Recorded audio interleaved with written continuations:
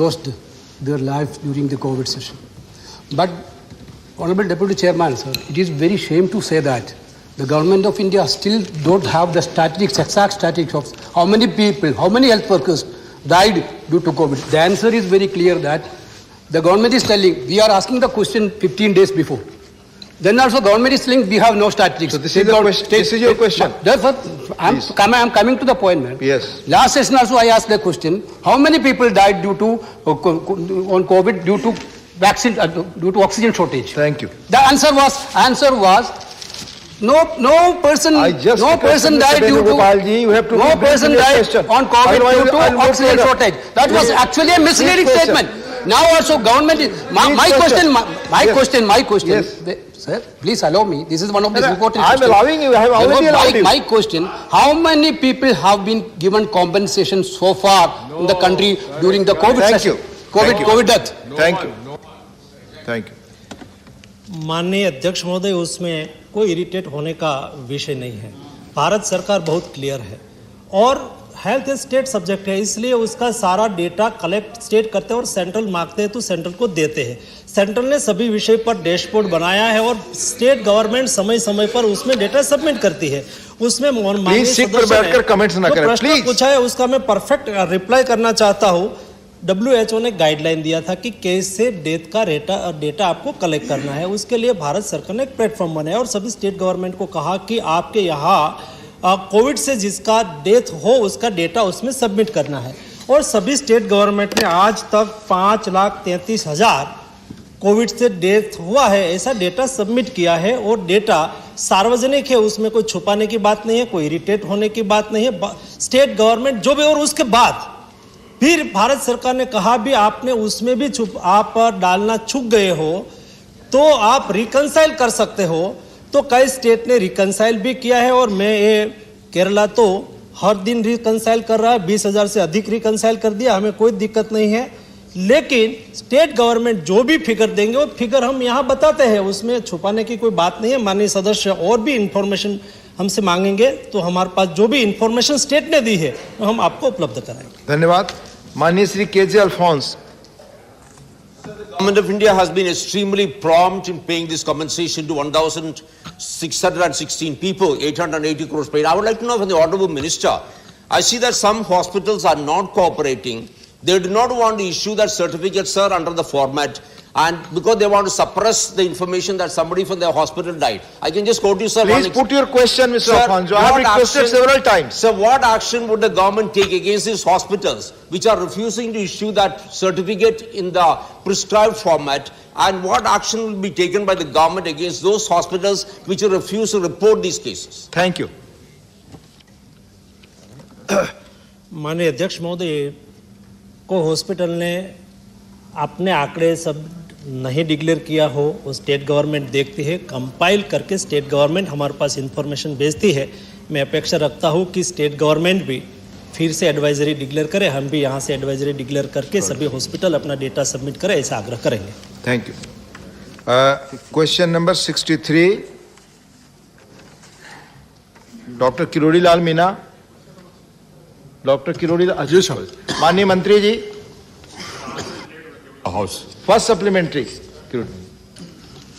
Sir, ये जो IPDS योजना के तहत जो भी काम कराए जा रहे हैं वो अभी राजस्थान में पूरे नहीं हुए, जबकि ये योजना मार्च 2022 में बंद कर दी जाएगी।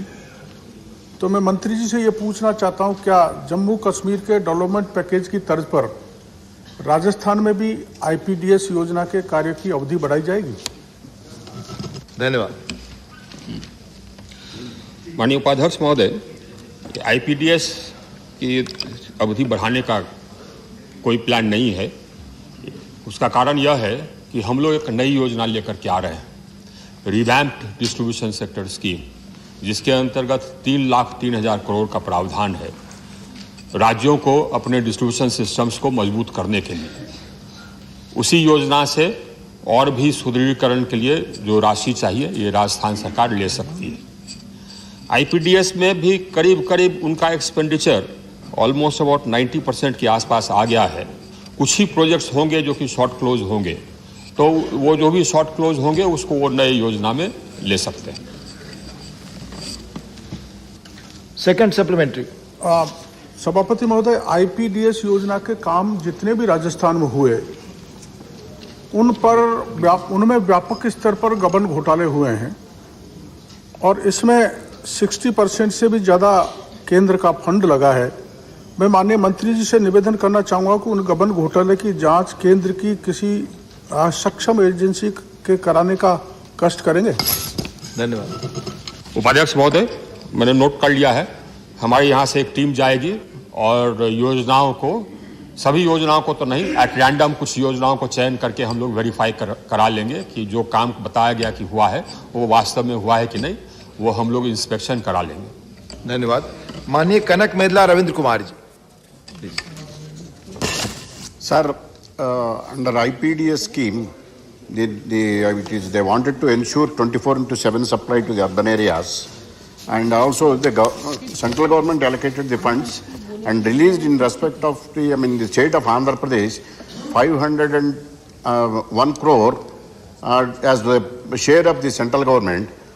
Whether this IPDS covering projects are on ground in respect of Andhra Pradesh and the state government, and at what stage it is there, since during winter session there is power cuts are there in the state of Andhra Pradesh, and further indicated the state government, This question.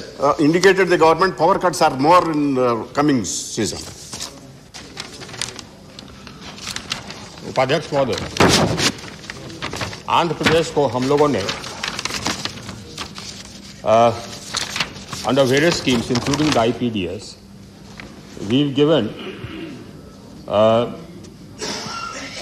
under the IPDS we have given 879 crores. Under RAP-DRP we gave 507 crores. Under the Deen Dayal Gram Jyoti Yojana we gave 941 crores and 645 crores. In all we gave 2,972 crores to Andhra Pradesh. In which, this was the size of the project sanctioned. The budgetary grant, the grant from Government of India, out of that 2,970 crores, the grant from Government of India was 1,976 crores, and the rest was loan.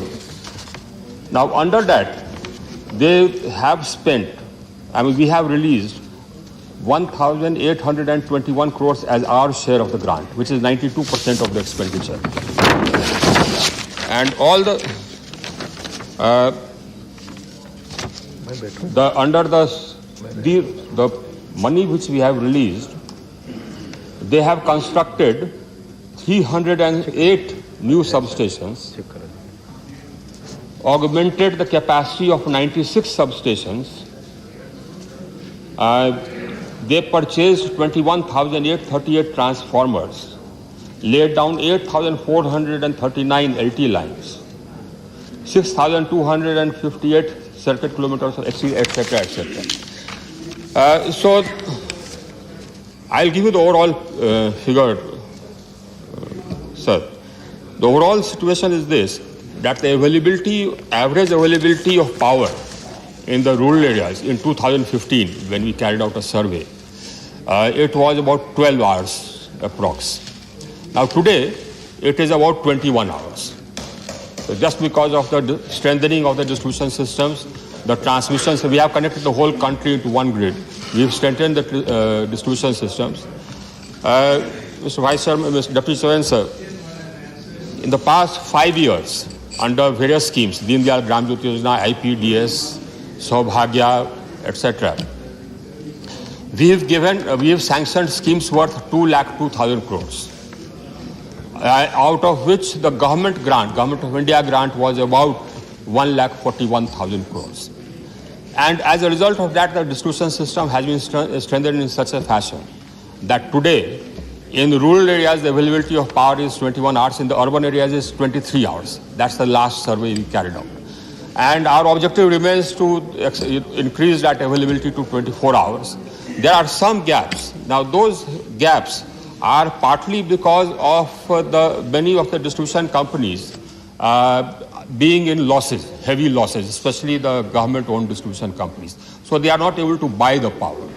Now those losses need to be addressed. Otherwise the systems we have strengthened.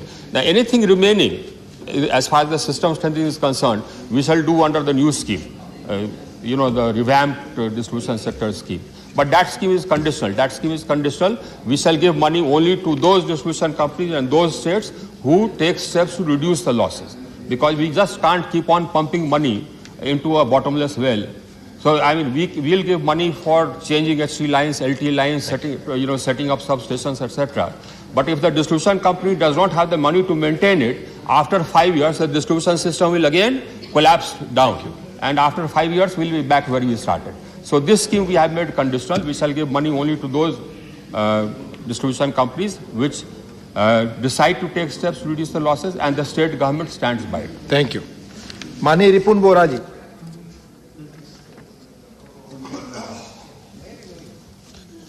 Sir, in the reply, Annexure 1, the minister has showed here there's a total for all the states of the projects under IPDS approved cost is 30,802 crores. And the Government of India grant is 19,332 crores. Now my question is, sir, whether the remaining part Government of India will give to the state or not. Because if the Government of India does not give, the state has no power to complete it. It will be lying half done, sir. Thank you. So I want to know from this. Thank you. Mr. Deputy Sir, most of the schemes are reported to have been completed by the states. There are some gaps, and we have given them time till the end of February to submit the completion reports, after which these funds will be released. So these funds are balanced funds which shall be released on the receipt of completion reports. We expect the completion reports of most of the schemes, almost about 95% of the schemes, to reach us by end of February. The scheme sunset date is 31st March. We don't intend to extend it. So whatever portion is left for, if any part of the work is left, that can be covered under the new scheme. Thank you. Mani Dinesh Chandra Angadiya. माननीय सभापति महोदय जी, अन्नदाता को ऊर्जादाता बनाने का माननीय प्रधानमंत्री श्री मोदी साहब ने बोला है, तो मैं माननीय मंत्री जी से जानना चाहता हूं कि देश में समेकित विद्युत विकास योजना के तहत कोई योजना है कि अन्नदाता ऊर्जादाता बन सके। अगर नहीं है तो ऊर्जा मंत्री इन पर विचार करना चाहेंगे। धन्यवाद।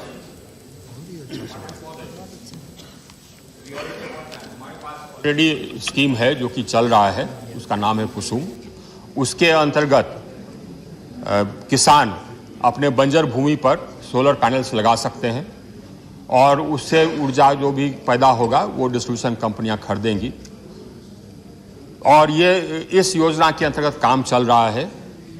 कुछ कठिनाइयां थी बैंक्स के द्वारा लोन देने में, तो हमने मिनिस्ट्री ऑफ फाइनेंस के पदाधिकारियों के साथ और बैंक के ये department of financial services RBI और बैंकों के साथ बैठक की और वो सारे प्रॉब्लम सॉर्ट आउट हो गए हैं।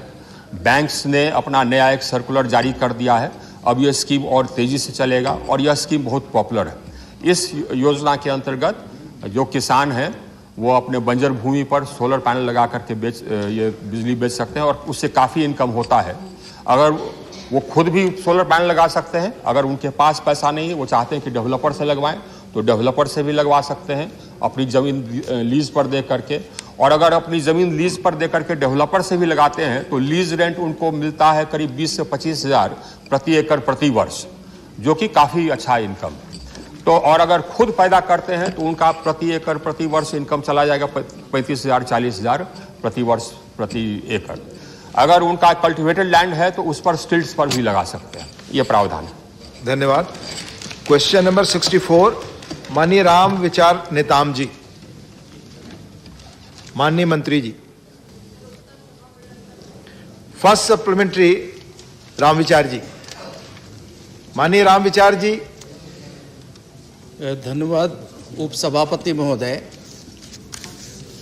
मैं छत्तीसगढ़ प्रदेश के अंतर्गत जो आने वाले ज़िले हैं, ट्राइबल ज़िले, इन ज़िलों में स्वास्थ्य की जो सुविधा है ये कह सकते हैं महोदय कि केंद्र सरकार के सहयोग से बहुत सारे उन सुदूर अंचलों में भी स्वास्थ्य सुविधा मजबूत हुई है। इसके बावजूद ये जो चित्र आया है बहुत ही दयनीय है और चिंताजनक है महोदय। मैं आपके माध्यम से निवेदन करना चाहूँगा कि माननीय मंत्री जी ने भी स्वीकार किया है कि छत्तीसगढ़ में जनजाति क्षेत्रों में महिलाओं, बच्चों, नवजात की मौतें काफ़ी बढ़ी हैं। गर्भवती महिलाओं में बताए गए मौतों के कारणों में हेमरेज, सेप्सिस, गर्भपात, प्रसव में रुकावट, इस तरह के अनेक बीमारियों से मरने की शिकायत आई है। महोदय, मैं आपके ध्यान में लाना चाहूँगा कि ये जो ट्राइबल एरिया है छत्तीसगढ़ के, बलरामपुर, बस्तर, बीजापुर, दंतेवाड़ा, गरियाबंद, जसपुर,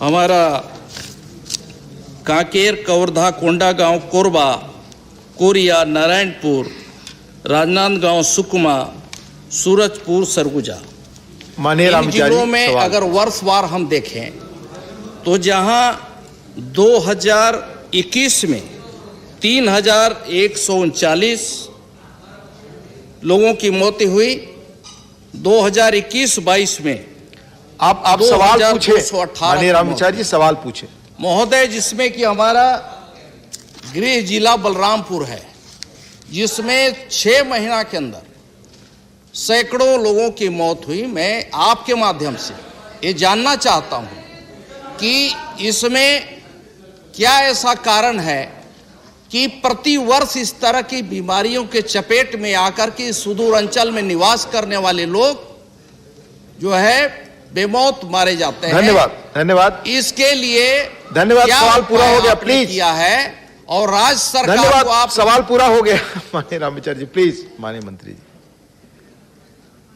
सभापति महोदय, आपके माध्यम से मैं ये अवगत कराना चाहती हूँ कि आदरणीय प्रधानमंत्री जी के नेतृत्व में लगातार माताओं की और बच्चों की सुरक्षा को लेके अनेक योजनाओं के माध्यम से राज्यों को ये निर्देश गए हैं कि इन्फेंट मॉर्टेलिटी रेट हो या फिर मैटरनल मॉर्टेलिटी रेशो हो, वो कम करने के लिए प्रयास करें।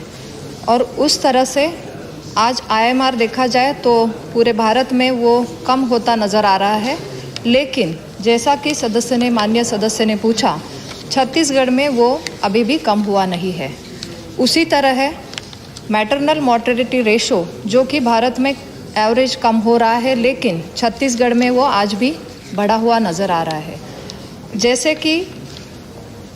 कि राज्य सरकार ने भी कुछ जो योजनाएं हैं, अलग अलग योजनाएं हैं, माल न्यूट्रिशन से लगातार जो आंकड़े आ रहे हैं, तो माल न्यूट्रिशन डायरेक्ट कॉज नहीं है, लेकिन by reducing the resistance to infection it can cause the increase morbidity and mortality.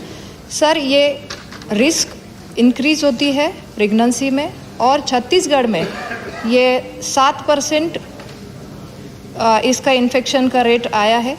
Sir, मैं आपके माध्यम से ये कहना चाहूँगी कि राज्य सरकार ने ये इम्प्लीमेंटेशन पे जोर देना चाहिए। वहाँ पे देखा गया है कि एंटीनेटल चेकअप जो कि वो भी अच्छा होना चाहिए, लेकिन लगातार वो भी कम होता जा रहा है। उस पर राज्य सरकार ने आवश्यक कदम उठाने चाहिए। केंद्र सरकार लगातार प्रयास राज्यों के साथ कर रहे हैं और अनेक योजनाओं के साथ, मैंने विस्तृत में जवाब में भी कहा है, जननी सुरक्षा योजना हो, जननी शिशु सुरक्षा कार्यक्रम हो, अनेक योजनाएं हैं, प्रधानमंत्री सुरक्षित मातृत्व अभियान है, ऐसे अनेक योजनाएं हैं और साथ इम्यूनाइजेशन प्रोग्राम है, जिससे कि ये रोकने के लिए हम प्रयास कर रहे हैं। धन्यवाद। सेकंड सप्लीमेंट्री और संक्षेप में सिर्फ एक सवाल रामविचार जी। जी धन्यवाद महोदय।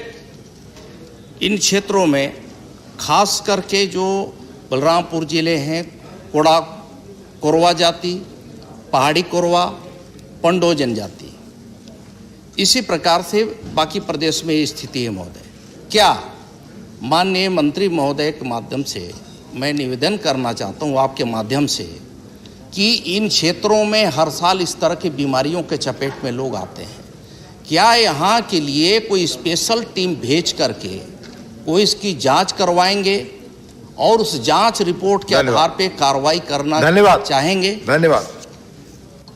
माननीय उपसभापति महोदय, आपके माध्यम से मैं ये ज़रूर कहना चाहूँगी कि हम लगातार केंद्र सरकार प्रयास कर रही है, लेकिन फिर भी राज्य सरकार ने भी उसे ध्यान में रखते हुए लोकल, जबकि एनएचएम के थ्रू सारा राशि आवंटित जो होता है केंद्र के माध्यम से वो दिया जाता है, लेकिन फिर भी अनेक ऐसे ज़िले हैं जिन्होंने माननीय सदस्य ने कहा है अगर उन ज़िलों में काम कम हो रहा है तो ज़रूर केंद्र सरकार इस पर मीटिंग के माध्यम से वहाँ पे प्रयास करेगी, और अगर ये उनका इसमें काम नहीं हुआ तो ज़रूर केंद्रीय टीम उन्हें जाएगी और ये वहाँ की संख्या को देख के उस पर काम आगे बढ़ाने में मदद की जाएगी। धन्यवाद। श्रीमती छाया वर्मा जी। धन्यवाद उपसभापति महोदय। माननीय सांसद जी का सवाल था कि पिछले 3 वर्षों में छत्तीसगढ़ में आदिवासी क्षेत्रों में गर्भवती महिला और बच्चे को इनकी कितनी मौत हुई। मुझे खुशी इस बात की है कि छत्तीसगढ़ में 3 साल में जब से कांग्रेस की सरकार बनी है एक भी मौत, न बच्चों की न गर्भवती महिलाओं की कुपोषण से एक भी मौत नहीं हुई है। इसका मुझे गर्व है, मुझे खुशी है। और जो मौतें हुई है वो अन्य कारणों से हुई है। मैं माननीय मंत्री जी से आपके माध्यम से ये पूछना चाहती हूँ, क्या आप एनएचएम में राशि बढ़ाएंगे क्या छत्तीसगढ़ सरकार? धन्यवाद। आदरणीय उपसभापति महोदय, आपके माध्यम से मैं ये ज़रूर कहना चाहूँगी कि माल न्यूट्रिशन को लेके, चाहे वो बच्चों या माताओं की सुरक्षा को लेके, ये सरकार किसी की भी हो, हमारा दायित्व है कि हर बच्चा और माता सुरक्षित रहे।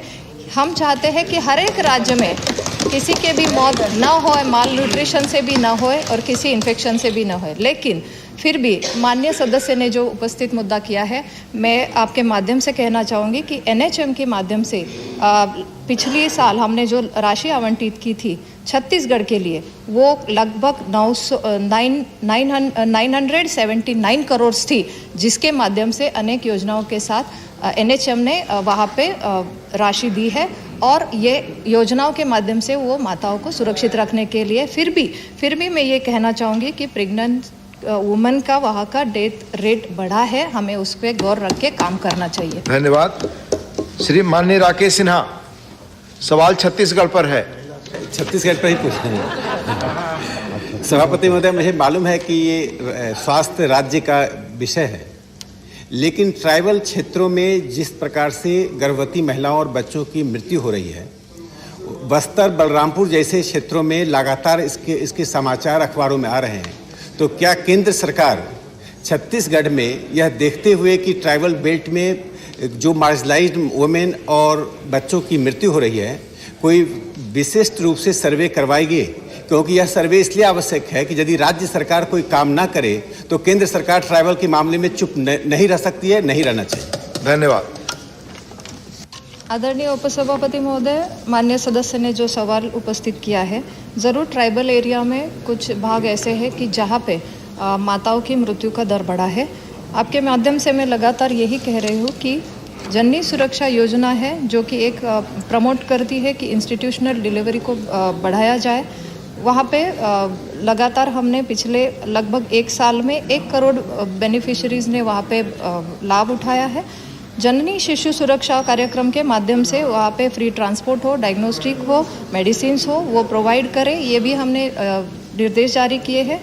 प्रधानमंत्री सुरक्षित मातृत्व अभियान के माध्यम से इन्वेस्टिगेशंस पे और ड्रग्स के लिए और विशेष करके इन ट्राइबल एरिया में ये सुविधा मिले, इसके लिए केंद्र सरकार ने विशेष कार्यक्रम भी दिया है। इसके अलावा पोषण अभियान के माध्यम से जो कि बच्चों और वुमेन के लिए माल न्यूट्रिशन को मदद करने के लिए, उनका स्वास्थ्य अच्छा रखने के लिए ऐसी अनेक योजनाएं हैं केंद्र सरकार के माध्यम से जो कि लगातार की जा रही है। अनीमिया मुक्त भारत हो, विटामिन ए सप्लीमेंट्स हो, और विशेष करके होम बेस्ड न्यूबॉर्न केयर के लिए जो हमारी आशा बहनें घर पे जाती है, उसे ये कंट्रोल करने में मदद करता है। धन्यवाद।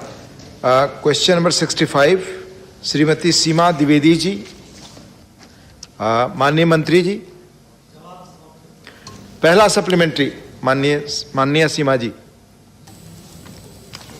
माननीय सभापति महोदय, मैं सरकार को धन्यवाद देना चाहती हूँ, माननीय मंत्री जी को धन्यवाद देना चाहती हूँ कि कोरोना काल में जन औषधि केंद्र 8000 खोलने से सस्ती दवाइयों से लेकर के वैक्सीन लगाने, वैक्सीन बनाने, वैक्सीन को विदेश भेजने में, विदेशों में मतलब जितने भी देश हैं सबसे ऊंचा स्थान भारत का रहा है। इसके लिए हम सरकार को बधाई देना चाहते हैं।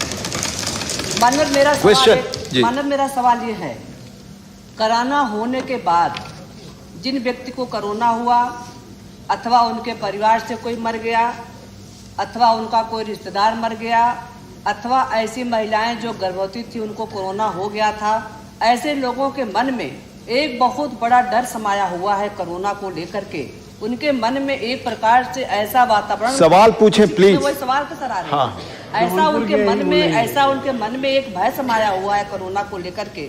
तो मैं सरकार से जानना चाहती हूँ कि जो यह डर सबके मन में समाया हुआ है, इस डर से निकलने के लिए, इस डर को दूर करने के लिए क्या सरकार कोई ऐसा बना करके उनके मानसिक आधार को बढ़ाने में क्या सरकार कोई प्रयास करेगी? धन्यवाद।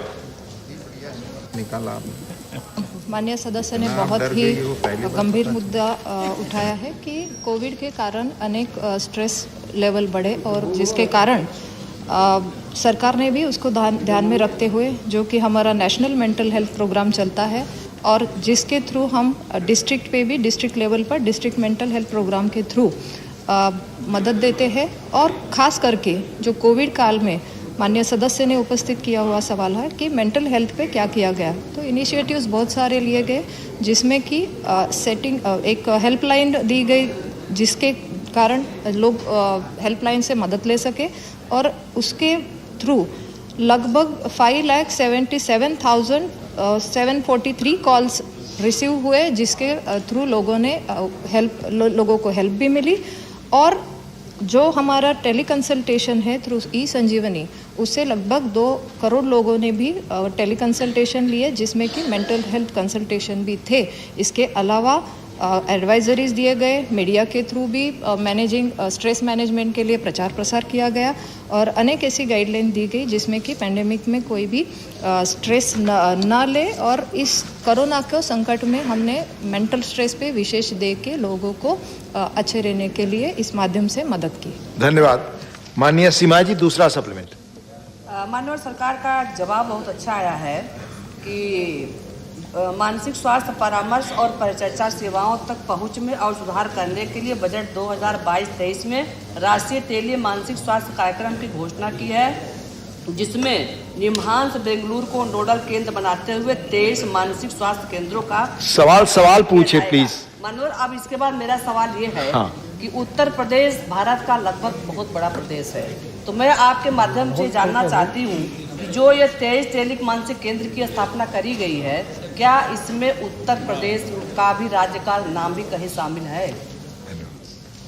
माननीय उपसभापति महोदय, जैसा कि माननीय सदस्य ने कहा कि लगातार आदरणीय प्रधानमंत्री जी के नेतृत्व में सुविधाओं को ध्यान में रखते हुए नेशनल टेलीमेंटल हेल्थ प्रोग्राम जो कि इस बजट में खास करके जैसे हमने कोरोना काल में देखा कि लोगों के स्ट्रेस लेवल बढ़े हैं, उसको ध्यान में रखते हुए इम्प्रूवमेंट और क्वालिटी एश्योरेंस के लिए, काउंसलिंग केयर के लिए और सर्विसेज के लिए 23 टेलीमेंटल हेल्थ सेंटर्स ऑफ एक्सेलेंस दिए जाएंगे, जिसका निम्हांस एक नोडल सेंटर बनेगा। मैं आदरणीय सांसद को ये कहना चाहूँगी कि ज़रूर उन्होंने कहा है कि उत्तर प्रदेश एक बड़ा राज्य है। हमारा प्रयास है सर कि ऐसे अनेक सेंटर्स हो जहाँ पे ये सुविधा मिले। पहले भी हमारे 25 सेंटर्स ऐसे काम कर रहे हैं और अलग अलग माध्यम से साइकेट्री डिपार्टमेंट हो, वहाँ के स्ट्रेंथनिंग हो, उसमें भी बढ़ावा दिया जा रहा है। ज़रूर सर, मैं आपके माध्यम से ये कहना चाहूँगी कि ये centre of excellence Uttar Pradesh हो या हमारे सभी राज्यों को सेवा देने में ज़रूर कामयाब रहेंगे। इसके अलावा भी हम डिजिटल के माध्यम से भी ऐसी सुविधा दें कि कोई वंचित ना रहे, उससे वो मदद ज़रूर मिले। धन्यवाद। माननीय Kanimozhi NVN Somu ji. Thank you sir. Sir, they have said they would generate awareness among the masses and the mental health. I would like to know who's monitoring this. Is there a doctor who's heading the team, or it's only the psychological people who just done a BSc psychology is heading the team? And they've also said 23 telemental health centers will be allocated. In which states is Tamil Nadu also part of it? And I would also like You have to already put, this is second question, so please come yes, to now. Yes. There's almost one more question, sir. Yes. Is the counseling a part for all the COVID positive patients? Because not only post-COVID they have a trauma, they do have trauma when they are having that also. Thank you. So I would like to also know on that, sir. Thank you. There are 3 questions.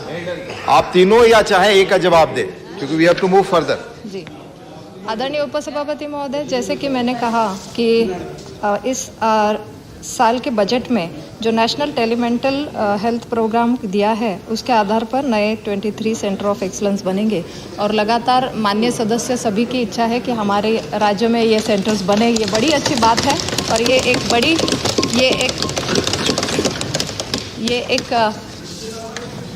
ये एक अच्छा कदम उठाया है आदरणीय प्रधानमंत्री जी के नेतृत्व में कि ये सुविधा बढ़े और लगातार इस माध्यम से अनेक राज्यों में ये इंस्टीट्यूशन दिए जाएंगे। वो तमिलनाडु हो, उत्तर प्रदेश हो, जैसे कि सदस्य ने कहा है, ज़रूर इन पे हम इस माध्यम के उत्तर के माध्यम से उन्हें ये दिया जाएगा कि तमिलनाडु में भी खुलेगा। बहुत माननीय प्रश्नाचार्य जी। Refer to the social stigma that is attached to mental health.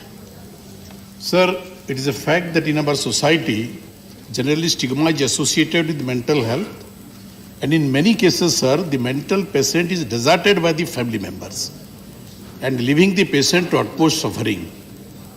I would like to know from the Honourable Minister whether government has any specific program to provide shelter and treatment to such deserted patients who are every day seen loitering on the street in a very miserable condition. Thank you, माननीय प्रश्न। Sir, बहुत ही अहम मुद्दा है। आपके माध्यम से मैं ये कहना चाहूँगी कि जैसे कुछ पेशेंट्स डॉक्टर के पास जाने में शायद देर करते हैं, क्योंकि ये जैसे सोशल स्टिग्मा से जुड़ा हुआ आपका एक आदरणीय सांसद महोदय का मुद्दा है, लेकिन फिर भी वही हम दोहरा रहे हैं कि आदरणीय प्रधानमंत्री जी के नेतृत्व में इस पर विशेष जोर दिया और ख़ास करके कोविड-19 के कारण जो कि एक मेंटल स्ट्रेस का मुद्दा बना और टेली कंसल्टेशन से भी हमने उसको हेल्प करने का प्रयास किया।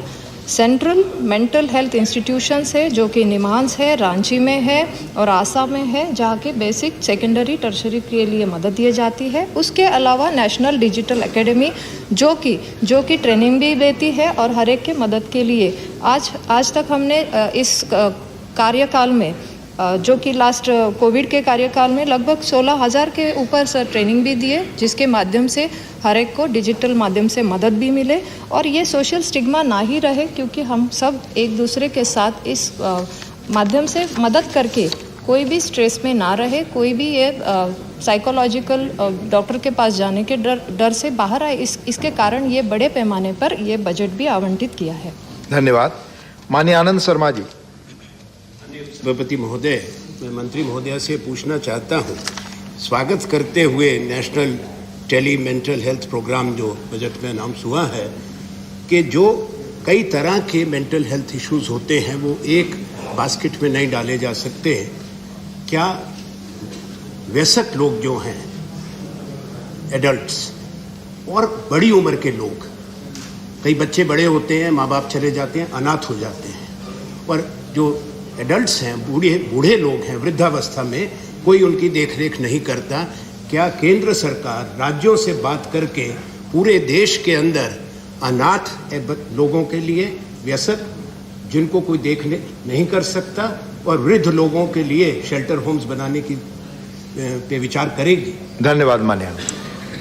माननीय उपसभापति महोदय, बहुत ही गंभीर मुद्दा है जो माननीय सदस्य ने उपस्थित किया है, लेकिन फिर भी मैं आपके माध्यम से यही कहना चाहूँगी कि नेशनल मेंटल हेल्थ प्रोग्राम के तहत हर एक डिस्ट्रिक्ट में डिस्ट्रिक्ट मेंटल हेल्थ प्रोग्राम के तहत जो भी डिस्ट्रिक्ट लेवल पे समस्याएं हैं वो NHM के माध्यम से वहाँ पे भी उपलब्ध होगी।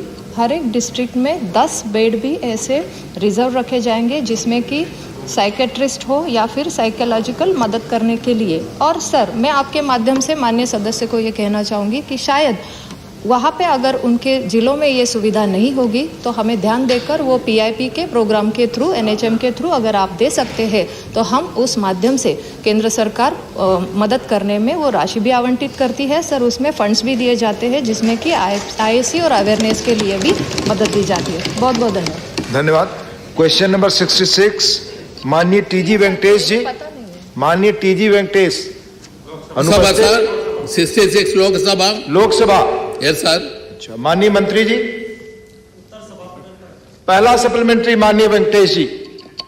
My first additional question, sir. Minister, through you, number one, the vaccine manufacturing, coronavirus controlling, developed by Modi ji government successfully and distributing more than 100 crores people vaccinated and globally in a position to supply. But this is a vaccine will prevent you, sir. Please be brief in your question. Spreading of the virus. This will not help. Masks will not help, sir. HEPA filters has to be installed. Government is going to take any steps for installing the HEPA filters in the central halls, parliament, please. and other places. माननीय वेंकटेश जी, please be brief. Over, sir. First question is over. HEPA filters, whether they are going to install all the Thank you. all the halls. माननीय सदस्य ने जो प्रश्न पूछा है, ये प्रश्न कोविड टीके के संदर्भ में है। कोविड टीका कितना असरकारक है, कितना असरकारक नहीं है। माननीय अध्यक्ष महोदय, मुझे बताते हुए खुशी हो रही है कि नहीं केवल इंडिया में, ICMR में, उसके अलावा विश्व की सभी साइंटिफिक इंस्टीट्यूट ने कहा है कि टीका लगने से, वैक्सीनेशन हो जाने से हम कोविड में मोर्टालिटी रेट और हॉस्पिटलिटी रेट को कम कर सकते हैं और सक्सेसफुली कम हुआ है। माननीय अध्यक्ष महोदय, मुझे बताते हुए खुशी हो रही है कि देश में आज वयस्क लोगों को 97.5% फर्स्ट डोज लग चुका है और 77% लोगों को सेकंड डोज लग चुका है। विश्व के डेवलप्ड कंट्री में भी 90% से एबोव फर्स्ट डोज नहीं लगा है। ये हिंदुस्तान ने लगा के दिखाया है। माननीय प्रधानमंत्री जी के नेतृत्व में हम कोविड क्राइसिस के सामने एक अच्छी तरह से लड़ाई लड़ रहे हैं और उसका अच्छा नतीजा ये निकला कि जब थर्ड वेव आया या तो थर्ड सर्ज आया, ऐसी स्थिति में ओमिक्रॉन के सामने लड़ने में यही टीकाकरण ने ही हमें उपयोगी हुआ है। ICMR की एक स्टडी अभी पिछले 2 दिन के पहले आई है, उसके मुताबिक देश में 99.3% जिस लोगों को कोविड हुआ था लेकिन उसको टीकाकरण हो गया था, इसलिए वो सुरक्षित रहे। ये हमारे लिए बहुत अच्छा इंडिकेशन है और हिंदुस्तान ने ये विश्व के सामने एक एग्जाम्पल स्थापित किया है कि इतना बड़ा देश, ह्यूज डाइवर्सिटी, इतनी विविधता के बावजूद भी विश्व के सापेक्ष में भारत ने अच्छी तरह से कोविड क्राइसिस के सामने लड़ाई लड़ी है। धन्यवाद। सेकंड सप्लीमेंट्री, माननीय वेंकटेश जी। Second supplementary question, sir. Is it true that Omicron affected persons develop antibodies which can prompt the body's immune response to the virus and protect from any variant of COVID-19 virus? I want reply from Minister. Thank you.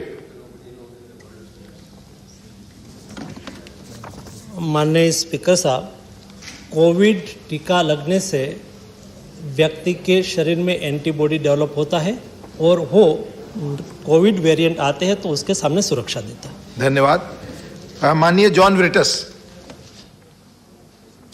Sir, is it a fact that numerous RT-PCR tests which people have to undergo is becoming a big loot?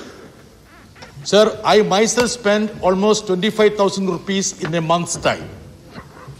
Will the government consider this fact and ensure that the charges for the RT-PCR tests are reduced or made uniform or made it free like in other countries? Right. Will the government also consider that the money for RT-PCR be spent from the PM Care Fund, for which 2/3 of the money is unspent? Right. मंत्री जी। माननीय अध्यक्ष महोदय, माननीय सदस्य ने जो प्रश्न उपस्थित किया है वो RT-PCR टेस्ट के पर है। RT-PCR टेस्ट तरह तरह की टेक्नोलॉजी आज उपलब्ध है, तरह तरह की किट उपलब्ध है। जो भारत सरकार के हॉस्पिटल में जाते हैं वहाँ फ्री होता है, प्राइवेट में जाते हैं तो अलग अलग किट की अलग अलग प्राइस के मुताबिक टेस्ट होता है और लोग प्राइवेट में भी और गवर्नमेंट में भी जाके करवाते हैं। गवर्नमेंट फैसिलिटी का उपयोग करें तो कोई खर्च नहीं लगेगा। Right. Sri V. Vijay Sai Reddy, supplementary. Nice. Nice. Sri Syed Jafar Islam. वैसे तो सरकार को जितनी भी बधाई दी जाए सर, कम हो गई जो वैक्सीनेशन जिस तरह से हमारे देश में हुआ है।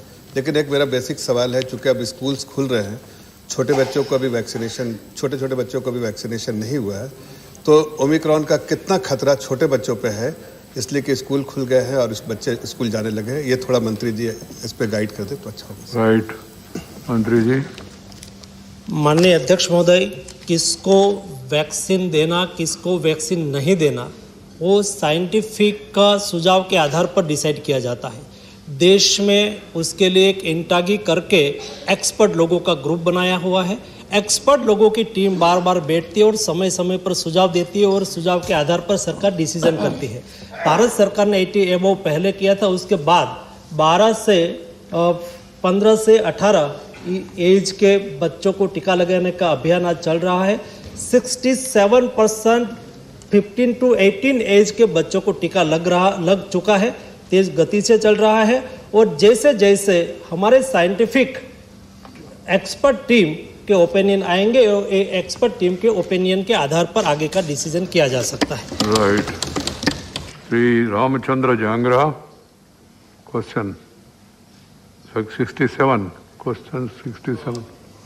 जांगरा जी। लोकसभा जी, लोकसभा। और लोकसभा मंत्री जी टल पर रख दिया है। ठीक है। सप्लीमेंट्री रामचंद्र जांगरा जी। धन्यवाद सभापति महोदय। करोड़ों लोगों को प्रधानमंत्री जन आरोग्य योजना के तहत आयुष्मान भारत कार्ड योजना का लाभ मिला है, उनकी ज़िंदगी बची है। मैं माननीय मंत्री महोदय से आपके माध्यम से जानना चाहता हूं कि इस आयुष्मान योजना के तहत बहुत से लाभ के जो पात्र लोग थे वो वंचित रह गए सर्वेक्षण में किसी कमी के कारण। भारत सरकार ने 10 राज्यों और केंद्र शासित प्रदेशों में इसका पुनः सर्वेक्षण का अभियान चलाया है आपके द्वारा आयुष्मान के तहत।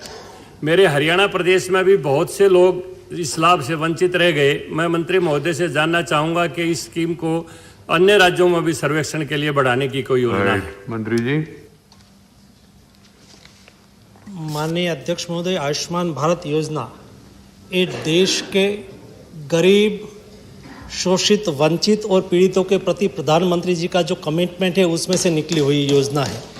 माननीय अध्यक्ष महोदय, देश के गरीब लोग, और कोई गरीब के यहाँ बीमारी आती है, बीमारी तो कभी किसी को पूछ के नहीं आती है, वो अमीर के यहाँ भी आती है और गरीब के यहाँ भी आती है। जब अमीर के यहाँ कोई बीमारी आती है तो उसके जेब में पैसा होता है, लेकिन कोई गरीब के यहाँ बीमारी आती है तो उसके जेब में पैसा नहीं होता है, इसलिए वो कभी अपना इलाज नहीं करवा सकते थे और कई बार ऑपरेशन भी नहीं करवा सकते थे। और परिवार के मुखिया जो घर का संचालन करते थे, कमाई का एक ही व्यक्ति माध्यम हो, ऐसे व्यक्ति परिवार में नहीं रहने से परिवार के पर बहुत नेगेटिव इफेक्ट होती थी। ऐसी स्थिति में आयुष्मान भारत योजना का इम्प्लीमेंटेशन प्रधानमंत्री जी ने किया। और माननीय अध्यक्ष महोदय, दुनिया में एक बार आज से 8 साल पहले अमेरिका में ओबामा केयर योजना चलाई गई थी। ओबामा केयर योजना में 10 करोड़ लोगों को हेल्थ सिक्योरिटी दी गई थी और दुनिया में उसकी वाहवाही हुई थी। माननीय अध्यक्ष महोदय, ये 10 करोड़ फैमिली यानी कि 50 करोड़ लोगों के लिए हेल्थ सिक्योरिटी योजना है। आज तक 3 करोड़ लोग इस योजना के मुताबिक अपनी ट्रीटमेंट करवा चुके हैं और गरीब लोगों के परिवार के सदस्य का भी उससे इलाज हुआ, ऑपरेशन हुआ है और उसका परिवार सशक्त हुआ है। Second supplementary Jangra ji.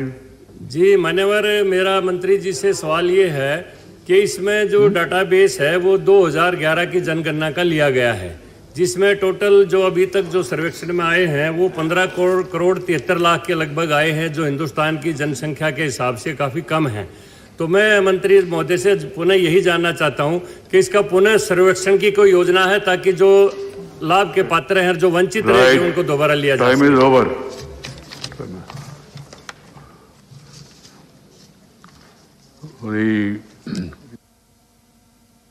Discussion on the motion moved by Srimati Geeta Reyes Chandra Prabhaji is concluded. Now the Honorable Prime Minister will be responding to the debate.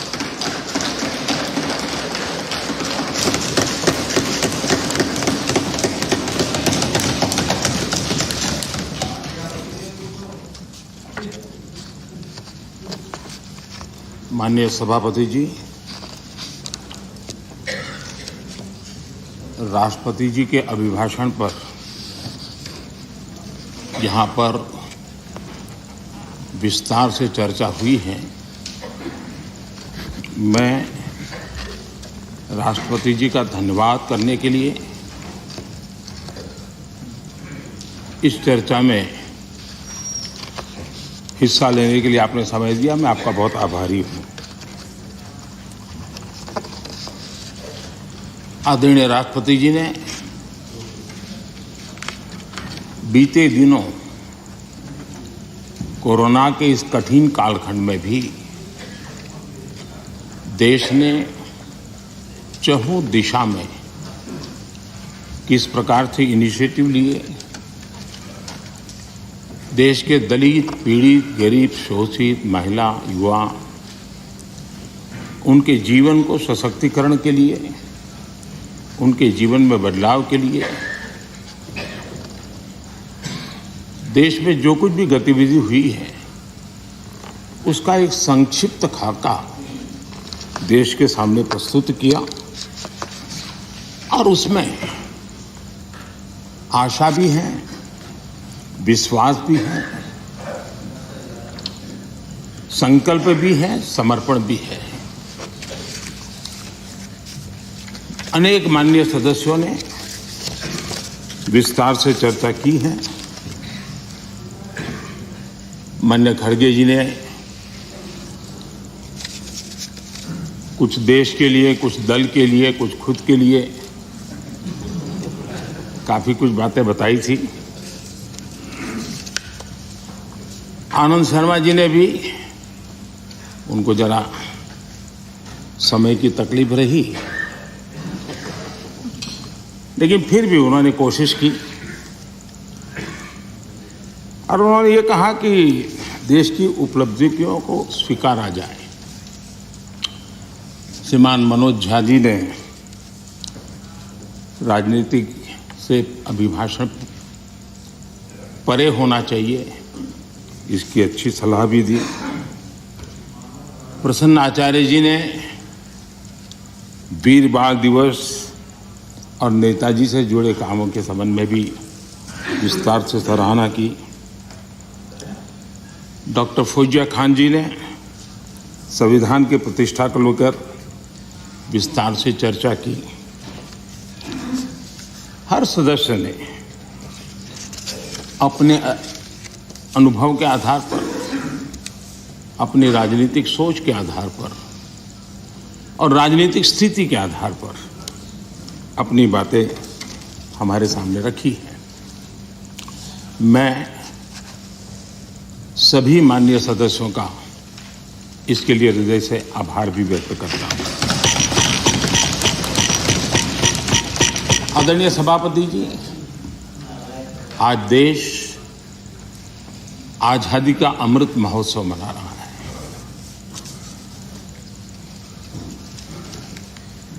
पचहत्तर साल का आजादी के कालखंड में देश को दिशा देने का, देश को गति देने का अनेक स्तर पर प्रयास हुए हैं और उन सब का लेखा जोखा लेकर के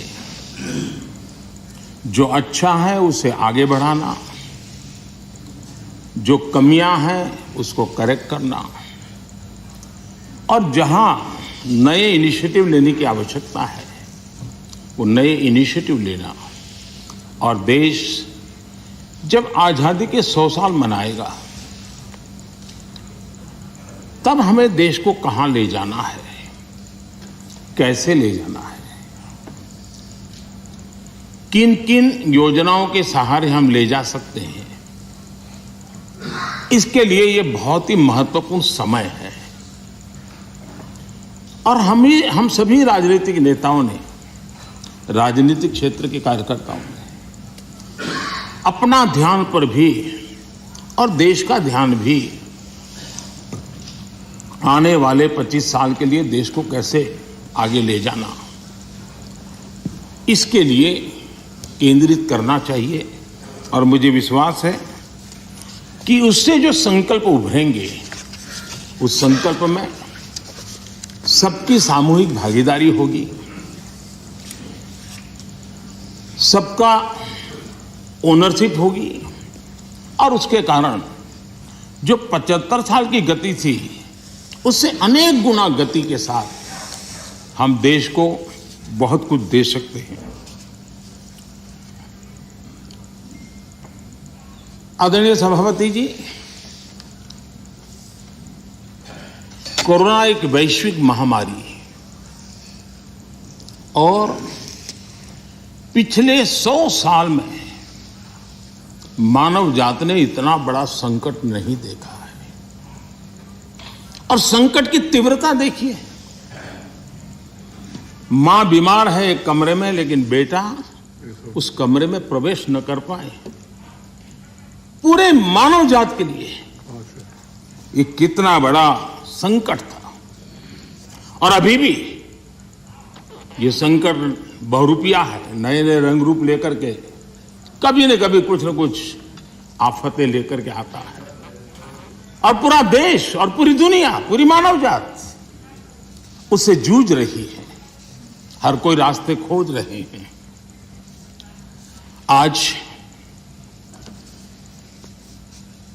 130 करोड़ के भारत के लिए दुनिया में जब प्रारंभिक कोरोना का प्रारंभ हुआ, चर्चा यही थी भारत का क्या होगा और भारत के कारण दुनिया की कितनी बर्बादी होगी, इसी दिशा में चर्चा हो रही थी। लेकिन ये 130 करोड़ देशवासियों की संकल्प शक्ति, उनका सामर्थ्य और उन्होंने जो भी जीवन में उपलब्ध था उसके बीच में डिसिप्लिन का पालन करने का प्रयास किया कि आज विश्व में भारत के प्रयासों की सराहना हो रही है। और इसका गौरव ये किसी राजनीतिक दल का कार्यक्रम नहीं था, ये अचीवमेंट देश का है, 130 करोड़ देशवासियों का है। अच्छा होता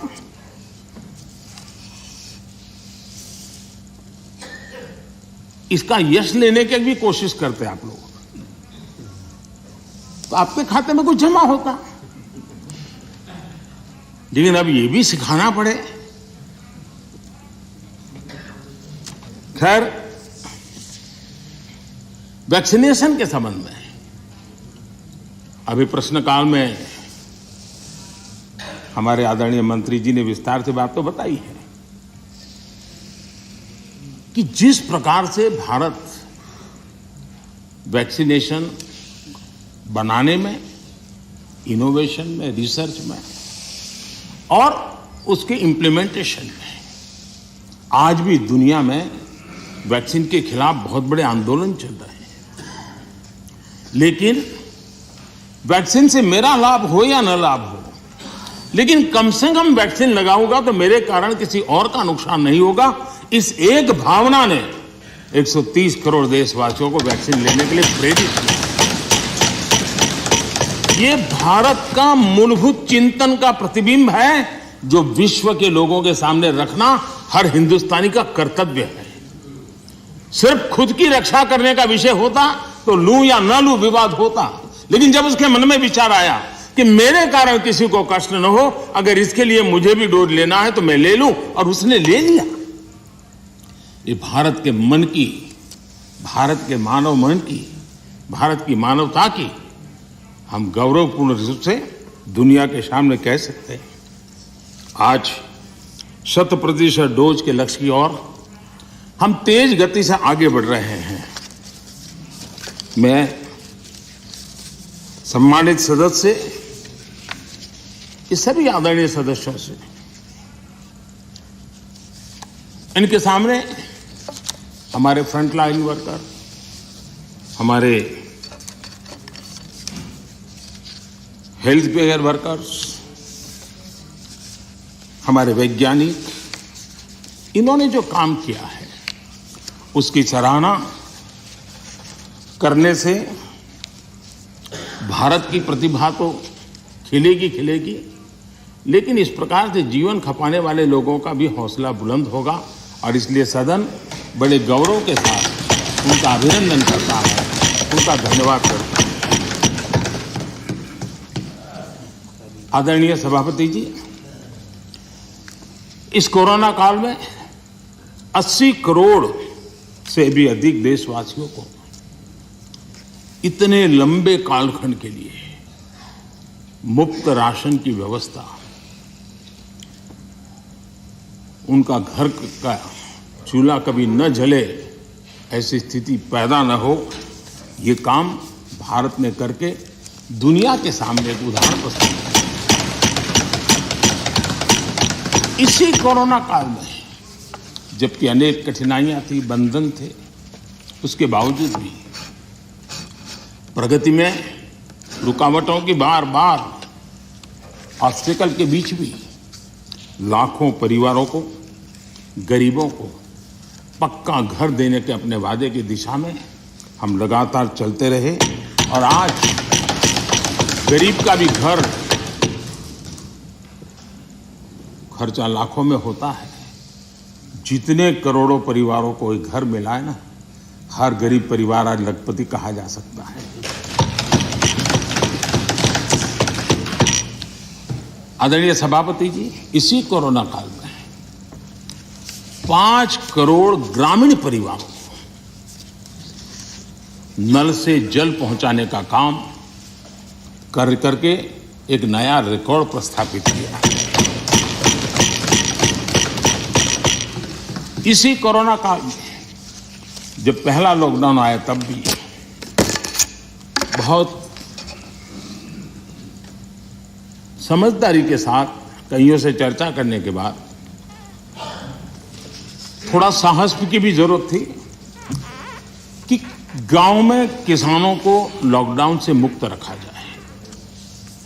निर्णय बड़ा महत्वपूर्ण था, लेकिन किया और उसका परिणाम यह आया कि हमारे किसानों ने कोरोना के इस कालखंड में भी बम्पर पैदावार की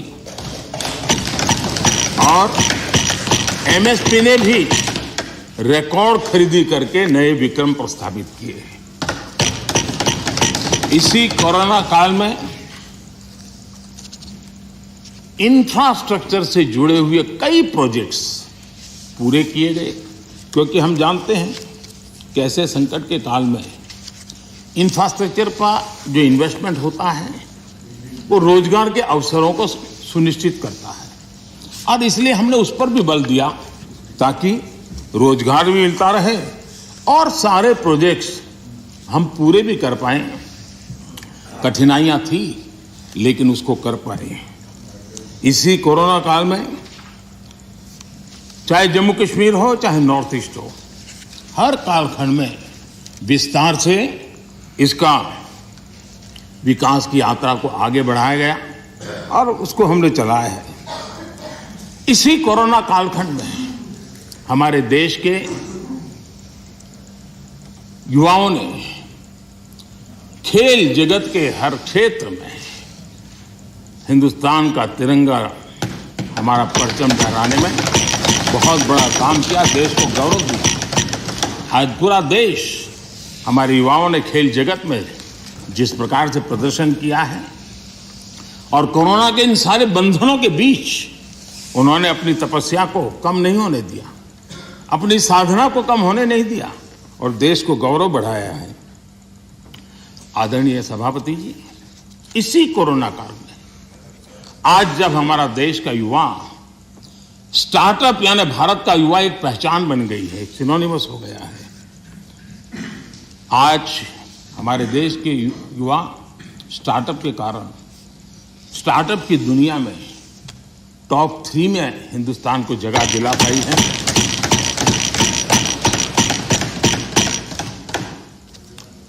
आदरणीय सभापति जी, इसी कोरोना काल में चाहे COP26 का मामला हो, चाहे G20 समूह का क्षेत्र हो, या चाहे समाज जीवन के अंदर अनेक अनेक विषयों में काम करना हो, चाहे दुनिया के 150 देशों को दवाई पहुंचाने की बात हो, भारत ने एक लीडरशिप रोल लिया है। आज भारत की इस लीडरशिप की दुनिया में चर्चा है, उसकी स्वीकृति है। आदरणीय सभापति जी,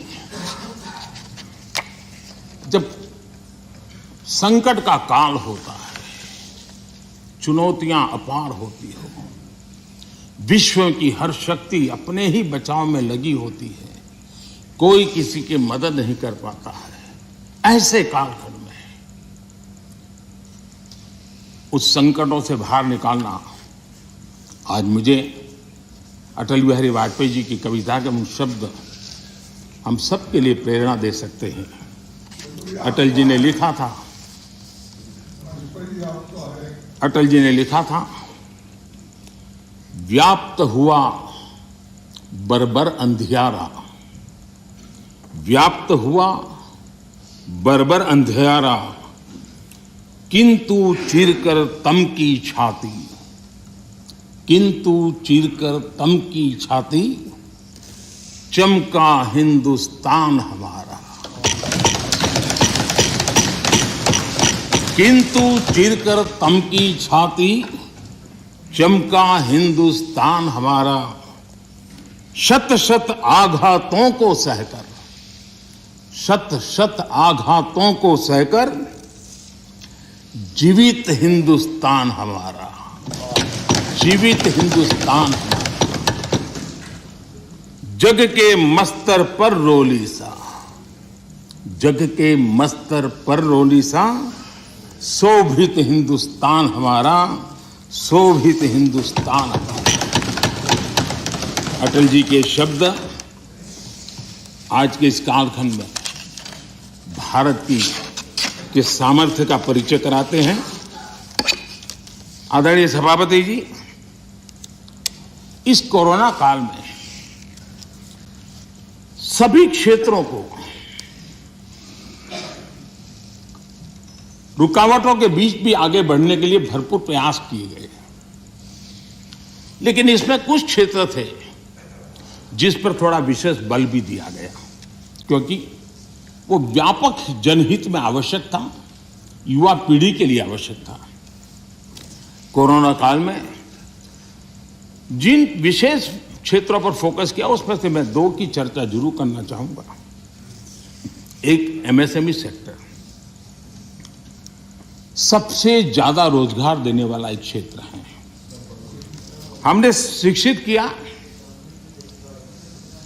उसी प्रकार से खेतीबाड़ी क्षेत्र, उसमें भी कोई रुकावट ना आए उसको निश्चित किया, और उसी की वजह से जैसे मैंने वर्णन किया, बम्पर क्रॉप हुआ, सरकार ने रिकॉर्ड खरीद भी की।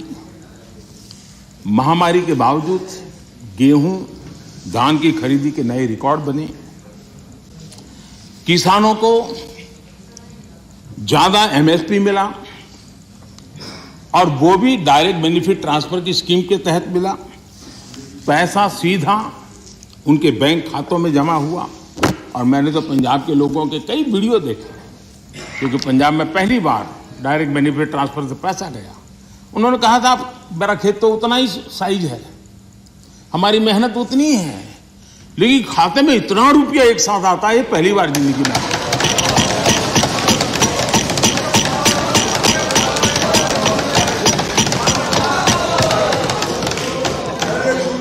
इससे संकट के समय किसानों के पास कैश की सुविधा रही।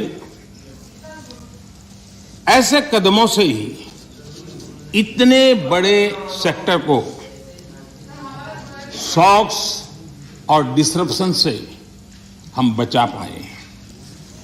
इसी प्रकार से एमएसएमई सेक्टर, ये उन सेक्टरों में था जिसको आत्मनिर्भर भारत पैकेज का सबसे अधिक लाभ मिला। अलग अलग मंत्रालयों ने जो पीएलआई स्कीम लॉन्च की, उससे मैन्युफैक्चरिंग को बल मिला। भारत अब लीडिंग मोबाइल मैन्युफैक्चरर बन गया है और एक्सपोर्ट में भी उसका योगदान बढ़ रहा है। ऑटोमोबाइल और बैटरी इस क्षेत्र में भी पीएलआई स्कीम उत्साहजनक परिणाम दे रही है। जब इतने बड़े स्तर पर मैन्युफैक्चरिंग और वो भी ज्यादातर एमएसएमई सेक्टर के द्वारा होता है तो स्वाभाविक है दुनिया के देशों से ऑर्डर भी मिलते हैं, ज्यादा अवसर भी मिलते हैं। और सत्य ये है कि इंजीनियरिंग गुड्स जो बड़ी मात्रा में एमएसएमई बनाते हैं, इस समय जो एक्सपोर्ट का आंकड़ा बड़ा बना है उसमें ये इंजीनियरिंग गुड का भी बहुत बड़ा योगदान है। ये भारत के लोगों के कौशल्य का और भारत के एमएसएमई की ताकत को प्रदर्शित करता है। हमारी डिफेंस मैन्युफैक्चरिंग इंडस्ट्री को हम देखें, यूपी और तमिलनाडु में डिफेंस कॉरिडोर बना रहे हैं। एमओयू जो हो रहे हैं, जिस प्रकार से लोग इस क्षेत्र में आ रहे हैं, एमएसएमई क्षेत्र के लोग आ रहे हैं डिफेंस के सेक्टर में, यह अपने आप में उत्साहवर्धक है कि देश के लोगों में सामर्थ्य है और देश को डिफेंस के क्षेत्र में आत्मनिर्भर बनाने के लिए हमारे एमएसएमई क्षेत्र के लोग बहुत साहस जुटा रहे हैं, आगे आ रहे हैं। आदरणीय सभापति जी, एमएसएमई को जेम उसके माध्यम से सरकार में जो सामान की खरीदी होती है उसका एक बहुत बड़ा माध्यम बनाया है और वो प्लेटफॉर्म के कारण आज बहुत सुविधा बनी है। उसी प्रकार से हमने एक बड़ा महत्वपूर्ण निर्णय किया है और निर्णय ये है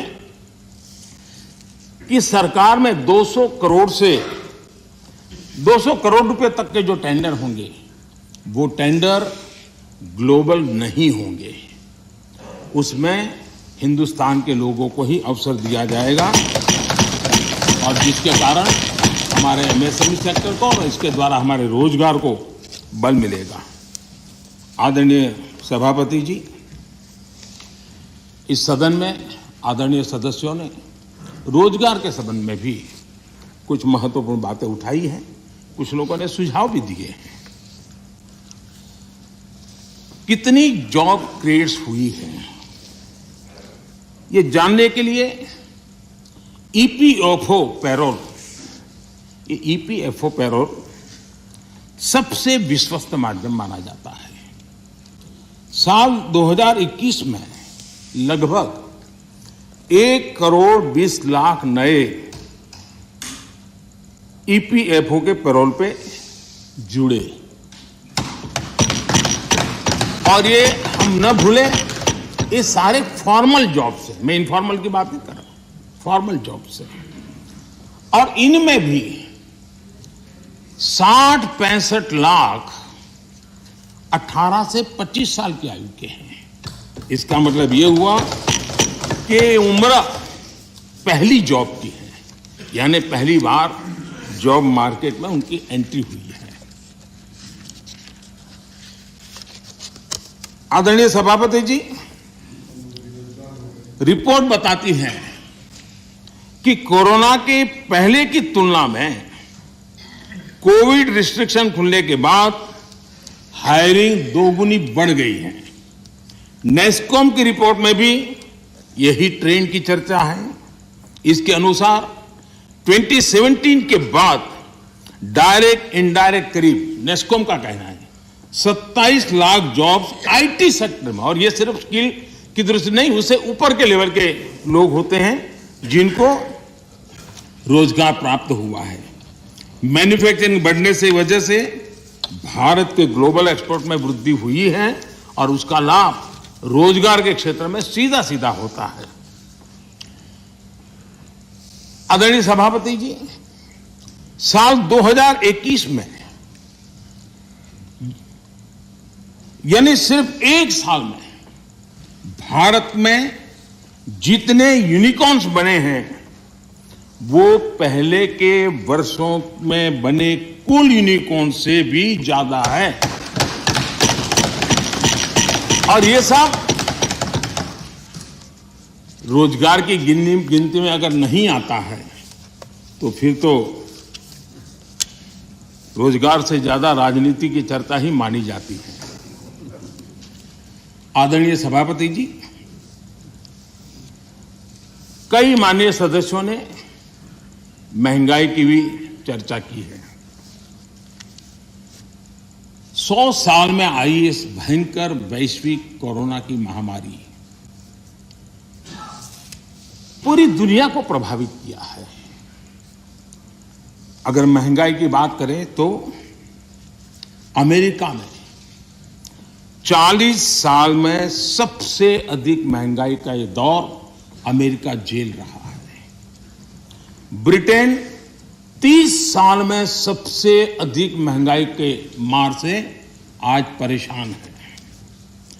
दुनिया के 19 देशों में जहां यूरो करेंसी है, वहां महंगाई का दर हिस्टोरिकली हाईएस्ट है, उच्चतम है। ऐसे माहौल में भी महामारी के दबाव के बावजूद हमने महंगाई को एक लेवल पर रोकने का बहुत प्रयास किया है, ईमानदारी से कोशिश की। 2014 से लेकर 2020 तक ये दर 4 से 5% के आसपास थी। इसकी तुलना जरा यूपीए के दौर से करें तो पता चलेगा कि महंगाई होती क्या है। यूपीए के समय महंगाई डबल डिजिट छू रही थी। यूपीए के समय डबल डिजिट छू रही थी। आज हम एकमात्र बड़ी इकोनॉमी है जो हाई ग्रोथ और मीडियम इन्फ्लेशन अनुभव कर रहे हैं।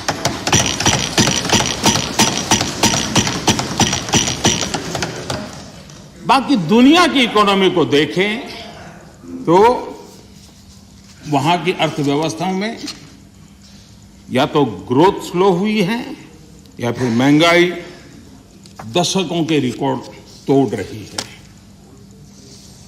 आदरणीय सभापति जी, इस सदन में कुछ साथियों ने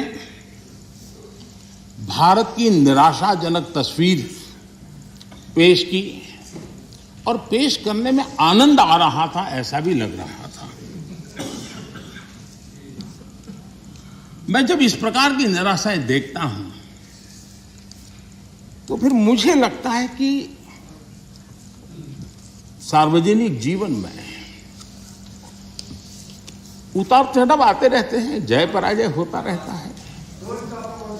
उससे छाई हुई व्यक्तिगत जीवन की निराशा कम से कम देश पर नहीं थोपनी चाहिए।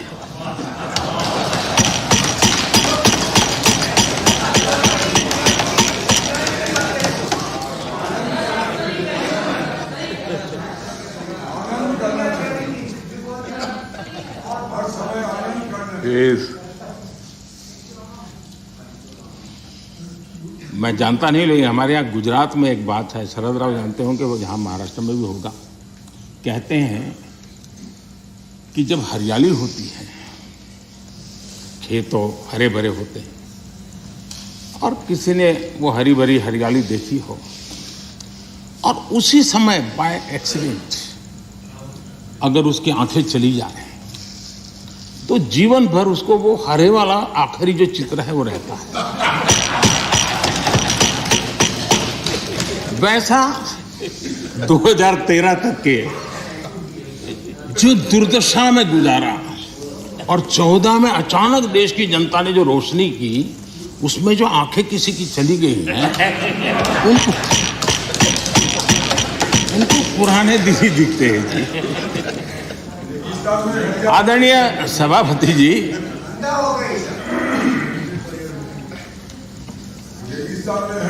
हमारे यहाँ शास्त्रों में कहा गया है, महाजनों येन गतः स पंथा, अर्थात महाजन लोग, बड़े लोग जिस पद पर जाते हैं वही मार्ग अनुकरणीय होता है।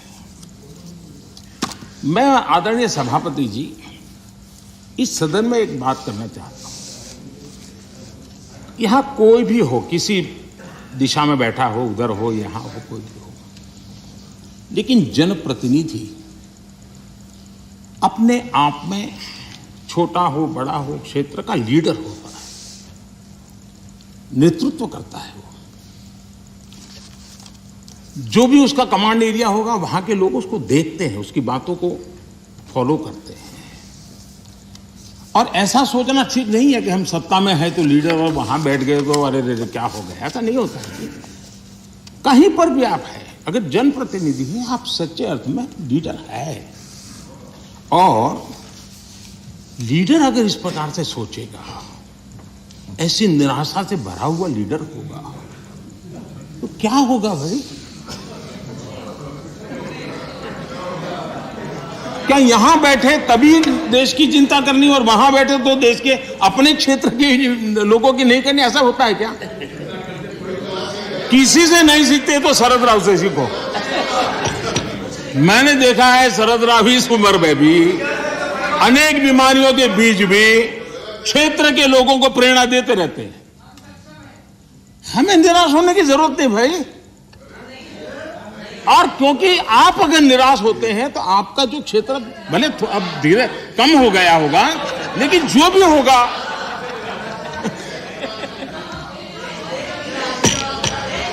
ये बैठ के रनिंग कमेंट्री करना उचित नहीं है, पद्धति में नहीं है। हम सबका दायित्व है। सुनिए क्या है, बाद में जब आपको मौका मिला आपने बोला।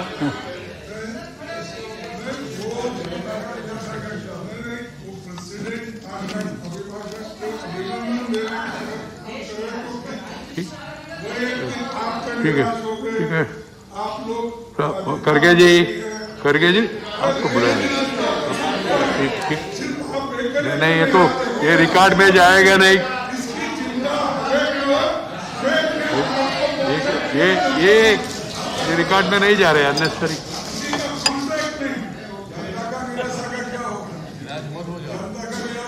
प्लीज।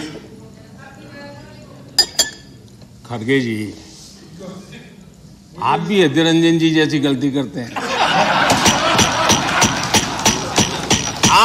आप थोड़ा पीछे देखिए, जयराम जी ने पीछे जाकर के 2-3 लोगों को तैयार किया हुआ इस काम के लिए। आप इस प्रतिष्ठा से रहिए, पीछे है, रखा है व्यवस्था। जयराम जी खास जाकर के बाहर जाकर के सूचना लेकर के आए, समझा रहे थे। अभी थोड़ी देर में शुरू होने वाला है।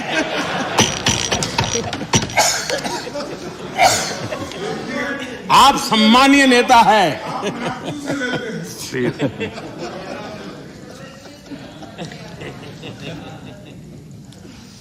आदरणीय सभापति जी, सत्ता किसी की भी हो, सत्ता में कोई भी हो, लेकिन देश के सामर्थ्य को कम नहीं आंकना चाहिए। हमने देश के सामर्थ्य का पूरे विश्व के सामने खुले मन से गौरवगान करना चाहिए, देश के लिए बहुत आवश्यक होता है। आदरणीय सभापति जी, सदन में हमारे एक साथी ने कहा vaccination is not a big deal. Vaccination is not a big deal. मैं ये देखकर हैरान हूं, कुछ लोगों को भारत की इतनी बड़ी उपलब्धि नहीं लग रही है।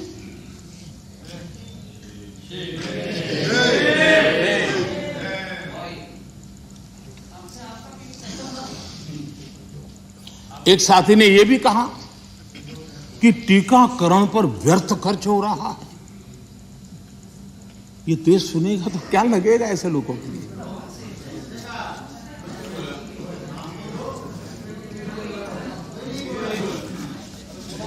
आदरणीय सभापति जी, कोरोना जब से मानव जात पर संकट में पैदा कर रहा है, सरकार ने देश और दुनिया में उपलब्ध हर संसाधन जुटाने के लिए भरपूर कोशिश की है। हमारे देश के नागरिकों की रक्षा करने के लिए जितना भी हमारी सामर्थ्य था, समझ थी, शक्ति थी, और सबको साथ लेकर के चलने का हमने प्रयास किया है। और जब तक महामारी रहेगी तब तक सरकार गरीब से गरीब परिवार का जीवन बचाने के लिए जितना खर्च करना पड़ेगा इकट्ठा करने के लिए प्रतिबद्ध है।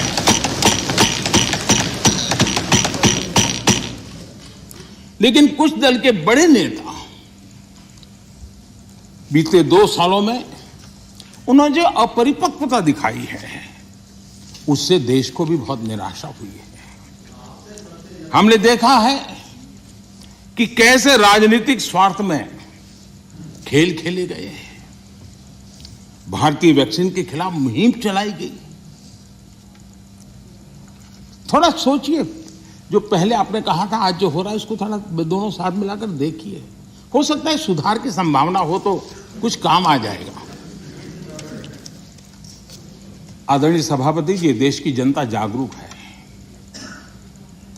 और मैं देश की जनता का अभिनंदन करता हूं कि उनके हर छोटे मोटे नेताओं ने ऐसी गलती की तो भी उसने इस संकट के समय ऐसी बातों को कान पर लिया नहीं और वैक्सीन के लिए कतार में खड़े रहकर के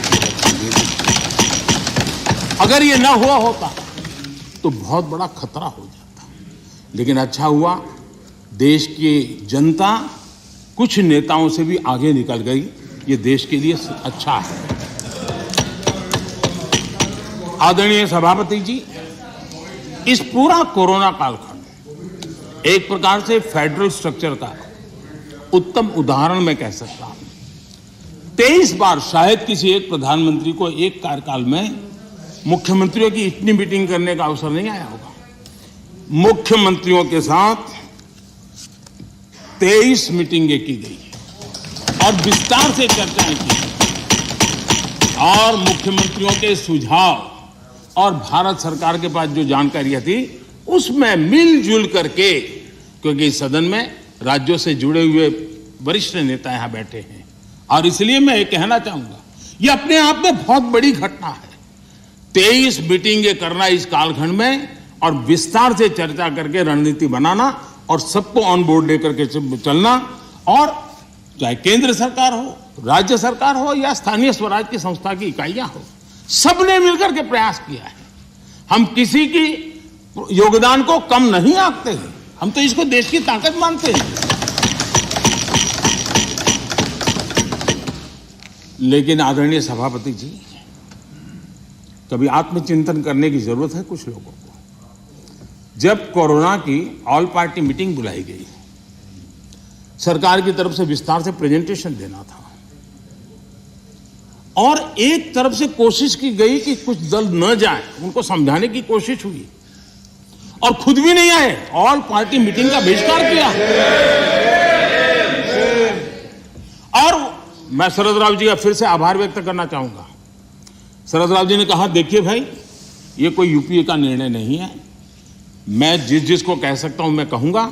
और शरद राव जी आए, बाकी टीएमसी सहित सभी दल के लोग आए और उन्होंने अपने बहुमूल्य सुझाव भी दिए। ये संकट देश पर था, मानव जात पर था, उसमें भी आपने बहिष्कार किया। ये पता नहीं आपके एडवाइस पे कौन है जी, कौन कहां से आप सलाह लेके आते हैं, आपका भी नुकसान कर रहे हैं जी। देश रुका नहीं, देश चल पड़ा, आप अटक गए और हर एक को आश्चर्य हुआ। सब लोग, आप दूसरे दिन के अखबार देख लीजिए, क्या आपकी आलोचना हुई, क्यों ऐसा किया, इतना बड़ा काम। लेकिन आदरणीय सभापति जी, हमने होलिस्टिक हेल्थ केयर पर फोकस किया। आधुनिक चिकित्सा परंपरा, भारतीय चिकित्सा पद्धति, दोनों को आयुष मंत्रालय ने भी इस समय बहुत काम किया। सदन में कभी कभी ऐसे मंत्रालयों की चर्चा भी नहीं होती है, लेकिन ये देखना होगा, आज विश्व में हमारे आंध्र तेलंगाना के लोग बताएंगे, हमारी हल्दी का एक्सपोर्ट जो बढ़ रहा है वो इस कोरोना ने लोगों को भारत की उपचार पद्धति पर आकर्षित किया, उसका परिणाम है। दुनिया के लोगों, आज कोरोना कालखंड में भारत ने अपने फार्मा उद्योग को भी सशक्त किया है। पिछले 7 साल में हमारा जो आयुष का उत्पादन है उसका एक्सपोर्ट बहुत बड़ा है और नए नए डेस्टिनेशन में पहुंच रहा है। इसका मतलब कि भारत की जो ट्रेडिशनल मेडिसिन है उसने विश्व में अपनी एक पहचान बनाना शुरू किया है। मैं चाहता हूं कि हम सब लोग जहां जहां हमारा परिचय हो इस बात को बल दें, क्योंकि इस क्षेत्र हमारा दबा हुआ है। अगर हम थोड़ा उसको और ऐसे समय है कि स्वीकृति बन जाएगी तो हो सकता है कि भारत की जो ट्रेडिशनल मेडिसिन की परंपरा है, ताकत है, वो दुनिया में पहुंचेगी और काम होगा। आदरणीय सभापति जी, आयुष्मान भारत के तहत 80,000 से अधिक हेल्थ एंड वेलनेस सेंटर आज कार्यरत हैं और हर प्रकार की आधुनिक से आधुनिक सेवाओं करने के लिए उनको सजाया जा रहा है। ये सेंटर गांव और घर के पास ही फ्री टेस्ट समेत बेहतर प्राइमरी हेल्थ केयर सुविधा दे रहे हैं। ये सेक्टर कैंसर, डायबिटीज और दूसरी गंभीर बीमारियों को शुरुआत में ही डिटेक्ट करने के में मदद कर रहे हैं। 80,000 सेंटर बने हैं और इसको हम और बढ़ाने की दिशा में तेज गति से काम कर रहे हैं। यानी बहुत महत्वपूर्ण बीमारियों में भी, गंभीर बीमारियों में भी उनको स्थानीय स्तर पर मदद मिलने की संभावना है। आदरणीय सभापति जी, वैसे पुरानी परंपरा ये थी कि बजट के पहले कुछ टैक्स लगा दो ताकि बजट में चर्चा न हो, बजट में दिखे नहीं और उस दिन शेयर मार्केट गिर न जाए। हमने ऐसा नहीं किया, हमने उल्टा किया। हमने बजट के पहले 64,000 करोड़ रुपए पीएम आत्मनिर्भर स्वस्थ भारत योजना के तहत क्रिटिकल हेल्थ इंफ्रास्ट्रक्चर के निर्माण के लिए राज्यों के अंदर बांटे।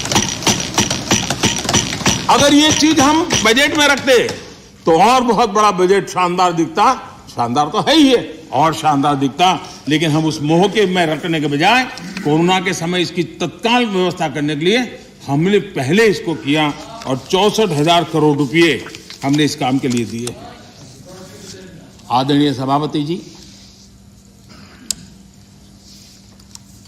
इस बार खरगे जी बड़ा विशेष बोल रहे थे और कह रहे हैं कि मुझे तो कह रहे हैं कि मैं उस पर बोलूं, इधर उधर ना बोलूं, लेकिन वो क्या बोले हैं उसको भी एक बार चेक कर लिया जाए। सदन में कहा गया कि कांग्रेस ने भारत की बुनियाद डाली और भाजपा वालों ने सिर्फ झंडा गाड़ दिया।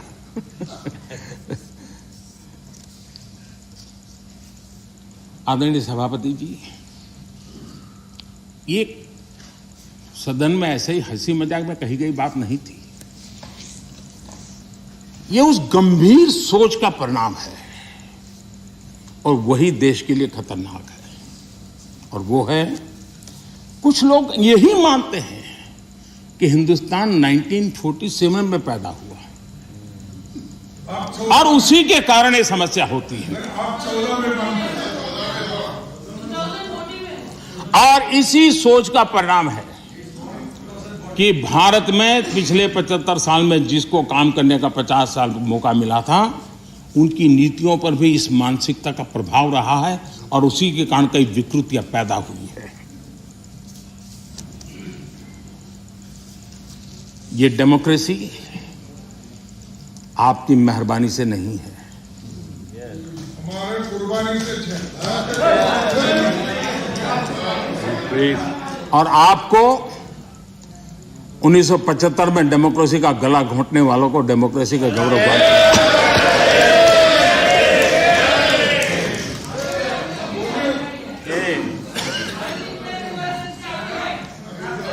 आदरणीय सभापति जी, ये 47 में पैदा हुए हैं ना, ऐसी जो सोच वाले लोग हैं, उन्होंने एक बात दुनिया के सामने गाजे बाजे के साथ कहनी चाहिए थी, वो कहने से कतरा गए। हमें गर्व के साथ कहना चाहिए था कि भारत मदर इंडिया ये मदर ऑफ डेमोक्रेसी है।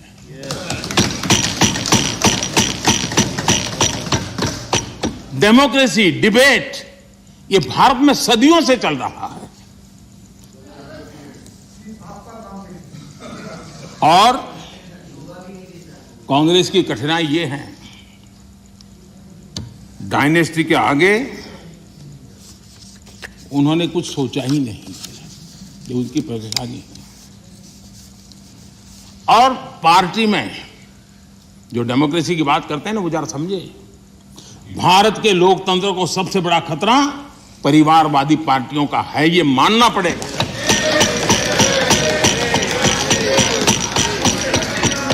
और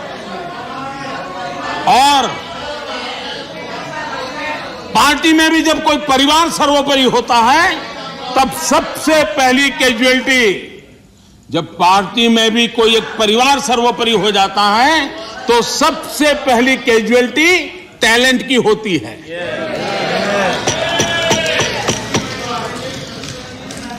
देश ने अरसे तक इस सोच का बहुत नुकसान उठाया है।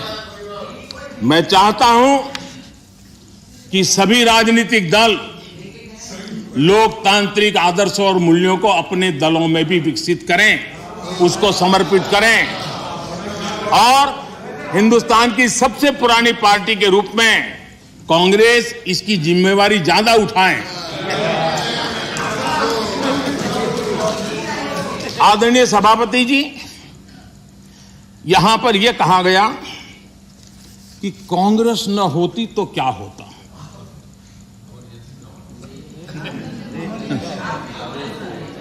India is Indira, Indira is India, यही सोच का परिणाम है। आदरणीय सभापति जी, मैं जरा बताना चाहता हूं, यह कहा गया है, मैं सोच रहा हूं कि कांग्रेस ना होती तो क्या होता, क्योंकि महात्मा गांधी की इच्छा थी। क्योंकि महात्मा गांधी को मालूम था कि इनके रहने से क्या क्या होने वाला है, और इन्होंने कहा था पहले से इसको खत्म करो, इसको बिखेर दो। महात्मा गांधी ने कहा था। लेकिन अगर ना होती महात्मा गांधी की इच्छा के अनुसार, अगर हुआ होता, अगर महात्मा गांधी की इच्छा के अनुसार कांग्रेस ना होती तो क्या होता? लोकतंत्र परिवारवाद से मुक्त होता। भारत विदेशी चश्मे के बजाय स्वदेशी संकल्पों के रास्ते पर चलता। अगर कांग्रेस न होती तो इमरजेंसी का कलंक न होता। अगर कांग्रेस न होती तो दशकों तक करप्शन को संस्थागत बनाकर नहीं रखा जाता। अगर कांग्रेस न होती तो जातिवाद और क्षेत्रवाद की खाई इतनी गहरी न होती। अगर कांग्रेस न होती तो सिखों का नरसंहार न होता। सिखों का नरसंहार न होता। सालों साल पंजाब आतंकी आग में न जलता। अगर कांग्रेस न होती तो कश्मीर के पंडितों को कश्मीर छोड़ने की नौबत न आती। अगर कांग्रेस न होती तो बेटियों को तंदूर में जलाने की घटनाएं न होती। अगर कांग्रेस न होती तो देश के सामान्य मानवी को घर, सड़क, बिजली, पानी, शौचालय, मूल सुविधाओं के लिए इतने सालों तक इंतजार न करना पड़ता। आदरणीय सभापति जी, मैं गिनता रहूंगा। खड़गे जी आपने भी 1 घंटा बोला। You are leader of the opposition. Please understand. आदरणीय सभापति जी, 1 hour 6 minutes पद्धति नहीं है। आदरणीय सभापति जी, कांग्रेस जब सत्ता में रही, देश का विकास नहीं होने दिया। अब विपक्ष में है तो देश के विकास में बाधा डाल रही है। अब कांग्रेस को नेशन पर भी आपत्ति है, नेशन पर आपत्ति है। यदि नेशन इसकी कल्पना गैर संवैधानिक है तो आपकी पार्टी का नाम इंडियन नेशनल कांग्रेस क्यों रखा गया?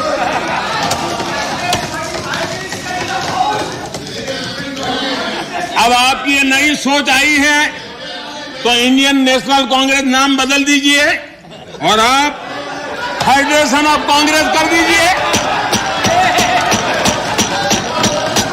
अपने पूर्वजों की गलती जरा सुधार दीजिए। आदरणीय सभापति जी, आदरणीय सभापति जी, यहाँ पर Nothing will go on record without my permission. आदरणीय सभापति जी, Without my permission, nothing will go on record. Any comment? Federalism को लेकर भी कांग्रेस, टीएमसी और लेफ्ट सहित अनेक साथियों ने यहाँ बड़ी बड़ी बातें की। जरूरी भी है क्योंकि ये राज्यों के वरिष्ठ नेताओं का ये सदन है, लेकिन सभी साथियों को आदरणीय सभापति जी,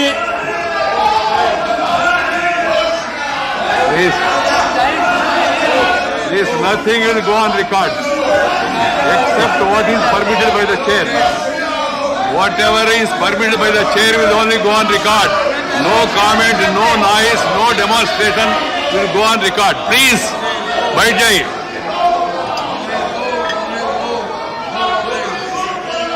Please. The Prime Minister is intervening. I have permitted it. It will only go on record. Ramdas ji, आप चिंता मत करिए. वो तो इधर आप चिंता मत करिए. जो जाना है वो जाएगा. आप क्यों चिंता करते हैं? प्रधानमंत्री जी, yes. That is your comment, na? So let the people decide. Why when we speak, we don't bother about all this. धन्यवाद आदरणीय सभापति जी। लोकतंत्र में सिर्फ सुनाना ही नहीं होता है, सुनना भी लोकतंत्र का हिस्सा है। लेकिन सालों तक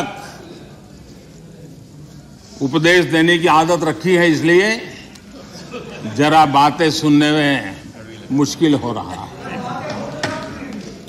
आदरणीय सभापति जी, फेडरलिज्म को लेकर कांग्रेस, टीएमसी और लेफ्ट सहित अनेक साथियों ने यहां कई विचारों को प्रस्तुत किया है और बहुत स्वाभाविक है, और इस सदन में इसकी चर्चा होना और स्वाभाविक है क्योंकि यहां राज्य के वरिष्ठ नेता, उनका मार्गदर्शन इस सदन में हमें मिलता रहता है। लेकिन जब ये बात करते हैं तब मैं आज सबसे आग्रह करूंगा कि हम फेडरलिज्म के संबंध में हमारे जो कुछ भी विचार हैं, कभी बाबा साहब आम्बेडकर को जरूर पढ़ें, बाबा साहब आम्बेडकर की बातों का स्मरण करें। बाबा साहब आम्बेडकर जी ने जो संविधान सभा में कहा था, उसी को मैं कोट कर रहा हूं। और बाबा साहब आम्बेडकर ने कहा था, ये फेडरेशन एक यूनियन है क्योंकि यह अटूट है। प्रशासनिक सुविधा हेतु देश और लोगों को विभिन्न राज्यों में विभाजित किया जा सकता है। प्रशासन के लिए विभिन्न राज्यों में विभाजित किया जा सकता है, लेकिन देश अभिन्न रूप से एक है। उन्होंने एडमिनिस्ट्रेटिव व्यवस्थाएं और नेशन की कल्पना को स्पष्ट किया है, और ये बाबा साहब आम्बेडकर ने संविधान सभा में कहा है। मैं समझता हूं फेडरलिज्म को समझने के लिए बाबा साहब आम्बेडकर के इतने गहन विचारों से अधिक मैं समझता हूं कि मार्गदर्शन के लिए किसी बात की जरूरत है। लेकिन विशेषता ये है, क्या हुआ है हमारे देश में? फेडरलिज्म के इतने बड़े बड़े भाषण दिए जाते हैं, इतने उपदेश दिए जाते हैं, हम क्या वो दिन भूल गए जब एयरपोर्ट पर जरा जरा सी बातों के लिए मुख्यमंत्री हटा दिए जाते थे? आंध्र प्रदेश के पूर्व मुख्यमंत्री टी अंजय जी के साथ क्या हुआ था, इस सदन के अनेक नेता अच्छी तरह जानते हैं। प्रधानमंत्री के बेटे को एयरपोर्ट पर उनका प्रबंध पसंद नहीं आया तो उनको बर्खास्त कर दिया। इसने आंध्र प्रदेश के करोड़ों लोगों की भावनाओं को आहत किया था। इसी प्रकार कर्नाटका के लोकप्रिय मुख्यमंत्री वीरेंद्र पाटिल जी को भी अपमानित करके पद से हटाया गया था, वो तब जब वो बीमार थे। हमारी सोच कांग्रेस की तरह संकीर्ण नहीं है। हम संकीर्ण सोच के साथ काम करने वाले लोग नहीं हैं। हमारी सोच में राष्ट्रीय लक्ष्यों, राष्ट्रीय टारगेट और रीजनल एस्पिरेशंस, उसके बीच में हम कोई कॉन्फ्लिक्ट नहीं देखते हैं। हम मानते हैं कि रीजनल एस्पिरेशंस को उतने ही इज्जत के साथ एड्रेस करना चाहिए, समस्याओं का समाधान करना चाहिए। और भारत की प्रगति भी तब होगी जब देश विकास को ध्यान में रखते हुए रीजनल एस्पिरेशंस को एड्रेस करें। यह दायित्व बनता है। जब हम इस बात को कहते हैं देश को आगे बढ़ाना, लेकिन इसकी यह भी शर्त है कि जब राज्य प्रगति करते हैं तब देश की तरक्की होती है। राज्य प्रगति न करे और देश की तरक्की के लिए हम सोचे तो हो नहीं सकता है। और इसलिए पहली शर्त है राज्य प्रगति करे तब देश की तरक्की होती है। और जब देश की तरक्की होती है, देश समृद्ध होता है, देश के अंदर समृद्धि आती है, तो वो समृद्धि राज्यों में पर्कोलेट होती है और इसके कारण देश समृद्ध बनता है। इस सोच के साथ हम चलते हैं। और मैं तो जानता हूं, मैं गुजरात में था, मुझ पर क्या क्या जुल्म हुए हैं दिल्ली सरकार के द्वारा, इतिहास गवाह है। क्या कुछ नहीं हुआ मेरे साथ, गुजरात के साथ क्या क्या क्या नहीं हुआ। लेकिन उस कालखंड में भी हर दिन, आप मेरे रिकॉर्ड देख लीजिए, मुख्यमंत्री के नाते मैं हमेशा एक ही बात कहता था कि गुजरात का मंत्र क्या है, देश के विकास के लिए गुजरात का विकास। हमेशा दिल्ली में किसकी सरकार है सोच करके नहीं चलते थे, देश के विकास के लिए गुजरात का विकास। और यही फेडरलिज्म में हम सबका दायित्व यही बनता है कि हम देश के विकास के लिए अपने राज्यों का विकास करेंगे, ताकि दोनों मिलकर के देश को नई ऊंचाई पर ले जाएंगे। और यही तरीका सही तरीका है, उसी रास्ते पर चलना हमारे लिए जरूरी है। और यह बहुत दुखद है, जिनको दशकों तक सरकार चलाने का मौका मिला और उन्होंने राज्यों के साथ कैसे कैसे दमन किए थे। सब यहां बैठे हैं, भुक्तभोगी लोग बैठे हुए हैं। कैसे कैसे दमन किया था, करीब करीब 100 बार राष्ट्रपति शासन ला करके राज्य सरकार, चुनी हुई राज्य सरकारों को उखाड़ के फेंक दिया। आप किस मुंह से बातें कर रहे हो? और इसलिए लोकतंत्र का भी आपने सम्मान किया। और वो कौन प्रधानमंत्री है जिसने अपने कालखंड में 50 सरकारों को उखाड़ के फेंक दिया था, राज्य की 50 सरकारों को। आदरणीय सभापति जी, इन सारे विषयों के जवाब हर हिंदुस्तानी जानता है और उसी की सजा आज उनको भुगतनी पड़ रही है। देश उनको स्वीकार कर लेता है। आदरणीय सभापति जी, कांग्रेस के हाईकमांड जो है उनकी नीति 3 प्रकार से कामों को लेकर के चलती है। एक, पहले डिस्क्रेडिट करो, फिर डिस्टेबलाइज करो और फिर डिसमिस करो। इसी तरीके से अविश्वास पैदा करो, अस्थिर करो और फिर बर्खास्त करो। इन्हीं बातों को लेकर के चले हैं। आप जरा बताइए आदरणीय सभापति जी, मैं आज कहना चाहता हूं कि फारूक अब्दुल्ला जी की सरकार को किसने अस्थिर किया था? चौधरी देवीलाल जी की सरकार को किसने अस्थिर किया था? चौधरी चरण सिंह जी की सरकार को किसने अस्थिर किया था? पंजाब में सरदार बादल की सरकार के किसने बर्खास्त किया था? महाराष्ट्र में बाला साहब ठाकरे को बदनाम करने के लिए किसने डरते टिक्स का उपयोग किया था?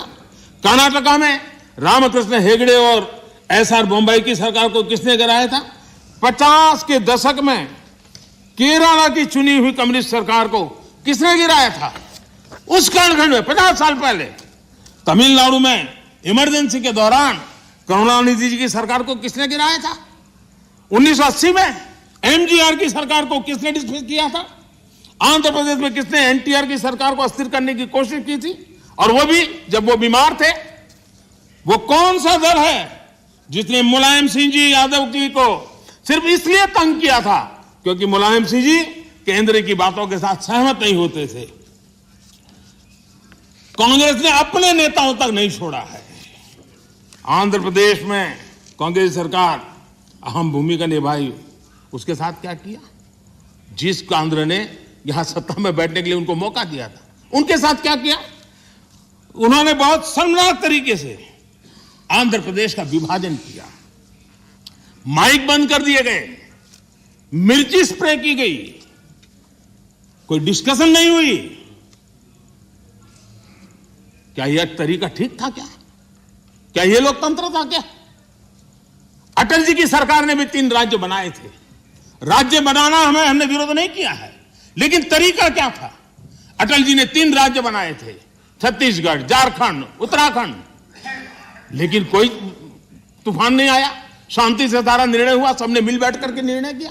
आंध्र तेलंगाना के भी हो सकता था, हम तेलंगाना के विरोधी नहीं है, साथ मिलकर के किया जा सकता है, लेकिन आपका अहंकार, सत्ता का नशा, उसने देश के अंदर इस कटुता पैदा की। और आज भी तेलंगाना और आंध्र के बीच में वो कटुता के बीच तेलंगाना का भी नुकसान कर रहे हैं, आंध्र का भी नुकसान कर रहे हैं, और आपको कोई राजनीतिक फायदा नहीं हो रहा है। और हमें समझा रहे हैं आदरणीय सभापति जी, हम कोऑपरेटिव फेडरलिज्म के साथ साथ एक नए बदलाव की ओर चले और हमने कोऑपरेटिव कॉम्पिटिटिव फेडरलिज्म की बात कही है। हमारे राज्यों के बीच में विकास की स्पर्धा हो, तंदुरुस्त स्पर्धा हो, हम आगे बढ़ने की कोशिश करें। दल किसी का भी कोई राज क्यों ना करता हो, और उसको प्रोत्साहन देना हमारा काम है और हम दे रहे हैं। आदरणीय सभापति जी, मैं आज उदाहरण देना चाहता हूं। जीएसटी काउंसिल की रचना, जीएसटी काउंसिल की रचना अपने आप में भारत के सशक्त फेडरलिज्म के लिए एक उत्तम स्ट्रक्चर का नमूना है।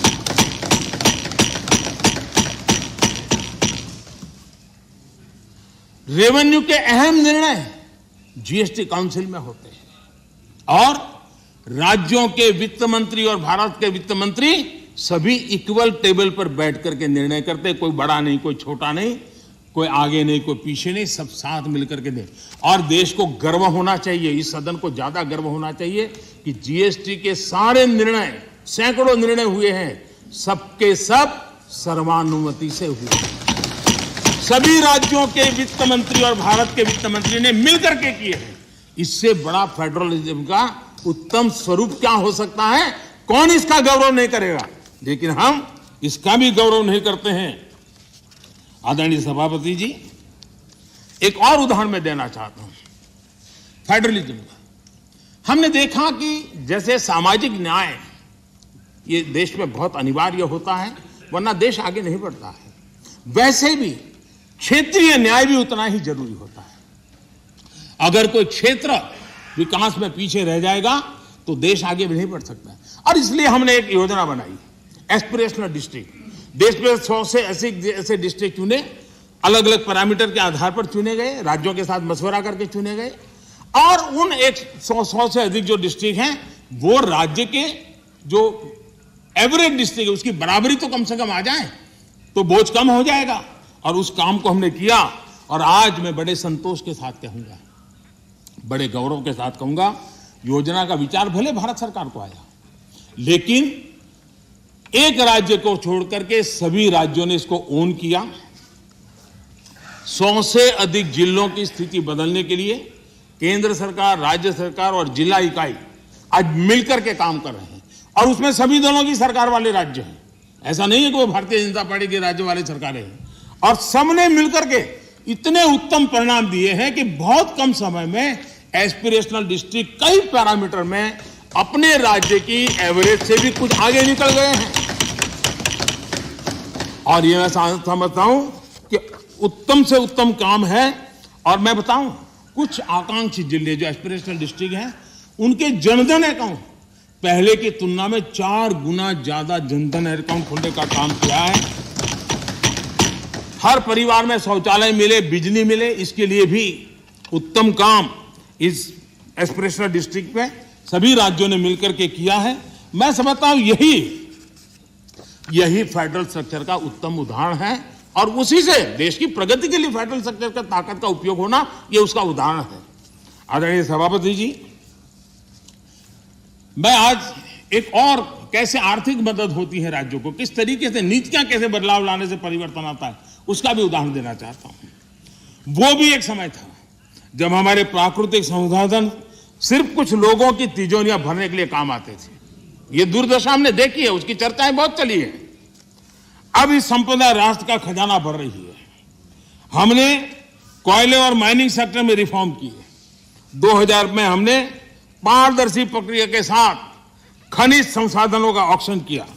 हमने रिफॉर्म्स की प्रक्रिया को जारी रखा, जो जैसे वैध लाइसेंस की बिना चार्ज के ट्रांसफर, 50% प्रोड्यूसर्स की ओपन मार्केट में सेल बिक्री, अर्ली ऑपरेशनलाइजेशन पर 50% रिबेट। बीते एक साल में माइनिंग रेवेन्यू लगभग 14,000 करोड़ रुपए से बढ़कर लगभग 35,000 करोड़ रुपए पर पहुंचा है। ऑक्शन से जितना भी रेवेन्यू आया वो राज्य सरकारों को मिला है। ये निर्णय किया है। सबसे बड़ी बात यह है, ये सुधार जो लागू हुए हैं इसके राज्य का ही भला हुआ है, और राज्य का भला होने में देश का भला है ही है। कोऑपरेटिव फेडरलिज्म का इस क्षेत्र इतना बड़ा महत्वपूर्ण निर्णय, और उड़ीसा इस रिफॉर्म्स को लागू करने में अग्रिम राज्य रहा। मैं उड़ीसा के मुख्यमंत्री जी को अभिनंदन देता हूं कि उनकी सरकार ने सारे रिफॉर्म्स में हमारे साथ कंधे से कंधा मिलाकर के काम किया है। आदरणीय सभापति जी, यहां पर यह भी चर्चा हुई कि हम इतिहास बदलने की कोशिश कर रहे हैं।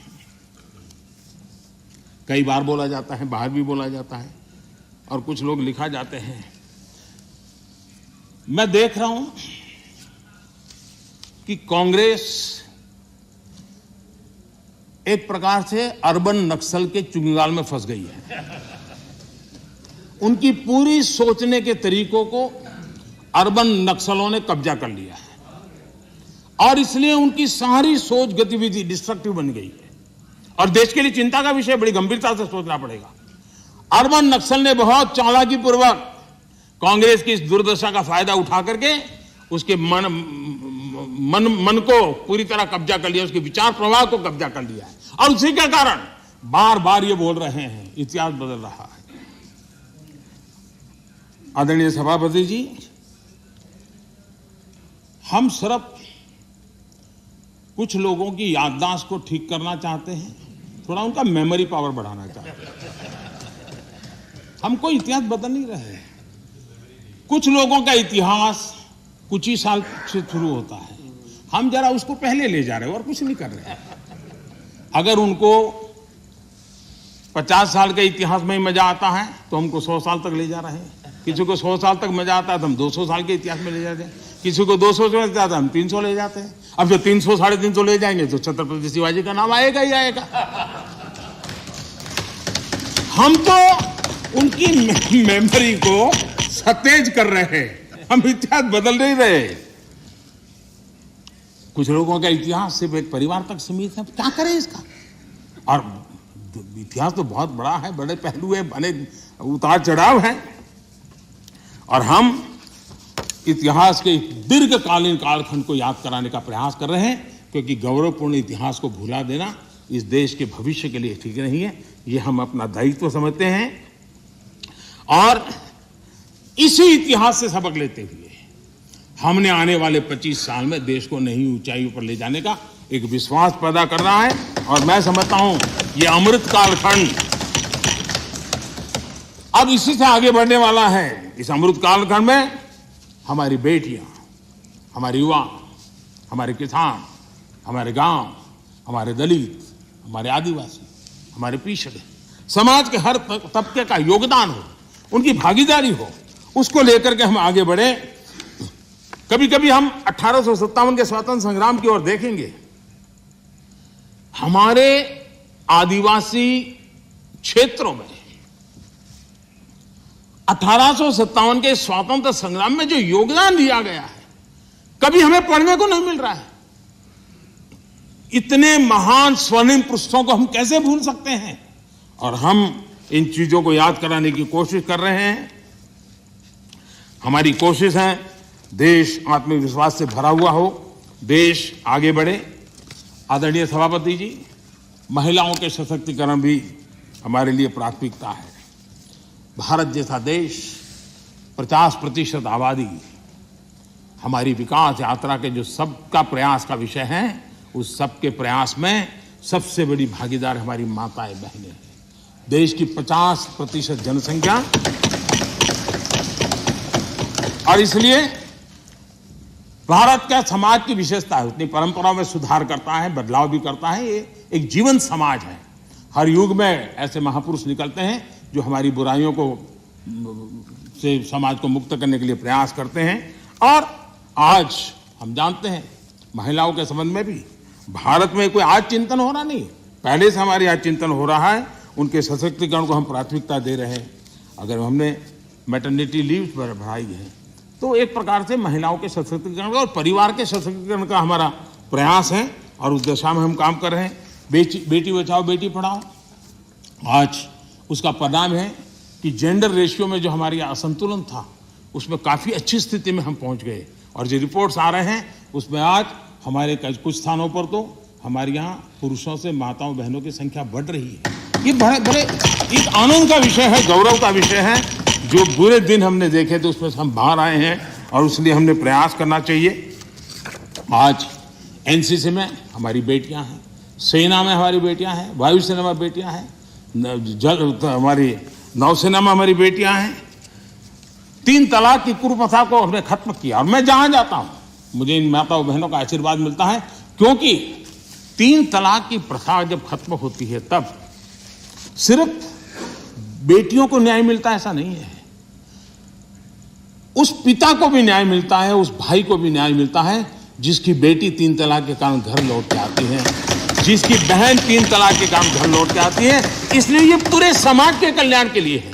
ये सिर्फ कोई महिलाओं के लिए है और पुरुषों के खिलाफ ऐसा नहीं है। ये मुसलमान पुरुष के लिए भी उतना ही उपयोगी है, क्योंकि वो भी किसी बेटी का बाप है, वो भी किसी बेटी का भाई है, और इसलिए ये उसका भी भला करता है, उसको भी सुरक्षा देता है।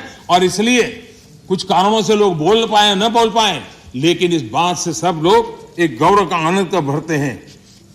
कश्मीर में हमने 370 धारा को जो हटाया, वहां की माताओं बहनों को एम्पावर किया है। उनको जो अधिकार नहीं तो अधिकार हमने दिलवाए हैं, और उस अधिकारों के कारण आज उनकी ताकत बढ़ी। आज शादी की उम्र में क्या कारण है? आज के युग में मेल और फीमेल के बीच में अंतर होना चाहिए, क्या जरूरत है?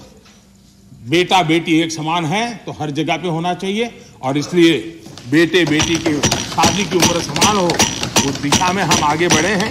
मुझे विश्वास है कि कुछ ही समय में ये सदन भी उसके विषय में सही निर्णय कर करके हमारी माताओं बहनों के कल्याण के लिए काम करेगा। आदरणीय सभापति जी,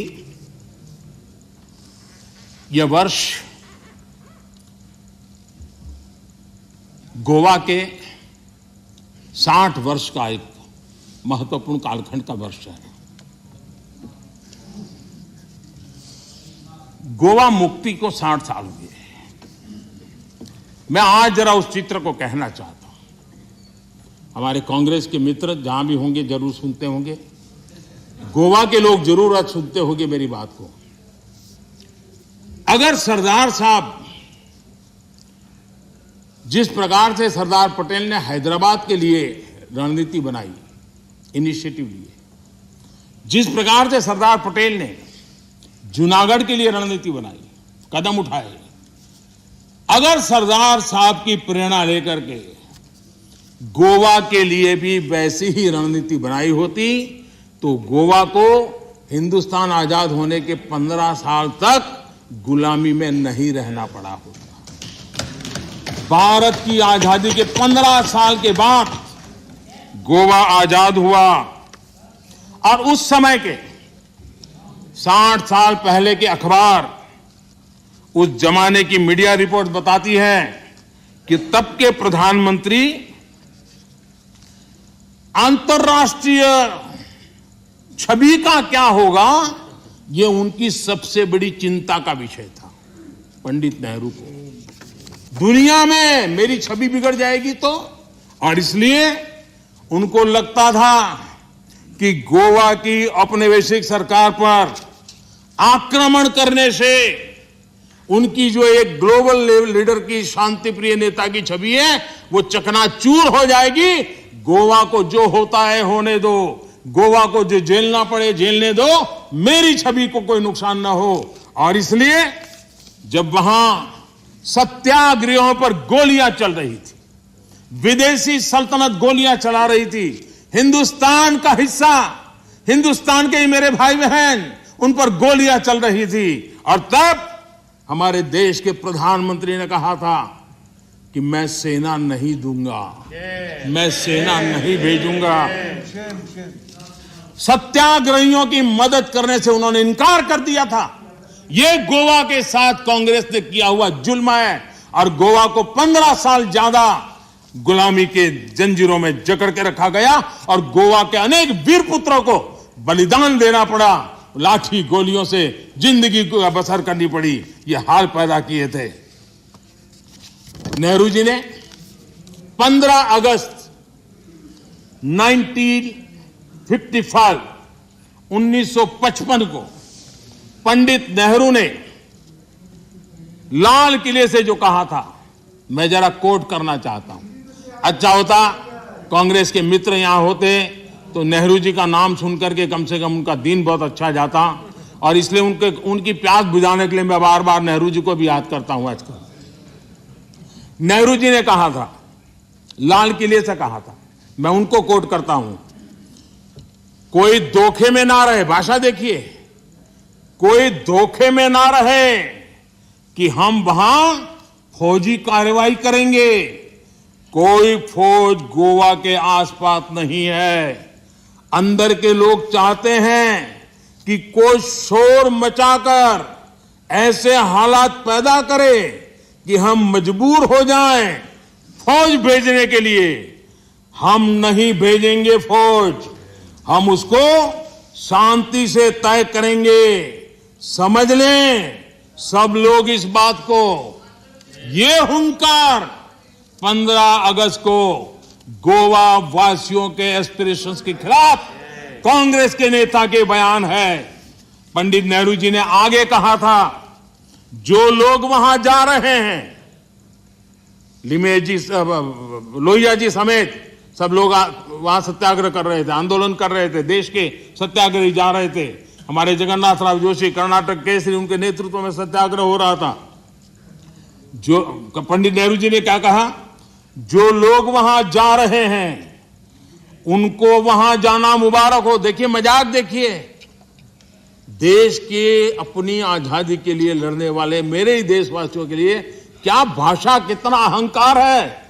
वो लोग वहां जा रहे हैं, उनको वहां जाना मुबारक हो, लेकिन ये भी याद रखें कि अपने को सत्याग्रही कहते हैं तो सत्याग्रह के उसूल, सिद्धांत और रास्ते भी याद रखें। सत्याग्रह की पीछे फौजें नहीं चलती, और ना ही फौजों की पुकार होती है। असहाय छोड़ दिया गया मेरे देश के नागरिकों को। ये गोवा के साथ किया। गोवा की जनता कांग्रेस के इस रवैये को कभी भूल नहीं सकती है। आदरणीय सभापति जी, हमें यहां फ्रीडम ऑफ एक्सप्रेशन पर भी बड़े भाषण दिए गए और आए दिन हमको जरा समझाया जाता है। मैं जरा आज एक घटना कहना चाहता हूं और ये घटना भी गोवा के एक सपूत की घटना है। गोवा के एक सम्मानीय गोवा की धरती के एक बेटे की कथा है। अभिव्यक्ति के संबंध में क्या होता था, कैसे होता था, ये उदाहरण मैं देना चाहता हूं। व्यक्ति स्वतंत्रता की बातें करने वाले लोगों का इतिहास मैं आज खोल रहा हूं। क्या किया है। लता मंगेशकर जी के निधन से आज पूरा देश दुखी है। देश को बहुत बड़ी खोट है। लेकिन लता मंगेशकर जी का परिवार गोवा का है, लेकिन उनके परिवार के साथ कैसा सलूक किया ये भी देश को जानना चाहिए। लता मंगेशकर जी के छोटे भाई पंडित हृदयनाथ मंगेशकर जी, गोवा का गौरवपूर्ण संतान, गोवा की धरती का बेटा, उन्हें ऑल इंडिया रेडियो से निकाल दिया गया। वो ऑल इंडिया रेडियो में काम करते थे और उनका गुनाह क्या था। उनका गुनाह यह था कि उन्होंने वीर सावरकर की एक देशभक्ति से भरी कविता की ऑल इंडिया रेडियो पर प्रस्तुति दी थी। आप देखिए, हृदयनाथ जी ने एक इंटरव्यू में बताया, उनका इंटरव्यू अवेलेबल है। उन्होंने इंटरव्यू में कहा, जब वो सावरकर जी से मिले कि मैं आपका गीत करना चाहता हूं, तो सावरकर जी ने उनको कहा, क्या तुम जेल जाना चाहते हो क्या? मेरी कविता गा करके जेल जाना चाहते हो क्या? तो हृदयनाथ जी ने उनकी देशभक्ति से भरी कविता उसे संगीतबद्ध किया। 8 दिन के अंदर उनको ऑल इंडिया रेडियो से निकाल दिया गया। ये आपका फ्रीडम ऑफ एक्सप्रेशन है। ये स्वतंत्रता की आपकी झूठ बातें देश के सामने आपने रखी है।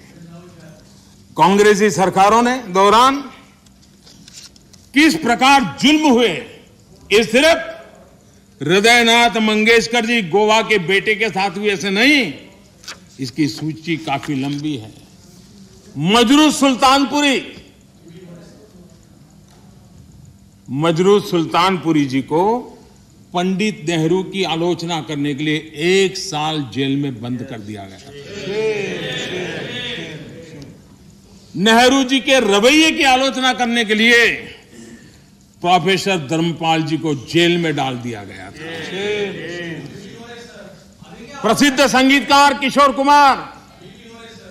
किशोर कुमार जी को इमरजेंसी में इंदिरा जी के सामने न झुकने के कारण, इमरजेंसी के पक्ष में न बोलने के कारण उनको आपातकाल में उनको भी निकाल दिया गया था। हम सभी जानते हैं कि एक विशेष परिवार के खिलाफ अगर कोई थोड़ी सी भी आवाज उठाता है, जरा भी आंख ऊंची करता है, तो क्या होता है। सीताराम केसरी को हम भली भांति जानते हैं, क्या हुआ ये हमें पता है। आदरणीय सभापति जी, मेरी सदन के सदस्यों से सभी से प्रार्थना है कि भारत के उज्जवल भविष्य पे भरोसा करें। 130 करोड़ देशवासियों के सामर्थ्य पर हम भरोसा करें। हम बड़े लक्ष्य लेकर के इसी सामर्थ्य के आधार पर देश को नई ऊंचाई पर ले जाने के लिए हम कृत संकल्पी बने। आदरणीय सभापति जी, हमने मेरे तेरे अपने पराये इस परंपरा को खत्म करना होगा और एक मत से, एक भाव से एक लक्ष्य से एक साथ चलना, यही देश के लिए समय की मांग है। एक स्वर्णिम काल है, पूरा विश्व भारत को तरफ बड़े आशा से और बड़े गौरव से देखा है। ऐसे समय हम मौका गंवा न दें। देशवासियों के कल्याण के लिए इससे बड़ा कोई अवसर आने वाला नहीं है। ये मौका हम पकड़ लें। 25 साल की यात्रा हमें कहीं से कहां पहुंचा सकती है। हमारे देश के लिए, हमारी परंपराओं के लिए हम गौरव करें। और सभापति जी, हम बड़े विश्वास के साथ मिलकर के चलेंगे। और हमारे यहां तो शास्त्रों में कहा गया है, सं गच्छध्वम, सं वदध्वम, संवो मनासी जानताम। यानी हम साथ चले, साथ चर्चा करें, मिलकर हर कार्य करें।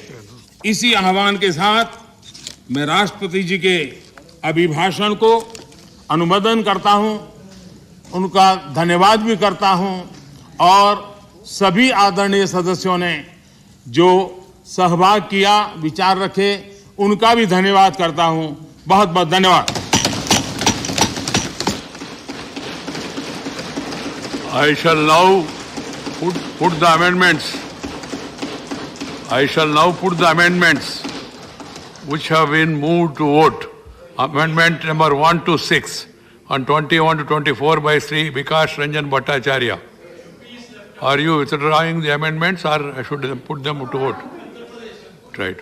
He has moved the amendment and those in favor will raise their hands for the amendments. Say aye. Those against will please raise their hands and say no. I think the noes have it, noes have it. Amendments number 1 to 6 and 21, 24 are negatived. Amendment number 7 to 14 by Shakti Singh Goyal. Are you withdrawing or moving? He is not there. Absent. Then amendments 7 to 14 are negatived.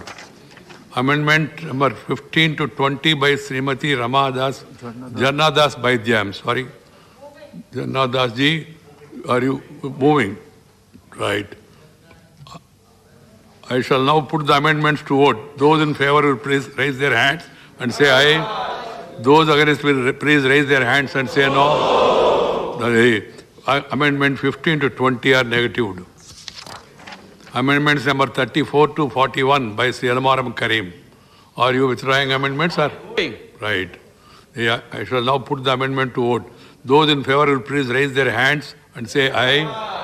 Those against will please raise their hands and say no. Then amendment 34 to 41 are negatived. Amendment 42 to 51 by Mr. M. Shanmugam. Right. I shall now put the amendments to vote. Those in favor please raise their hands and say aye. Those against will please raise their hands and say no. The amendment 42 to 51 are negatived. Amendment 52 to 59 by Sri K. Soma Prasad. Are you moving? Sabha, moving. Lok Sabha. Lok Sabha. I am moving. No. He should. I am moving. Yes. Yeah. I shall now put the amendment to vote. Those in favor will please raise their hands and say aye. Those against will please raise their hands and say no. Amendment 52 to 59 are negatived. Noes have it. It's very clear. Amendment number 70 to 73 by Sri Digvijay Singh Ji. Digvijay Singh Ji, are you withdrawing amendment? प्रधानमंत्री जी ने सब कुछ कहा, लेकिन जो महंगाई के बारे में बात करते उसके बारे में कुछ नहीं कहा, बेरोजगारी के बारे में कुछ नहीं कहा। I shall. दुनिया भर की बात की। Moving or अरे हम लोग।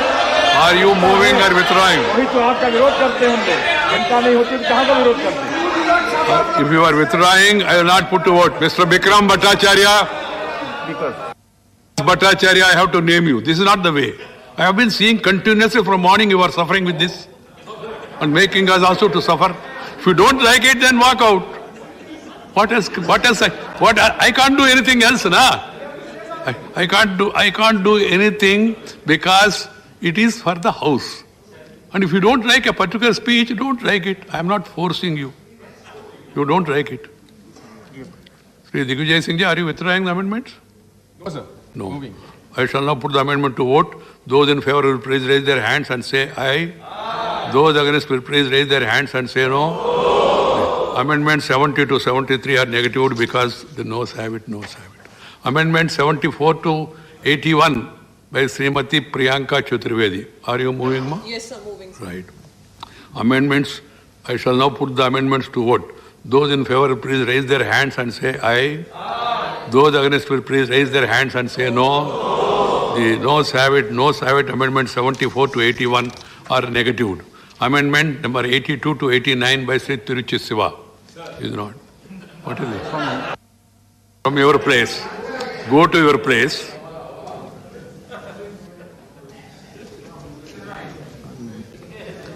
Are you withdrawing amendment? I am moving, sir. You are moving. I shall now put the amendment to vote. Those in favor will please raise their hands and say aye. Aye. Those against will please raise their hands and say no. No. I think the noes have it. Noes have it. Amendment 82 to 89 are negative. Amendment 90 to 99 by Sri K.C. Venugopal is not there. So now they are negative. Amendment 90 to 99. If all the amendments are negative, I shall now put the motion to vote. The question is that an address be presented to the President in following terms: that the members of Rajya Sabha presented in this session are deeply grateful to the President for the address which he has been pleased to deliver to both the Houses of Parliament assembled together on January 31st, 2022. Those in favor, please raise their hands and say aye. Aye. Those against will please raise their hands and say no. I think the ayes have it, the ayes have it, the ayes have it. The motion is adopted. Now, discussion on union budget. General discussion. Time allotted is 11 hours. So please keep this in mind. I request everyone to please follow the rules and regulations and then speak accordingly. Now we will start the discussion. Please, baith jaiye. Baith jaiye. Please sit down. Please sit down. Sit down. Sri P. Chidambaram ji. Sri P. Chidambaram. You have 25. Chidambaram is there. He is there. Please, whoever is leaving, they should leave quietly. Otherwise, please sit down. Discussion on budget has started. Sri P. Chidambaram ji is going to initiate the discussion. Sri Harivamsa ji. Harivamsa ji. Please, kade mat hona.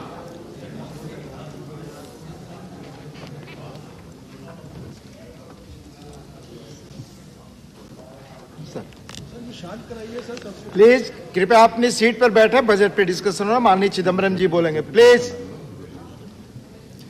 Sir. Mr. Deputy Chairman, on behalf of the Congress Party, I wish to... Sir, Deputy Chairman, sir. Please, I have requested all, please let him continue. Yes, I have requested to all, please. Please let him speak. Mr. Jairam Ramesh, let him speak, please.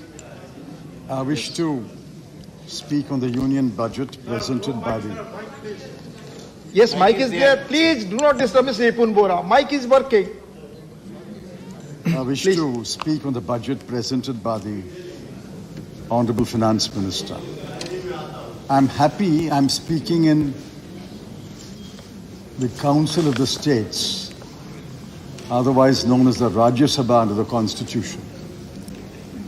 Had the Congress Party not been there, this would still be under the Government of India Act 1919, the Council of the Princes, and instead of us, there would have been bejeweled rulers sitting with their shining armor and flowing turbans, sitting and speaking in praise of Queen Elizabeth II, who has completed 70 years in the throne.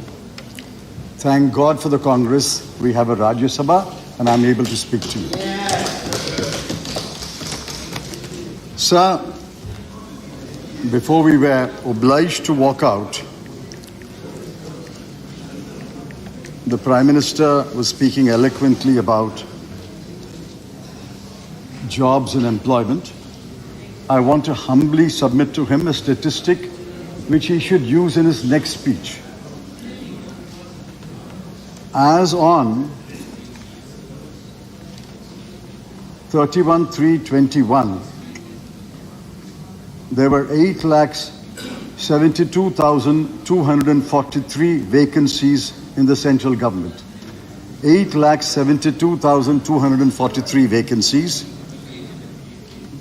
And the almighty government of India recruited 78,264 persons to these vacancies, leaving nearly 8 lakh vacancies vacant as of today. This is a statistic which I am sure the Prime Minister will welcome, and he will use it in his next speech. So there was much I liked about the budget, but since I have decided to speak only for a few minutes, I'll leave it to my friends. But the best thing I liked about the Honorable Finance Minister's budget speech was it was her shortest speech, 90 minutes. Thank you, Madam. And returning the compliment, I will also keep my reply very short. Firstly, sir, you would have seen that disruption is the way for change and innovation. There is disruption today in business, disruption in science, disruption in technology, disruption in every activity, because disruption creates innovation, creates the urge to bring about a change. I'm a member of the Tukde gang, which is the Hindi version of the word disruption. I'm not worried because in this honorable parliament a question was asked, who are the members of the Tukde gang? And the honorable minister said, we have no data available on the Tukde gang. There is no data available on the Tukde gang. There is no data available on oxygen shortage deaths. There is no data available on the bodies flowing on the rivers. There is no data available on how many migrants walked back to their homes. Yes. There is no data available on doubling farmers' income, which should have been done in 2022. Yes, yes. This is a no data available government, otherwise NDA government. But I have some data, sir. And I want you and the Honorable House to look at this data. Last year, the Honorable Finance Minister projected the 21-22 fiscal deficit at 6.8%. I cautioned, saying it will not be contained in 6.8%. They said we'll do better than 6.8%. They've actually done better than 6.8. They have done 6.9. On disinvestment, the target was fixed as 1,75,000 crore. I caution that this will be indiscriminate disinvestment. This will be mindless disinvestment. I'm grateful to the government for accepting our caution and collecting only 78,000 crore as against the target of 1,75,000. On capital expenditure, let's look at some very important data. In 21-22, the budget estimates projected capital expenditure as 5,54,236 crore. Because this budget also lays great emphasis on capital expenditure. That the government's capital expenditure will drive growth. Government's capital expenditure will crowd in private investment.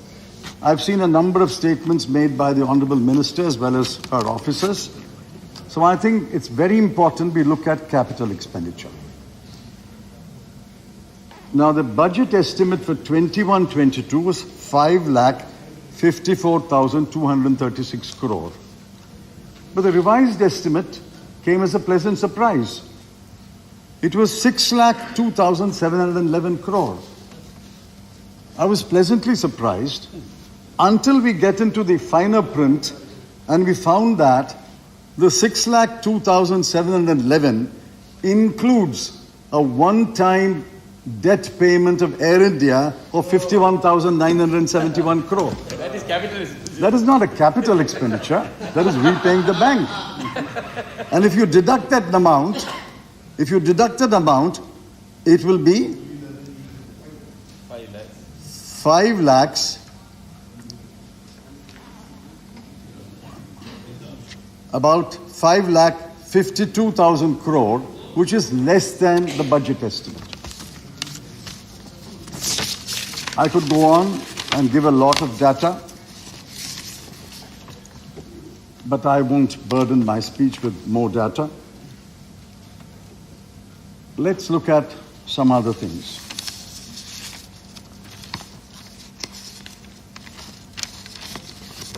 I think the government believes that people have short memories. I'm grateful to my friend Swaminathan Iyer, who pointed out in a recent article, 2 years ago, government promised to privatize BPCL, Container Corporation of India, and the Shipping Corporation of India. There was no word in this year's budget on what progress they have made. Last year, the Honorable Finance Minister said she will privatize 2 public sector banks and 1 insurance company. There's no word in this budget about what happened. Last year, for the 3rd time, they promoted what is called a national monetization pipeline. It had different names in different years. And they said, we will raise 600,000 crore, 6 lakh crore of old infrastructure will be sold over 4 years.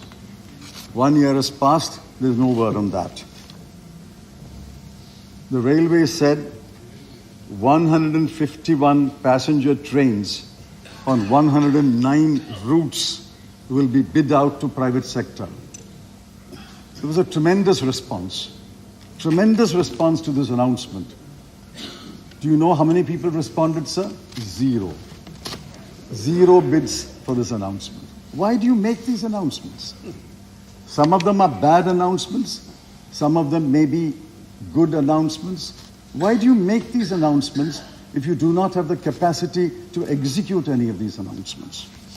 That's why we don't take these announcements seriously. We only look at the outcome budget. There is no purpose at all in looking at this government's proposals in the budget. I only want to look at the outcome budget. Now, sir, I believe the government must have an overarching economic philosophy. You may criticize it, you may say it's good philosophy, bad philosophy, but I think it's very essential a government must have an overarching economic philosophy. My party has one, and we said so when we released the manifesto for 2019. It's based on 3 W's. The first W, work. The second W, welfare. The third W, wealth. We are not against the creation of wealth. Wealth must be created. But work, jobs must be created. Welfare must be promoted. Now let's take jobs. I'm going to leave the others to my friends. Let's take jobs. We have a population of 139 crore people, of which the workforce is 94 crore. But the labor force participation rate, which is defined as a proportion of the total population, is 37.5%, which translates to 52 crore. of the workforce, only 52 crore have some kind of a job, regular or irregular. The median age of India is 28.43. 50% of Indians are below the age of 28.43 and presumably looking for jobs. The government promised 2 crore jobs a year. They should report to us how many jobs were created. According to the CMI's data on unemployment, which is the only reliable data, because the government does not put out data on unemployment anymore, urban unemployment this morning was 7.9%. Rural unemployment was 6.54%. And the budget speech had one statement about job creation, that through Gati Shakti and infrastructure, 60 lakh jobs will be created in 5 years. So that is about 12 lakh jobs a year. The annual addition to the labor force is 47.5 lakhs. If 47.5 lakh people are coming into the labor force, workforce every year, and you are creating 12 lakh jobs, what will the rest do? What will the rest do? The answer is very simple. They will fry and sell pakoras. Sir, finally, I believe that every budget is contextual. What is the context in which we are? What is the context of the Indian economy today? There is an old Tamil verse, and I won't recite it. It's attributed to Nanneri, work composed by Shivaprakaša. Sometimes it is attributed to Thiruvarutpa of Vallalar. But the key words are Idam, Porul, Eval, Kalam. In English, you can say context. Idam, Porul, Eval, Kalam. Tamil is a very rich language. What is context has been explained in beautiful 4 words. Idam, Porul, Eval, Kalam. Economic policy is contextual. What is the context today? In 2016-17, India's GDP grew by 8.3%. In 2019-20, it's slid down year by year to 3.7%. And in 2020-21, the pandemic year, we hit a recession. I will leave out that year. But in 4 years, this government has brought down the growth rate, pre-pandemic, brought down the growth rate from 8.3% to 3.7%. In 2019-20, the GDP in constant terms was 145 lakh crore rupees. In 2020-21, the pandemic year, it came down to 135 lakh crore. We are growing only when we go back to 145 lakh crore. That's all what 145 lakh crore is the last benchmark that we hit. India is growing only when it gets back to 145 lakh crore in constant prices and grows higher. We have not reached that stage. Government claims we are running fast, but we are running fast to stay in the same place. You have to run fast to go ahead. You can't run fast in the same place. This is not a treadmill. Sir, the budget papers say nominal growth in the next year, 22-23, will be 11.1%. I heard the new chief economic advisor say real growth will be 8%. Now, the Honorable Finance Minister must clarify to this House, which is correct. If will nominal growth be 11.1 and real growth be 8? In which event is the Honorable Finance Minister assuring this House that inflation will be only about 3.1? Correct. One of the numbers is wrong. Either the budget number of nominal growth rate at 11.1 is wrong, or the new chief economic advisor's prediction that real growth will be 8% is wrong. This has to be clarified. Sir, I said I support creation of wealth, but we have to create work and we have to promote welfare.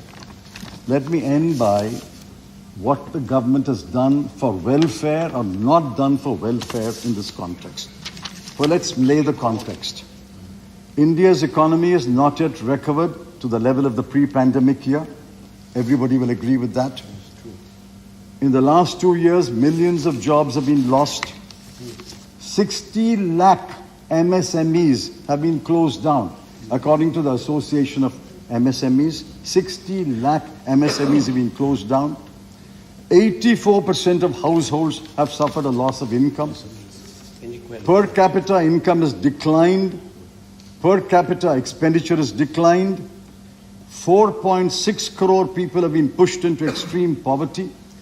Huge learning loss among school children, especially children who live in rural India and are enrolled in government schools and have no access to devices.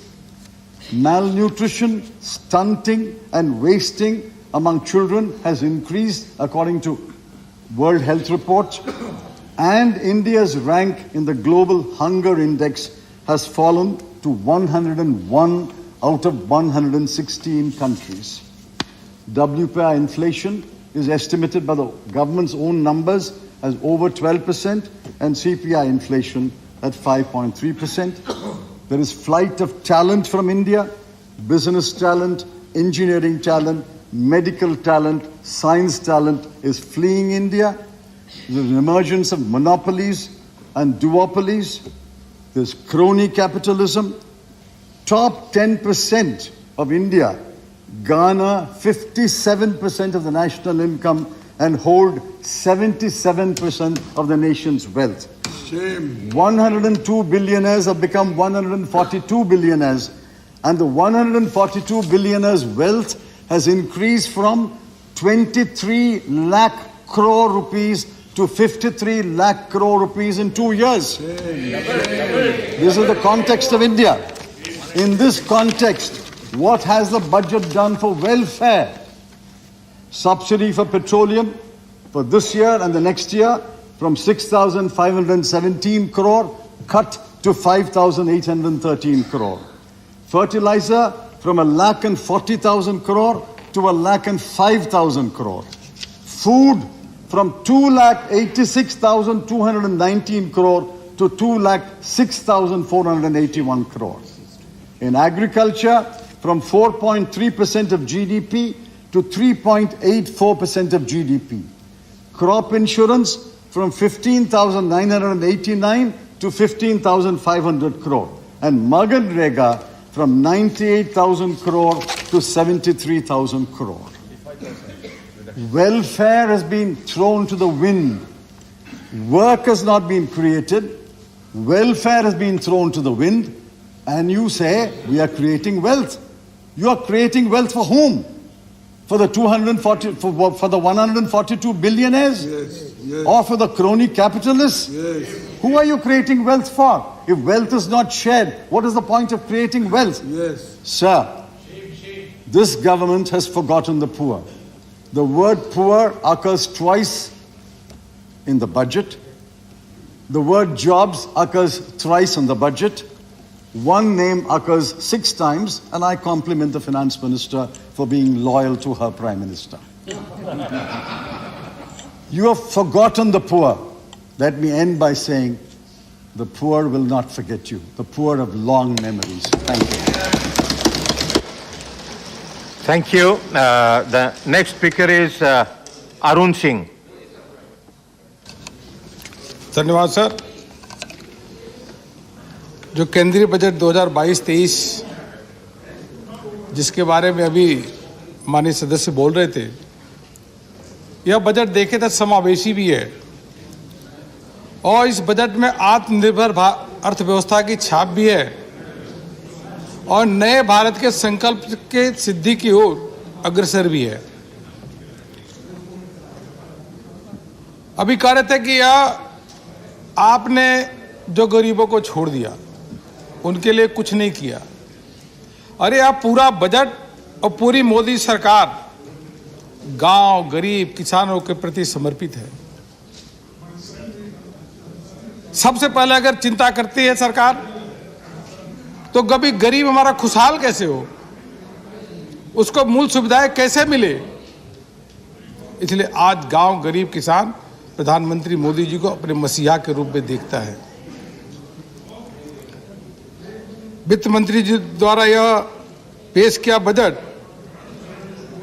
इसको हम कह सकते हैं कि युवाओं का भी budget है, उनकी आशा और आकांक्षाओं को भी पूर्ति करता है। यह रोजगार परक बजट है, अभी हम इसकी डिटेल आपको बताएंगे। यह डेवलपमेंटल ओरिएंटेड बजट है और इसी के साथ वित्तीय स्थिरता को प्रदान करने वाला यह बजट है। यह दूरदर्शी बजट जो देश के प्रधानमंत्री जी के नेतृत्व में निर्मला सीतारमण जी यहाँ रखी है, उसकी हम प्रशंसा करते हैं। माननीय प्रधानमंत्री जी का मैं अभिनंदन करता हूं। जब मैं कहता हूं गांव, गरीब, किसानों को समर्पित है बजट, तो कोविड की वैश्विक महामारी पिछले 100 वर्षों में पूरी दुनिया ने ऐसा नहीं देखा था। यह पूरी सृष्टि के लिए ही तकलीफदायक थी। भारत के 130 करोड़ की आबादी, इसमें गरीबों को किस प्रकार से बचाया जाए, वह कैसे भूखा पेट न सोए।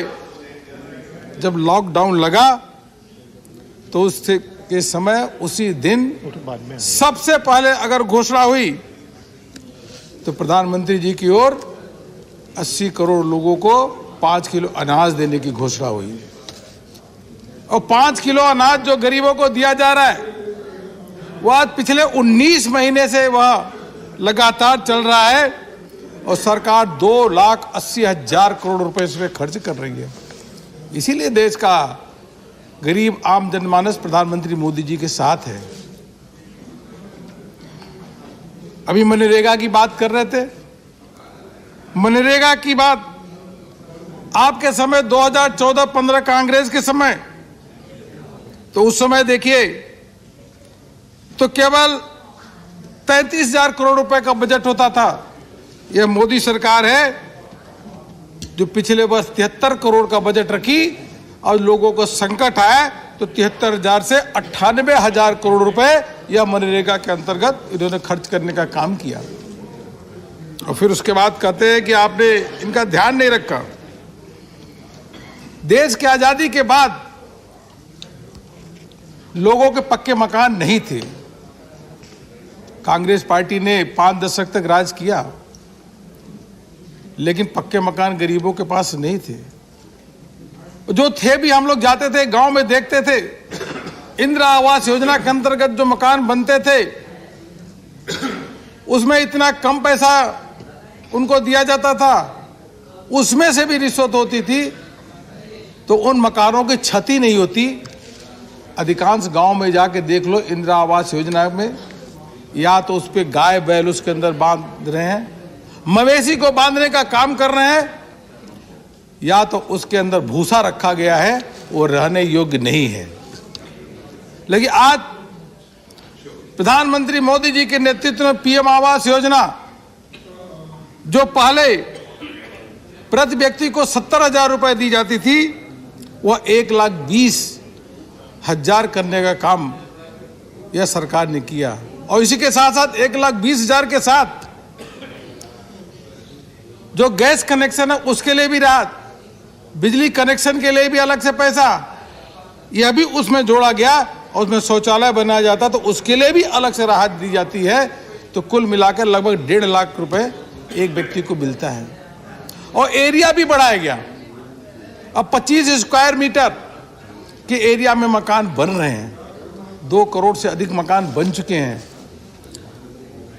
मैं इस बजट में जो गरीबों के मकान के लिए प्रधानमंत्री मोदी जी ने 48,000 करोड़ रुपए इस बजट में रखा है, जिसके माध्यम से 80 लाख नए मकान 2022-23 में बने जाएंगे।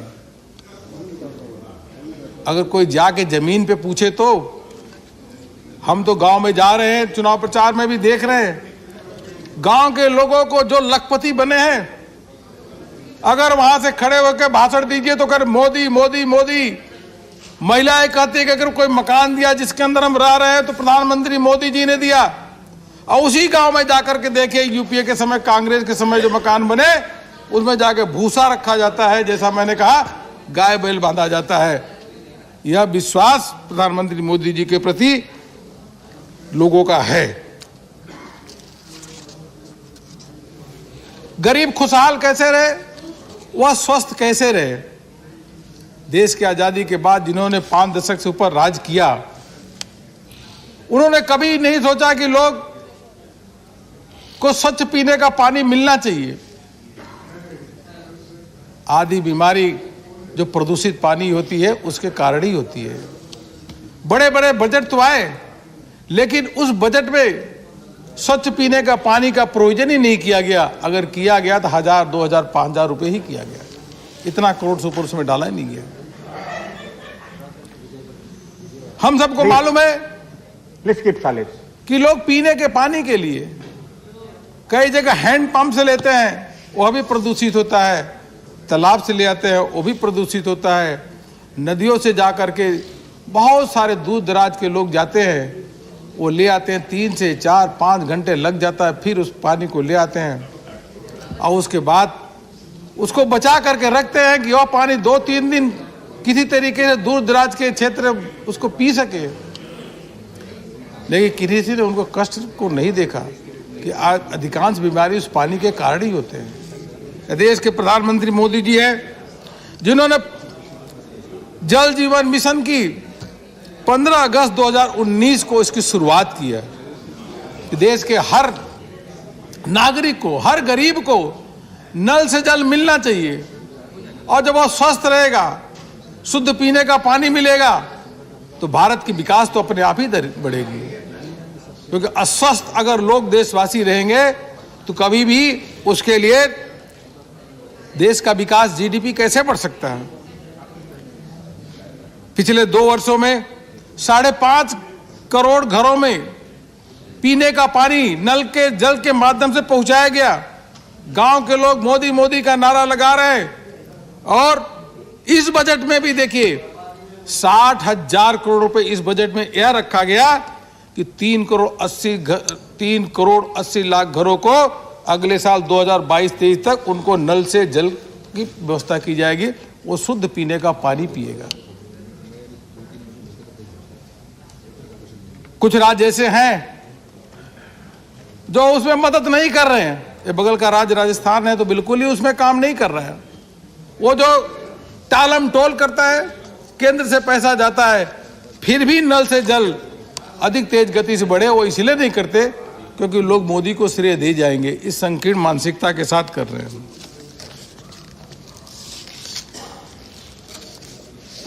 मैं आपको बताना चाहूंगा, ये जो बजट आया, चारों ओर प्रशंसा ही प्रशंसा हो रही है। जो आईएमएफ के मैनेजिंग डायरेक्टर क्रिस्टलिना जियोर्जिवा ने कहा, The union budget presented by Finance Minister Nirmala Sitharaman is a very thoughtful policy agenda for India and puts a great deal of emphasis on innovation in research and development, on human capital investment and digitalization. सब लोग तारीफ कर रहे हैं। एक report भी छपी, उसमें सभी सीईओ से पूछा गया तो 17 जनवरी 2022 को अगर देखेंगे तो बजट आने से पहले सभी ने यही बात कही। 99% सीईओ ने यह कहा कि भारत तेज गति से विकास के रास्ते पे चल रहा है और तेज गति से विकास के रास्ते पे और बढ़ेगा। यह 17 जनवरी 2022 को अगर देखेंगे, न्यूज़पेपर में छपा, यह पीडब्ल्यूसी जो ग्लोबल सर्वे कराई थी, पीडब्ल्यूसी की annual global CEO survey report में यह दर्ज है। तो सर्वे कराने के बाद भी यह पता चल रहा है कि सभी लोग का या मोदी सरकार के नीतियों पर विश्वास है और भरोसा है। इसी के साथ साथ भारत डिजिटल इकोनॉमी की ओर बढ़े और डिजिटल इकोनॉमी के माध्यम से करप्शन भी कम हो, एडमिनिस्ट्रेटिव रिफॉर्म भी आए, लोगों तक तुरंत राहत भी पहुंचे डीबीटी के माध्यम से। और इसकी भी अगर शुरुआत अगर देखेंगे तो 2015 जुलाई 2015 में प्रधानमंत्री मोदी जी ने डिजिटल इंडिया मिशन की शुरुआत की। डिजिटल इंडिया मिशन के रूप में उन्होंने कहा कि डिजिटल एम्पावर्ड सोसाइटी और डिजिटल इकोनॉमी को हम प्राथमिकता देने जा रहे हैं। और उसी का नतीजा है कि दिसंबर 2021 में देखें तो 8 लाख करोड़ रुपए से अधिक यूपीआई के माध्यम से डिजिटल लेन देन हुआ है। वन नेशन वन रजिस्ट्रेशन, इसको प्रमोट करने की बात सरकार ने इस बजट में कही है। ये अच्छी बात है। कहीं की भी अपनी जमीन की रजिस्ट्री आप करा सकते हैं, ऑनलाइन उसकी रजिस्ट्रेशन करा सकते हैं। और यह एक नहीं, भारत के शेड्यूल 8 की सभी भाषाओं में यह इनका रजिस्ट्रेशन हो सकता है। इससे लोगों को कितनी राहत मिलेगी। दस्तावेज उनका डिजिटल रूप में होगा। कोई भी व्यक्ति कहीं से भी वन नेशन वन रजिस्ट्रेशन जो सरकार इसको प्रमोट करने जा रही है उसके माध्यम से देख सकता है। वन नेशन वन टैक्स, इसको भी कोई लागू किया तो देश के प्रधानमंत्री नरेंद्र मोदी जी ने जीएसटी को लागू करने के बाद आज जीएसटी कलेक्शन 1.5 लाख करोड़ रुपए से ऊपर पहुंच रहा है। 1 लाख करोड़ सदैव हर महीने आ रहा है। अब लगातार इसकी संख्या, इसका अमाउंट बढ़ता ही जा रहा है। गांव के लोग, वह गांव के युवा हैं, वह मोदी जी पे भरोसा करते हैं। सभी गांव में ऑप्टिकल फाइबर की केबलिंग हो रही है। आने वाले समय में बहुत शीघ्र सभी गांव ऑप्टिकल फाइबर से जुड़ेंगे। देश का कोई भी ऐसा युवा नहीं होगा जैसे शहर के उसको इंटरनेट कनेक्टिविटी मिलती है, गांव के भी उतनी तेज स्पीड से उसको इंटरनेट कनेक्टिविटी मिलेगी। और तो और 5G का ऑक्शन भी इसी वर्ष होने वाला है। उस 5G की जब ऑक्शन होगा तो इंटरनेट कितना तेज गति से चलेगा। गांव में भी दूर दराज क्षेत्र में जहां टेलीफोन का नेटवर्क कम होता है, वहां भी तेज से उस 5G कनेक्टिविटी आने के बाद युवा वहां से जुड़ सकता है, इंटरनेट को यूज कर सकता है। यह इस बजट में कहा गया है। लोगों को कई किलोमीटर जाकर के बैंक के लिए जाना पड़ता था। वो जाकर के एटीएम से पैसा निकालना हो, ऑनलाइन बैंकिंग करनी हो तो किलोमीटर उनको जाकर के बैंक के पास जाते थे, तब जाकर उनका पैसा निकलता था। मैं वित्त मंत्री जी की सराहना करूंगा कि देश के जो 1,50,000 पोस्ट ऑफिस हैं, 1,50,000 जो पोस्ट ऑफिस हैं, इस बजट में कहा गया है उनको सीबीएस से जोड़ा जाएगा। और सीबीएस से जब जोड़ दिया जाएगा तो कोई भी गांव का युवा अपने बगल के पोस्ट ऑफिस में जा करके वहां से एटीएम के माध्यम से पैसा भी निकाल सकता है, मोबाइल बैंकिंग भी कर सकता है और डिजिटली पेमेंट भी कर सकता है। इससे करोड़ों लोगों को इससे राहत और लाभ मिलने वाला है। आखिर देश की आजादी के बाद जिन्होंने शासन किया, कांग्रेस ने क्या किया? कहते हैं कि हमने बहुत कुछ किया, लेकिन उनको केवल निगेटिव ही दिखता है, जो कुछ किया उस सामने दिखता ही नहीं है। इसी प्रकार से जो अभी क्रिप्टो करेंसी, जिसमें लाखों लोग उसमें इन्वेस्टमेंट कर रहे हैं, मैं वित्त मंत्री जी की सराहना करूंगा कि यह कहा गया है कि अब सेंट्रल बैंक डिजिटल करेंसी ले आएगी और उस डिजिटल करेंसी के माध्यम से इसी साल जो डिजिटल करेंसी आएगी उसके माध्यम से कहीं से भी किसी भी प्रकार से मोबाइल के माध्यम से भी रुपया एक दूसरे को ट्रांसफर कर सकते हैं। इस बात की मैं सराहना करता हूं।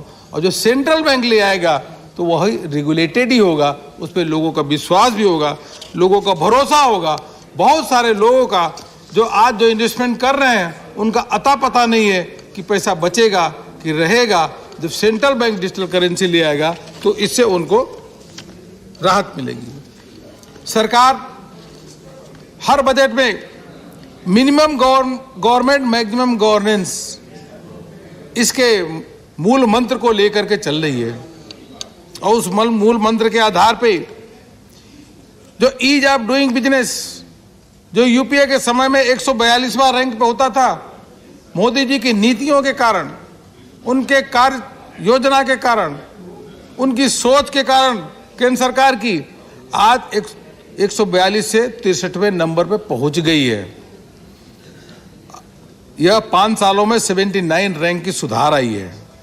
और आजादी के अमृत काल में, क्योंकि इस वर्ष अभी हम अमृत महोत्सव मना रहे हैं, इसके बाद अमृत काल 25 वर्ष का अमृत काल होगा। इस अमृत काल में हम ईज ऑफ डूइंग बिजनेस 2 को देश लॉन्च करने जा रहा है, जिसके माध्यम से जो ह्यूमन कैपिटल हो, जो फाइनेंस की कैपिटल हो, उसको इफिशिएंट तरीके से कैसे उसके प्रोडक्टिविटी को बढ़ा सके, उसके लिए काम होगा। सरकार ट्रस्ट बेस्ड गवर्नेंस की ओर बढ़ रही है। हम सबको मालूम है 2016 में जो आईबीसी लाया गया, आईबीसी के माध्यम से कितने अच्छे परिणाम देखने को मिल रहे हैं। लगातार एनपीए कम हो रहा है। एनपीए को जब बढ़ा तो यूपीए के गलत नीतियों के कारण बढ़ा, फोन बैंकिंग के कारण बढ़ा, उसमें एक की टोपी दूसरे पे टोपी घूमती थी, उसके कारण लगातार हमारा एनपीए बढ़ता रहा। आज एनपीए धीरे धीरे कम हो रहा है और आप रिजल्ट देखेंगे तो बैंकों के प्रॉफिट डबल होने शुरू हो गए हैं। सरकार को लगातार बैंकों को पैसा देना पड़ता था, 2 लाख करोड़ रुपए से ऊपर बैंकों को पैसा देना पड़ा, कैपिटल इन्फ्यूजन करना पड़ा। लेकिन अब स्थिति ये है कि बैंक के प्रॉफिट बढ़ रहे हैं, वो अपने पैरों पे खड़ रहे हैं। यह मोदी सरकार की पॉलिसीज और नीतियों के कारण ही है। इसको कौन नकार सकता है कि जो पहले कानून पे कानून इतने कानून आते थे, उन कानूनों में लोग उलझ जाता था, कंपनी चलाना तो बड़ा मुश्किल होता था। 2 वर्षों में 25,000 कंप्लायंसेज, 25,000 कंप्लायंसेज वो कम हुए हैं। और उसके साथ साथ 1486 बहुत बड़ी फिगर है, 1486 यूनियन लॉज को समाप्त कर दिया गया है, जिससे कोई बिजनेस करे सुकून से बिजनेस कर सके, या कोई काम कोई कर सकता है तो मोदी सरकार ही कर सकती है। एमएसएमई के बारे में अभी बोला गया। हम सब जानते हैं कि एमएसएमई अर्थव्यवस्था की रीढ़ की हड्डी है। 30% से अधिक जो आज एक्सपोर्ट है वो एमएसएमई के माध्यम से ही हो रहा है। इसका लक्ष्य 40% का है। यह हमको नहीं भूलना चाहिए कि सामने वाले बेंच तो गांधी की बात ही करते हैं। गांधी के सिद्धांत, गांधी जी के संकल्प, गांधी जी की विचारधारा को बढ़ाने का काम वह भारतीय जनता पार्टी की हम लोग ही करते हैं, हमारी सरकार ही करती है। तभी तो जो खादी की बिक्री वह 4 गुना बढ़ी है। और वोकल फॉर लोकल का नारा, वोकल फॉर लोकल का अभियान, स्वदेशी को बढ़ावा देने का अभियान, अपने घरेलू उद्योग है उनको बढ़ावा देने का अभियान, इस संकल्प के रूप में अगर कोई इसका आह्वान किया है तो देश के प्रधानमंत्री नरेंद्र मोदी जी, और हम सबके सामने रिजल्ट उसका दिख भी रहा है।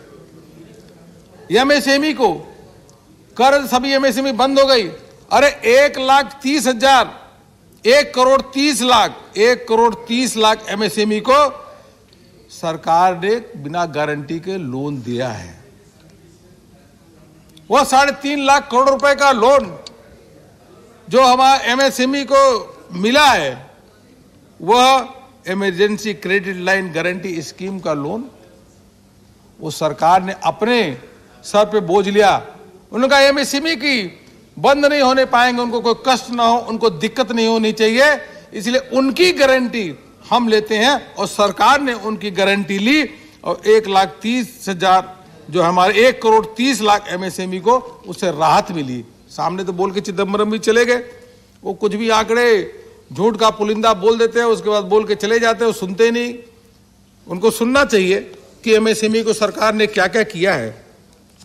इसके साथ क्रेडिट गारंटी ट्रस्ट, उसको भी रिवाइव किया जा रहा है और 2 लाख करोड़ रुपए का लोन, 2 लाख करोड़ रुपए का मदद इस वर्ष उनको दिया जाएगा। यहां तक कि जो हॉस्पिटैलिटी सेक्टर के अभी कोविड के दौरान वह अभी भी परेशान है, क्योंकि कोरोना की पहली लहर आई, उसके बाद थोड़ा ठीक होने लगा, कोविड की दूसरी लहर आई, फिर वह हॉस्पिटैलिटी सेक्टर के लोगों को परेशानी बढ़ गई। इसलिए उनकी भावनाओं को, उनकी दिक्कतों को ध्यान में रखते हुए यह सरकार ने 50,000 करोड़ रुपए की फिर से कहा कि एडिशनल हम इमरजेंसी लाइन क्रेडिट गारंटी, यह स्कीम उनके लिए ले आ रहे हैं जिससे उन लोगों को दिक्कत ना हो, सरकार गारंटी लेगी। वह हमारे जो छोटे हॉस्पिटैलिटी सेक्टर के लोग हैं उनको दिक्कत नहीं होने देंगे। इसके लिए सरकार की तारीफ करनी चाहिए कि जिस प्रकार से चारों ओर काम किया है, संकट के समय काम किया, कह रहे जॉब कहां मिल रहे। अरे भाई, ये जो पीएलआई स्कीम, 14 पीएलआई स्कीम कौन ले आया? 14 पीएलआई स्कीम मोदी जी ने ले आई। इसके माध्यम से उत्पादकता भी बढ़ रही है। और तो और अप्रैल से दिसंबर तक अगर केवल कपड़ा परिधान के निर्यात में ही देखेंगे तो पीएलआई में इंसेंटिव देने के माध्यम से हमारा 52% वृद्धि हुई है, 52% की वृद्धि हुई है।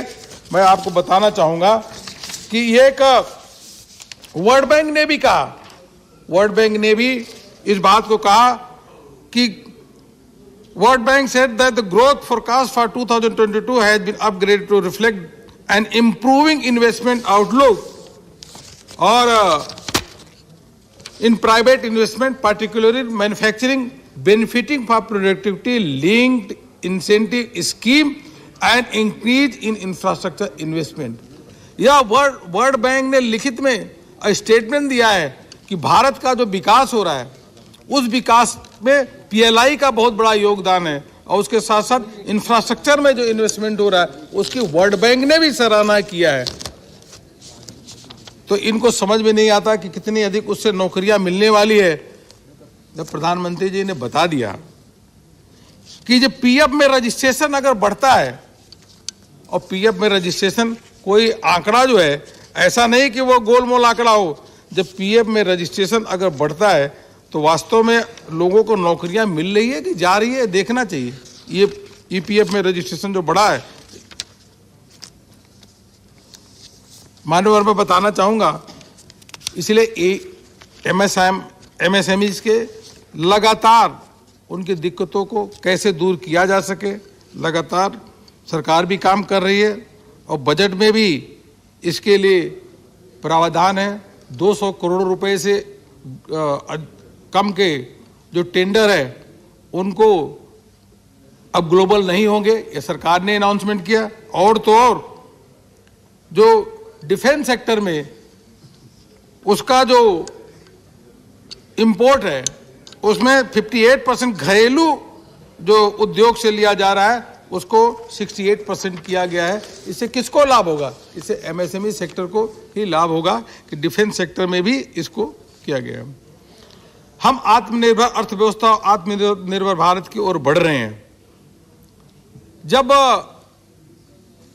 आत्मनिर्भर पैकेज की घोषणा हुई, लोग आंकड़े लगा रहे थे, सोच रहे थे कि मोदी जी आए हैं, वो 5 लाख 10 लाख करोड़ का अधिक से अधिक वो आत्मनिर्भर भारत की पैकेज की घोषणा करेंगे।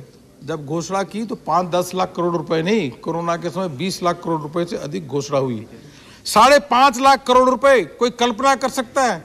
5.5 लाख करोड़ रुपए इंफ्रास्ट्रक्चर सेक्टर के लिए खर्च हुआ।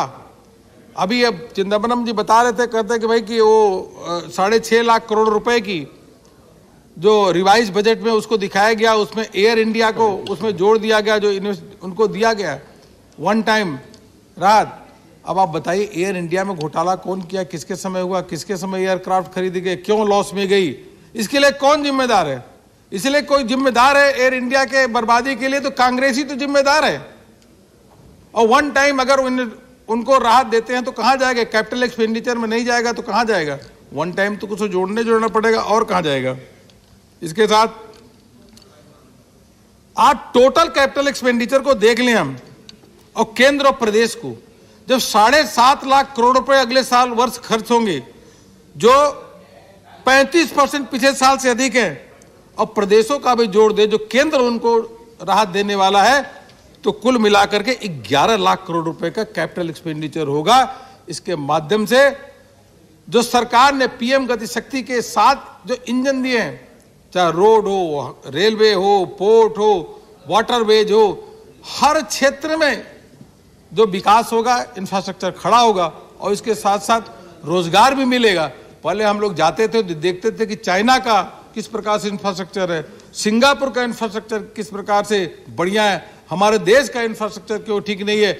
यह पीएम गति शक्ति के अंतर्गत जो 7.5 लाख करोड़ रुपए अगले साल खर्च किया जाएगा, उसके माध्यम से भारत का इंफ्रास्ट्रक्चर विश्व स्तरीय होगा, यह हमें पूरा विश्वास है और करोड़ों लोगों को इसके माध्यम से रोजगार भी मिलेगा। इतना सब कुछ होते हुए भी वित्त मंत्री जी की तारीफ करना चाहेंगे कि जो फिजिकल डेफिसिट है, सब कुछ इतना भारी भरकम 49,49,000 करोड़, मतलब 40 लाख करोड़ का बजट देने के बाद भी इसको अपना वित्तीय घाटा को 6.4% पे ही ले आकर के वहीं तक उसको रखा। ये बहुत बड़ी उपलब्धि है। आज जीडीपी की बात कर, जीडीपी की तो सभी भी पूरा देश नहीं, पूरा विश्व के, चाहे आईएमएफ है, वर्ल्ड बैंक है, सभी भारत के विकास की तारीफ कर रहे हैं और सभी यही कह रहे हैं कि भारत विश्व का सबसे तेज विकास से चलने वाली अर्थव्यवस्था है। आईएमएफ ने भी कहा, वर्ल्ड बैंक ने भी कहा, और इस बजट में भी 9.2% की जो जीडीपी की विकास दर की बात कही गई है, हमको लगता है इससे भी तेज विकास होने वाली है जिस प्रकार से इंफ्रास्ट्रक्चर क्रिएट हो रहा है। मिशन शक्ति, मिशन बासल, सक्षम आंगनबाड़ी, कहने को तो इन लोगों को समझ में नहीं आएगा, लेकिन इससे लाखों जो महिलाएं हैं, लाखों बच्चे हैं, लाखों आंगनबाड़ी के कार्यकर्ता हैं, उनको कितना बड़ा लाभ मिलने वाला है। और जो इस बजट में के माध्यम से इसको लागू किया। बस एक मिनट, राष्ट्रीय राजमार्ग का निर्माण 25,000 किलोमीटर यह हो रहा है। अंत में मैं एक बात कह के अपनी बात आपके समक्ष समाप्त करना चाहूंगा। इतनी परेशानियों के बीच में भी अर्थव्यवस्था भी तेज गति से चल रही है। भारत की आज विश्व के लोग सराहना भी कर रहे हैं। वो गरीबों को कल्याणकारी योजनाएं उनके घर तक पहुंच रही, 1 रुपए भी उसमें कमीशन नहीं जा रहा है और पूरी अर्थव्यवस्था को संभाला, वैक्सीन भी दिया, सब कुछ। संकट के समय प्रधानमंत्री जी लगातार लोगों से बात करते रहे और लोगों को आर्थिक मदद देते रहे। थोड़ा सा भी उन्होंने एक भी कोर कसर नहीं छोड़ी कि गरीब है, किसान है, इनकी मदद में कोर कसर हो। संकट के समय उन्होंने देशवासियों को बचाने का काम किया, गरीबों को बचाने का काम किया। नए भारत के संकल्प के लिए और हम बढ़ रहे हैं। इसलिए दिनकर की कविता को जरूर मैं कहूंगा। उस दिनकर ने, जो रामधारी सिंह दिनकर जी ने कहा, वसुधा का नेता कौन हुआ, भूखंड विजेता कौन हुआ, नव यतुलित यश क्रेता कौन हुआ, नव धर्म प्रणेता कौन हुआ, जिसने न कभी आराम किया, विघ्नों में रहकर काम किया। लगातार विघ्न में रह करके भारत के जो संकट था उसको चुनौती को मान करके उसको अवसर में बदलने का कोई काम कर रहे हैं। तो देश के प्रधानमंत्री नरेंद्र मोदी जी, उनका अभिनंदन और वंदन मैं करता हूं और इस बजट का निर्मला सीतारमण जी ने रखा है उसका समर्थन करता हूं। बहुत बहुत धन्यवाद। धन्यवाद। The next speaker was Jawahar Sarkar, but Mr. Sarkar, our very senior member Deve Goraji, due to health reason, he wants to go early. Okay. Chair has allowed him 5 to 7 minutes. Okay. Sir, say Deve Goraji, you have 5 to 7 minutes.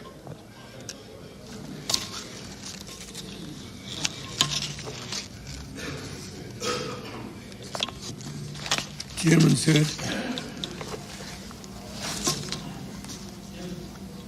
I am going to confine myself about linking of rivers. I do not want to discuss about the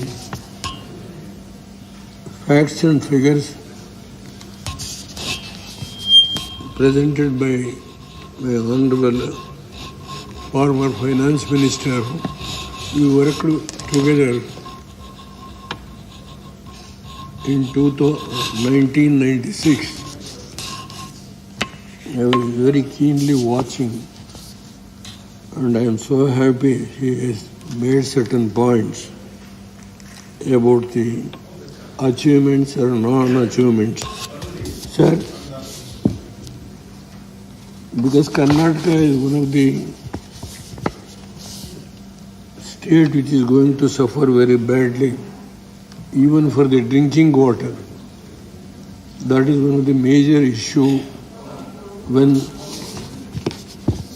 the present budget indicates linking of rivers, that is implementation of the Cane Betwaling project at an estimated cost of 44,605 crores will be taken up.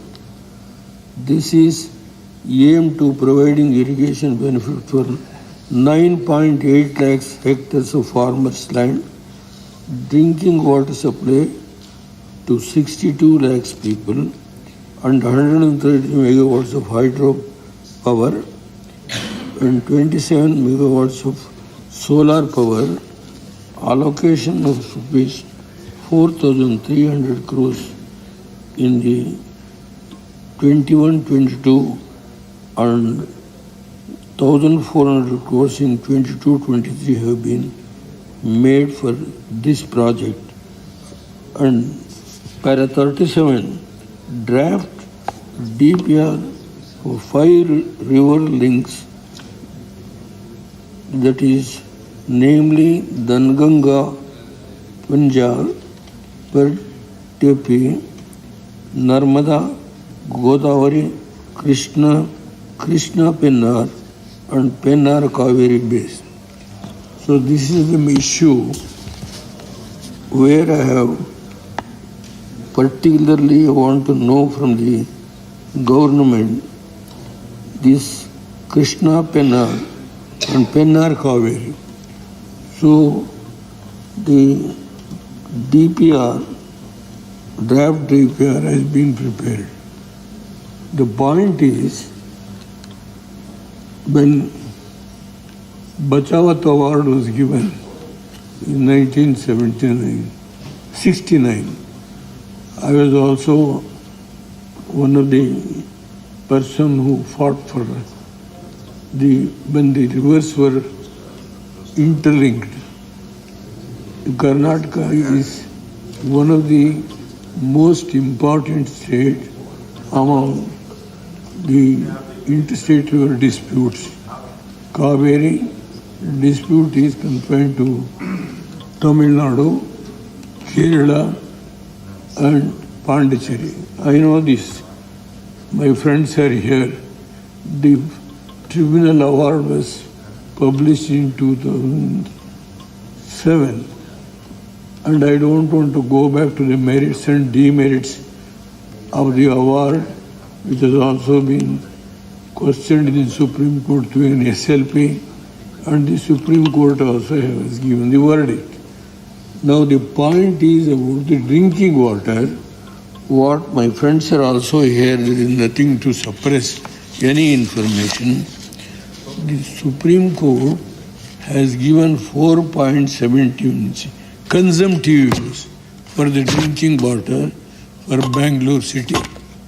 So Bangalore city population was calculated at in 2011, the population 85 lakhs. Today, my friends are here.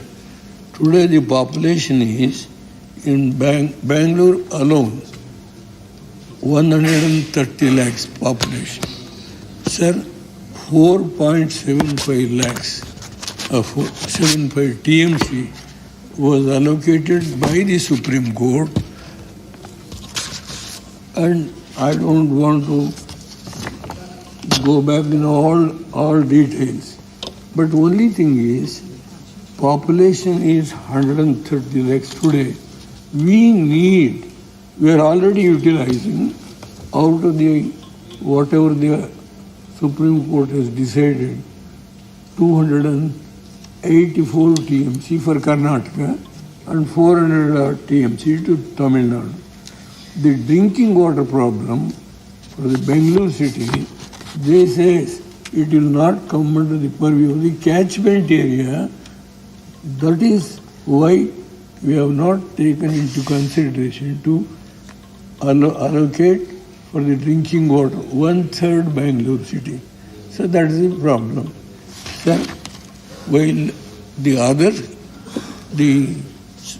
rivers are going to link, earlier Mahanadi to Kaveri, that was K.L. Rao's period. I don't want to go to all those decisions. But one thing now, my friends, also, I am draw their attention, make it also one of the issue. Now, sir, this when through Karunanidhi, late Karunanidhi was supporting the United UF government, where I was the Prime Minister for 11 months, I discussed with late Karunanidhi, sir, the government of India itself is going to fund, and we will construct, by the union government itself will construct the project, and whenever there is any shortage to Tamil Nadu, we don't want to come in the way of the flow, we will allow the water. When the Tamil Nadu is not required, we will use the water for drinking purpose and some portion may be utilized for power generation. This was the discussion which I had with late Kannada, but he has not accepted because the dispute. I don't want to tell anything lie. In my life, I will never. Because we are all brothers. There is nothing to suppress. And now whatever happened. He has not accepted. And the issue was also one of the points raised by Karnataka in the tribunal. The tribunal has not said anything whether construct or not to construct. They have kept silent. That is the position. And Karnataka today, we have trying our best to convince the union government to construct this project on our own. There is nothing to be shared, the cost is shared by Tamil Nadu. But even here, just I will sit, sir. Mr. Siva. Consent of the riparian states. That was the agreement. Any new dam, if it has been to be constructed by it should be with the consent of the riparian states. Mr. Siva, you can sit with him I am and not going to suppress anything. Please, sir. I have to give an explanation. Please, sir, have some sympathy for the drinking water. Sympathy. I know Karunanidhi has constructed, has sanctioned nearly at that time 2,000 crores for drinking waters for 6 districts. It has been drawn from Hogenkal. I have personally gone there. How union government is not going to support because we have no political strength. Let us be honest, including the former finance who was seeing all the 39 MPs stood up and they went to the well. Sir, at that time I am alone, single-handed. This house, I am coming here, this house should at least let me speak and explain. Ultimately, the majority will have their own say. I don't want to come in the way. Sir, the point is, drinking water is a fundamental thing, sir. Nobody is going to, Madam Gandhi, I was one of the subcommittee as chairman. Sir, you are unable to take a decision about how best we can bring all the states together to agree for at least drinking water when we interlink the rivers. So there is, I don't want to go back to the past history. So the only point is, now we want to construct this major. Have you finished, sir? Yeah, another 4 or 5 minutes, sir. I will close. Now, drinking water, yes, sir. To overcome this crisis, drinking water problem, government of Karnataka has proposed to construct Maiden project at the border point with a total storage of capacity 67 TMC. This is purely a drinking water supply project with an incidental power generation of 650 megawatt with an installed capacity of 400 megawatts. Sir, we have prepared the DPR and it has been sent to Government of India earlier 2019. So Government of India still not taken because you are objecting. Naturally, they have not taken in objection. We are trying our best. Union government is not clear. As soon as the pre-feasibility report had been cleared by the Central Water Commission in November 2018, Tamil Nadu challenged. I know this. Sir, this is an issue where we are struggling to construct this. There was so much of agitation going on in Karnataka only for Bangalore city drinking water purpose. Sir, how can 4.75 TMC? We are using 50 TMC today. What the allocation made for irrigation purpose, out of that itself we are using 50 TMC for drinking water. We can't have anything in 4.75 TMC for 130 lakhs people. This is the fate of Karnataka. Sir, now only with your permission I will raise this issue. And you can also have your say. There is nothing. Now, linking river is a major issue. But Tamil Nadu, they are all very vocal people fighting the battle. On the issue of this Kaveri issue, both DMC and DMK will come together to fight. I know this. Now BJP on one side, Congress on the other side. I am alone. What can I do? This is the position. I was watching the Prime Minister's speech. Even if I join your party, you will not allow so for this drinking Kaveri water. I know that because it is a battle I am fighting from last 50 years. Sir, now how Tamil Nadu is so clever to use the tribunal award was, yes, it is not to divert and take it to the non-area which is dry area. You can't divert it. That is the award of the tribunal. Now only to delta irrigation, all these things, I know what tribunal has ordered. The point is now they are diverting to other dry area in the name of diversion. Sir, please. The Kaveri Vigal Gundu link project and lifting water from Mettur to the benefit of Salem district in the guise of drinking water, it is no moral right to object, my lord. I only... Thank you, sir. Thank you. You are clever. You are... No, please.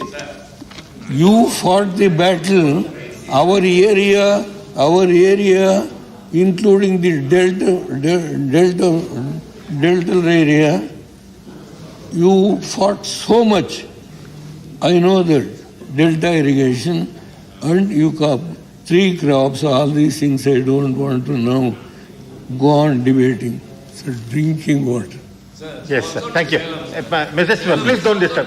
Please don't. I will... Let him finish. Let him finish your... Don't disturb. This same finance... He likes the same finance... No. If I tell lie, you just counter it. In Kannada Sahab, from Hagenkal, 6 districts, 2,000 crores government of India provided, sir. We are helpless. ಕನ್ನಡದಲ್ಲಿ ಒಂದು ಮಾತು ಹೇಳ್ಬೋದು, ತಬ್ಲಿ ಮಕ್ಕಳು ನಾವು ಅಂತ. ನಮ್ಮ ಯಾರು ಗುರುತಿಸೋರಿಲ್ಲ. ಇಲ್ಲಿ ದೊಡ್ಡ ಭಾಷಣ ಮಾಡಿದ್ರು, ನಾನು ಓಡೋಗಲಿಲ್ಲ. ನಿಮ್ಮ ಭಾಷಣನೂ ಕೇಳಬೇಕು ಅಂತ ಕೂತಿದ್ದೆ ನಾನು. ನನ್ನೊಂದು ಓಟಿಂದ ಏನಾಗುತ್ತೆ ನಿಮಗೆ ಸ್ಥಿತಿ? ನೀವು ಬೆಂಗಳೂರು ಸಿಟಿಲಿ 3 MPs ಗೆಲ್ಲಿಸಿಕೊಟ್ಟಿದ್ದಾರೆ. ಇದು ಒಬ್ಬ ಅಲ್ಲ, ನಮ್ಮದು ಯಾರು 3 MPs ಗೆಲ್ಲಿಸಿಕೊಟ್ಟಿದ್ದಾರೆ. ಇಲ್ಲಿ ಅವ್ರದ್ದೇನು ನಡೆಯಲ್ಲ. ಅಲ್ಲಿ ನಿಮ್ಮನ್ನು ನಡೆಯೋಕ್ಕೆ ಸಾಧ್ಯನೇ ಇಲ್ಲ. ಅದು ನನಗೆ ಗೊತ್ತು. ಸ್ವಲ್ಪ ಹಿರಿಯಪ್ಪ ಕಾಂಗ್ರೆಸ್ ನೀವು ಮಾಡಿದ್ರಿ, ಅಲ್ಲಿ ಬೀದಿ ಚರ್ಚೆ ಮಾಡ್ತಾ ಇಲ್ವಾ? ಆದ್ದರಿಂದ ನೋಡಿ ಸರ್, ನೀವು ಆಮೇಲೆ ಮಾತಾಡಿ sir. I request the honourable my colleague to speak afterwards. I don't want to speak much. Sir, only one point about this drinking water issue I mentioned. Sir, what is going on in Karnataka? Now so much of agitation, demonstration by the Congress friends. But what to do? Tell me. You can't. Sir, another... my responsibility is to raise the issue concerning the state, not on the basis of the political consideration. Sir, only 2 points. Sir. Upper Bhadra project, the revised estimate amounting to 21,433 crores has been administratively approved by the government of Karnataka in December 2020. The proposal is to utilize 29.9 TMC water to irrigate 2.25 lakhs hectares in Chikmagalur, Chitradurga, Tumkur and Davangere districts in Karnataka. It also proposed to fill up 367 tanks. Okay. This project, no objection. Please conclude. Sir, I only don't have pray time. through don't you. Have time. The government, no, I am not an ex-prime More than the minister. allotted time. I am an ordinary member here. I am not claiming on that. I don't want to claim all those past history. The expenditure, so far an expenditure, 5,000 crores Karnataka government, without resources they are struggling. It's the BJP government. I am not going to call the next speaker, for sir, BJP government, for the people of that area. 5,000 crores we have spent. Till today, the government of India has not responded to declare this as a national project.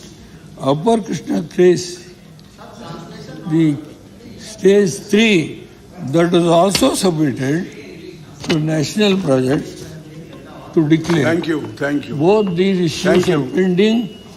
The floor leader is sitting here, Mr. Goel. You are the floor leader. At least convey this to the Prime Minister and the irrigation. I'm sorry, I'll have to call the next speaker. And Finance Minister. Shri Johar Sarkar. At least something. Please start. To save the Nothing people. will go on record. Please start, If you Mr. can Johar do Sarkar. it, do it. Otherwise, I'm only with folded hands. Start, Mr. Johar Sarkar. Yes, I am under instructions. His mic is off now. Sir. Wait. Yes, start.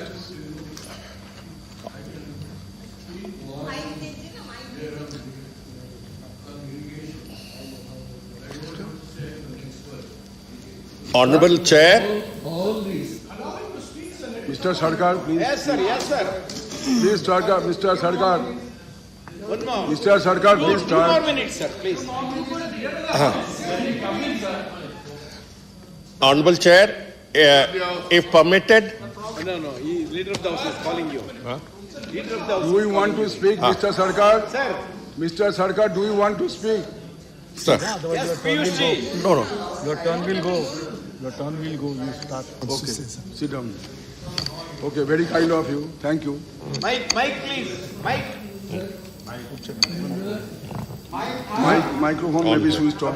Penna, Microphone may be switched Penna, on. you want to link 130 TMC of water will go to Tamil Nadu.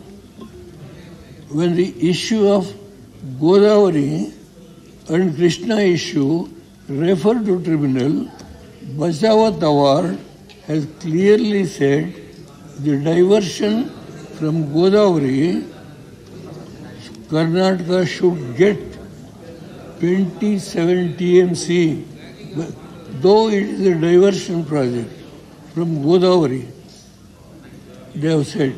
But today, Krishna Pennar, nothing has been said about the share of Karnataka. Nothing. Tamil Nadu will get nearly 130 TMC because it is below Grand Uncut.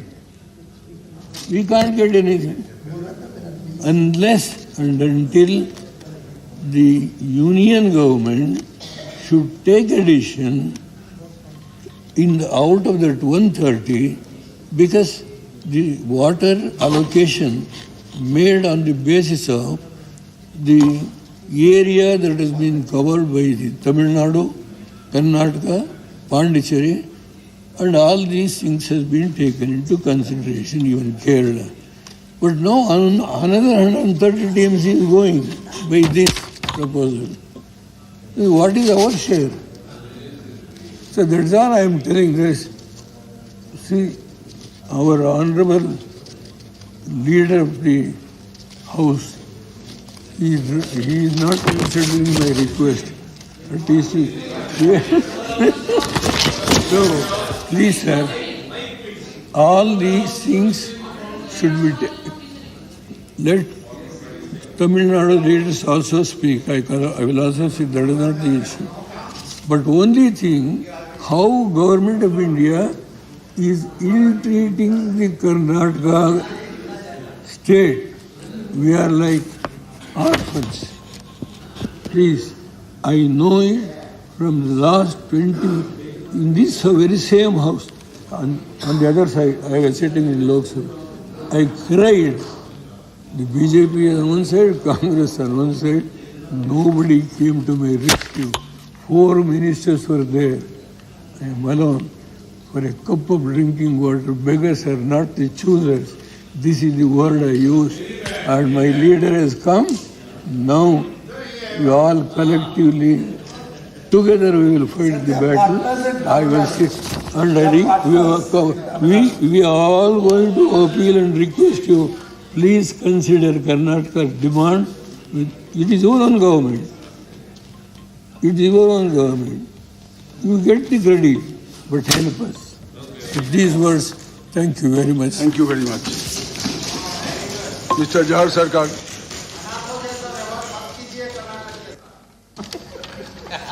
Honorable Chair, honorable members, it is my proud privilege to be following the budget debate after an honorable ex-Prime Minister of India. Though one was getting fidgety, one has to admit that if a current Prime Minister can get an indefinite amount of time to speak, the former Prime Ministers also deserve that amount of respect. And after all, everybody will become a former Prime Minister. When I look at Dr. Manmohan Singh, Mr. Deve Gowda, I'm reminded of I'm reminded of the grace that is necessary for the chair of the Prime Minister.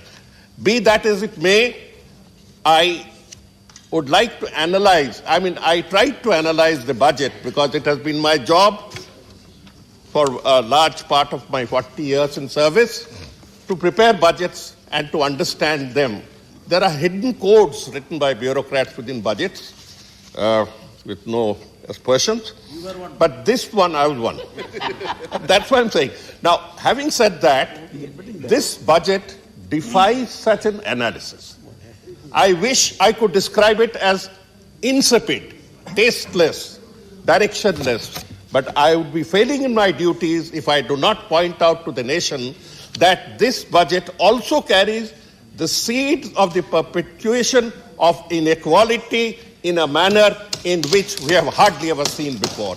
It institutionalizes the difference between classes in India. Okay, just for figures, you are taking it up to 39.45 lakh crores. It's a record increase. But on the resource front, we find that receipts other than borrowals are in the range of 24 lakh crores. Now that is where the catch starts from, and I'll explain as I go along. The central tax revenue, you're keeping 19 lakh crores for yourself and giving states 8 lakh crores. This is not the place to discuss the state-centered devolution, but at some point of time, we must get together on this and change the basic structure. We cannot go on an inequitable structure. The only bad news is the good news. That is, on this investment, you are failing miserably. First of all, nobody gave you a right to sell off the assets that the nation created for 70 years, that much wanted 70 years, but you have failed in that. Inefficiency in this part also. Your budget was 1.7 lakh crores. You are doing 75 lakh crores. 1 lakh crore shortage on that. It impacts on the budget because you had booked that.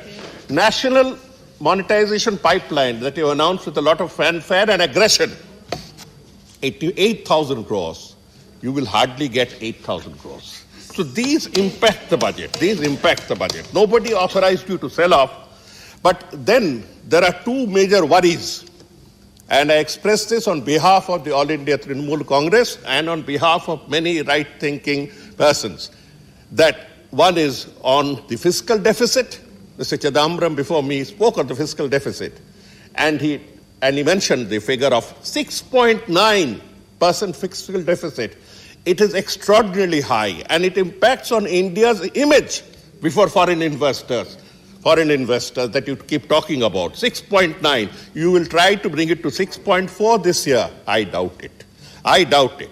Now, there's an interesting part about how the receipts of the government come at the moment. Okay, this is just for refreshing. Corporate income tax or corporation tax gives us 7.2 lakh crores. Corporate income tax gives us 7.2 lakh crores. Income tax, with all the machinery and all the officers and all the powers, gives us 7 lakh crores, personal income tax. GST, the central part, is 7.8 lakh crores. And central excise that was taken up to rocketing high levels, mainly on petrol, gives us less than 4 lakh crores. So let us remember that the taxes are between 7 and 8 lakh crores, so the three major verticals of taxation. Number one, I shall bring forward 2 points here. One is about the fiscal deficit, which I already have mentioned, and immediately following that is the point of borrowal. The borrowals that are extremely dangerous for any nation. Your borrowals, you have increased by 130%. 130% the burden of borrowing since you came to power. You inherited an outstanding liability of 50% of the GDP, borrowing as a 50% of the GDP. That is what the other regime gave you. But you have taken that to 61% of the GDP. For God's sake, how will you pay back? Who will pay back? Which generation will pay back these amounts? 43% of all that we earn or gather goes to the servicing of interest. That means if I borrow, if I take 100 rupees, I have to give back 43% for my past suits, if I may. Individual allocations of budget I will not get into. Individual allocations, one thing that attracts my attention is on the budget of the housing and urban affairs. That has shot up from 54,000 crores last year to 74,000 crores within the year. You know where that money went. 20,000 crores went to the pandering of a gigantic ego in tinkering around with the Central Vista and other projects, including the ones that we have. This money could have gone. This money could have gone for more proper roads.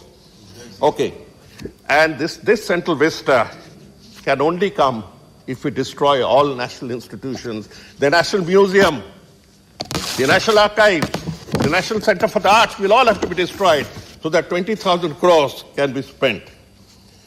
And the buildings and visuals that I've seen, they represent the most mediocre form of aesthetics, if at all it can be called aesthetic. They look solid. Anyway. Have anybody seen that? Yeah, I've seen the visuals. The visuals. They are obviously selected by someone. So, borrowing, you are now borrowing 5 lakh crores a year from small savings. You are frightening me. You are frightening the middle class. Will you be able to pay back? Or will I stop investing in small savings? You have to tell me that. Then the second worry is from the obscenity of richness that has overtaken India. I'm using the word the obscenity of richness. 142 billionaires, Mr. Chidambaram spoke before me, 142 billionaires, not 143. 142 billionaires have increased their wealth under this regime. 7.5 years, from 22 lakh crores. 22 lakh crores is 3 times what we pay by income tax every year. 22 lakh crores to not 44 lakh crores. They have gone up to 53 lakh crores. The cornering of wealth can only happen in a collusive legal order. It can only happen in a collusive order. Okay. Then 53 lakh crores. One more interesting news that has come out today itself in Bloomberg, and it came out 4 days ago in Forbes. These are the ones that keep track of the rich. They say that somebody's wealth, somebody who flew in, the Prime Minister to take oath, somebody's wealth has gone up from 42,000 crores when he brought him in that flight to 6.7 lakh crores. I think it's the highest rate of investment any businessman could ever do. Why don't you name him? Why can't you name him? I would not like to name anyone. Mr. Adani, okay, everybody knows. And I am quoting from the Forbes report and from the Bloomberg report. They say that it is in the range of 6.8 lakh crores from 42,000 crores. The stupendous rate. That's why I use the word the obscenity of wealth. That again manifests itself through crazy tall buildings and all other luxuries. Top 100 corporate heads in India have jacked up their wealth from 35 lakh crores. That is 30% increase in 7 years. 30%. Can't part of it be skimmed off? Can't part of it can't they be forced to part with a part of it for the welfare of the nation that is getting pushed back and back and back? Exactly. When trains are burnt in Bihar and UP over recruitment, take that as an early sign. Don't take it as a law and order. Remember, India is burning within.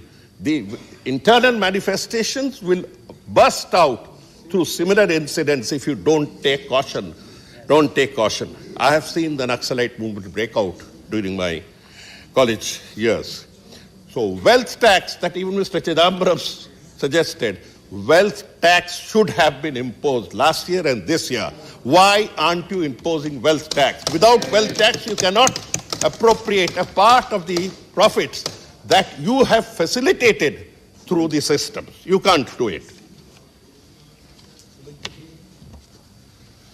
Okay, the thing that hits our eye is a slash in social sector spending.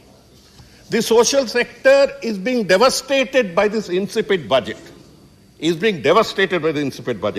Food subsidy has been slashed by 80,000 crores. True. 80,000 crores. Who authorized you to take away food from the mouths of the poor? The Prime Minister mentioned that I have reached food to 85 crore Indians. 85 crore Indians among 130 crore, actually it's 135 crores. Out of 135 crore Indians, 85 crore Indians have received free food. Don't you realize that you're making an admission, an affidavit before this House, that 85 crore Indians out of 135 are so poor that they line up for free food? Yes. That is the real poor? Yes. Not the statistics that you mentioned, but that is the real poor. Please remember, that is the best affidavit I heard today. On rural development, you are slashing it by about 15,000 crores. Health, 86,000 crores. India's investment in health is just 1.25% of the GDP. 1.25% of the GDP is one of the lowest in the world. Yes. Bhutan, Nepal and others, 1.25%. And we have gone through this trauma where you talk of having done this and that, but the health budget has not gone up substantially. Health ministry is not listening. For others, He's not listening. okay, the worst budget. Others are about 5%. Other countries of the world, go and check up my figures. We have reached such a pass that 10 crore Indians are on this very nervous, unstable slot. One illness can push them into poverty. It requires one illness to destroy a family. You have to understand this. When you facilitate the growth of wealth to such obscene levels, please remember that there are 10 to 15 crore Indians that fall back into poverty because our support systems were not good enough. Education, again 88,000 crore. Is this something worth talking about?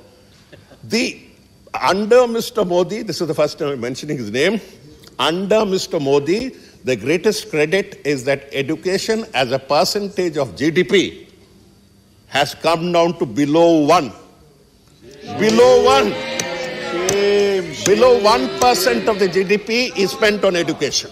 About less than 1%. And you took central education to below, I'm talking the central component of the education, 3.5% is being contributed by poor states that I talked about on devolution. Food subsidy I've mentioned is down by 87,000 crores. Narega, that great 100-day scheme. Our Chief Minister mentioned just yesterday that we in West Bengal need 8,000 crore man-days extra. What devastation has been done in this budget? From 1.11 lakh crores, which everybody knows is insufficient, and the stipulation and the calculations was that we should take it to 2.5 lakh crores this year.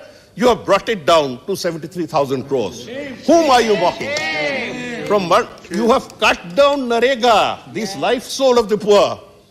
You are cutting down food subsidy, and I have given you descriptions of wealth. This is an anti-people budget, and my party has said that along with many other parties all the time.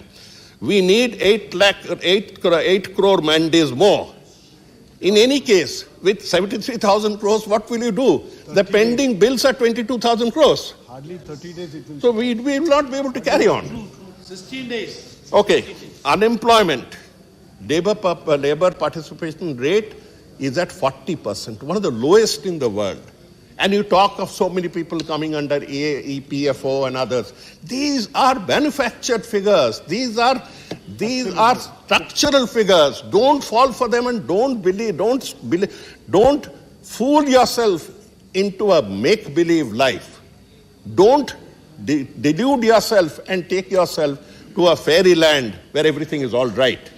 All is well, all is well. It's just not possible. Urban employment, rural employment are touching around 14%.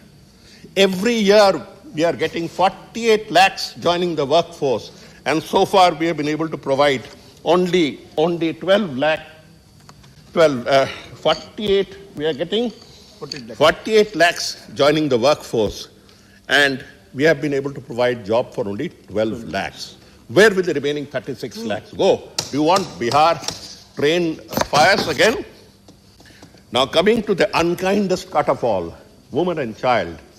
Children are our future. The children are our future. The children's supplemental nutrition was 8.3 crores when you came to power. Now it is 6.7. 6.7. At 24% slash on the nutrition that goes into the mouths and stomachs of babies. Preschool education children in the last 5 years have come down from 3.4 crores to 2.3 crores. And you talk about education. You talk about national new education policy. You give fancy slides. Get out of this charmed world of presenters and marketers. Anganwadi workers are about 26 lakhs and they get a miserable salary. They are the cutting edge of this government with the people, the cutting edge, the ones who serve. Anganwadi workers get a pittance. Their salary is around 10 to 12,000.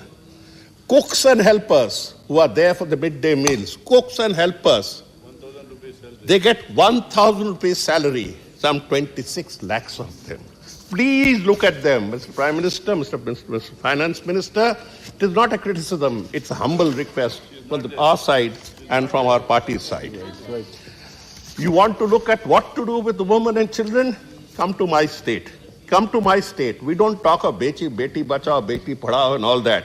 We have Kanya Shri, under which lakhs and crores of disadvantaged women are driving to school or cycling to school every day. That cycle, those two wheels are the two wheels of empowerment. They are not just mechanical. The National Child Labor Program, which was to save children from the clutches of exploitation, you have cut it down from 120 crores to 30 crores. What is this? Where is this 90 crores going to go? Where is it?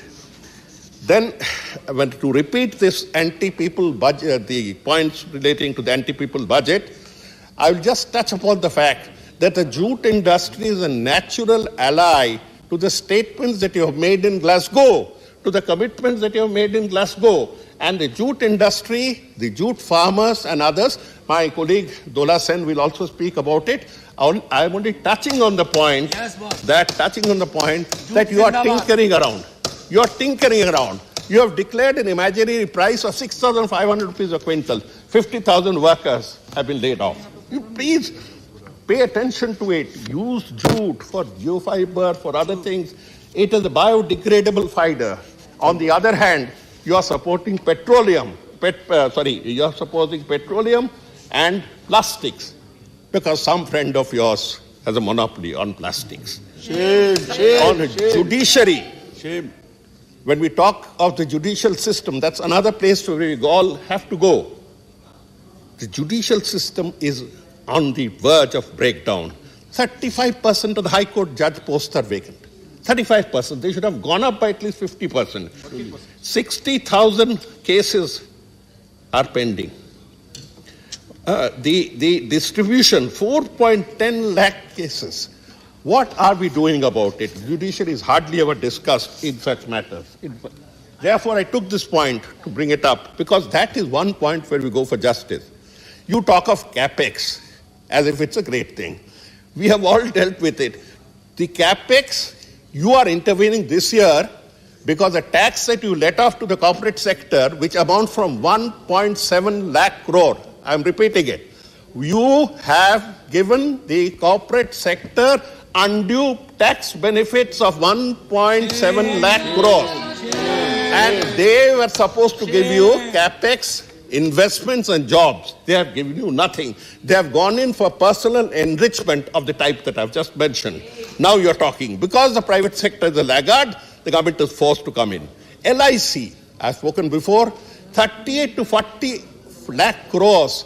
Where is your investment in LIC? What have you ever given to LIC? LIC is a super efficient machinery that has worked on its own steam. You are wanting to dilute LIC in the interest of foreign insurers. That's all. Shame. MSME sector, I'm sentimental about it because I was the first development commissioner for MSMEs way back in 2007, and I've kept track of it.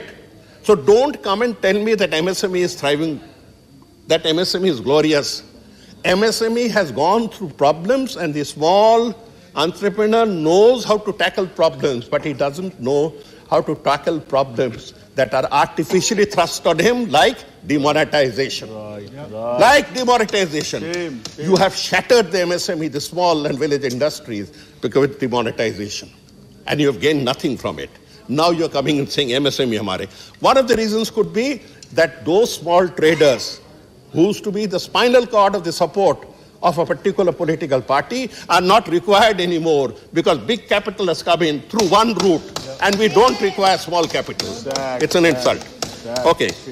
You are talking of startup, unicorn. Unicorn is that, the beast with that long horn, mythical beast. You are talking of myths. Myths, yes. 81 unicorns, that means people who get 1 billion. What is a startup? You heard? Huh? What is a startup? Very simple. Look at Uber Ola. With what we started and now what has happened. You look at the drivers who drive Uber Ola. You look at the sales delivery, gig workers who come and deliver food to you for Swiggy. Don't you feel pity at the level of the exploitation? The entire wealth of startups is built on an exploitative system that takes away surplus value from them. You have to realize these things. Mr. Prime Minister, Mr. Finance Minister, please realize that you're playing with fire to serve the interest of a handful. Just a handful. This is the level of exploitation. We have to bring in an act. I know that you have passed the Gig Workers Act as part of the 4 labor codes. Nobody has even seen it properly. Nobody has even discussed it properly. Do not behave with it like you behaved with the farm laws and land up with an explosion that you can't control. You mentioned about Punjab agriculturists getting pleased. But you forgot to mention that the Punjab agriculturists were at the door. UP agriculturists were at the door of Delhi for 1 full year. So don't fool around with these dangers. Don't play around with fire. Don't play around. Your emphasis on startups and unicorns, that is unicorns at startups that have got a first degree, that's all, is completely misplaced. Please give them support, but also ensure social equity. The economics of my state that has yielded good results to the government is based on social equity, women's participation, women and scheduled castes and tribes. It is based on faith in the Muslim community also. So whatever be it. Now we have to understand that when you play around with these figures, you're playing around with fire. They are not figures that are typed out on an Excel sheet and put into your budget. Please extract each figure. Ask a question, why? Who does it benefit? Who does it benefit?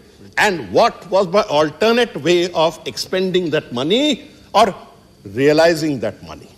You have to go in for a budget. 7 years to 8 years you have carried on in this manner. But time is ticking out. I started by mentioning that all the two ex-prime ministers have found are full of grace. All my members in the House will agree.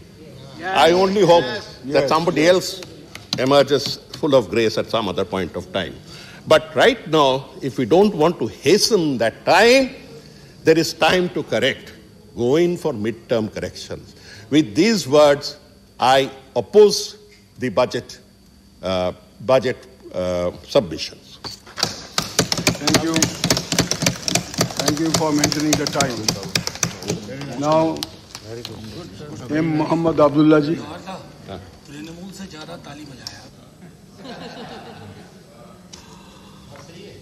Honorable Vice Chairman, sir, thanks for the opportunity given me to speak on this day.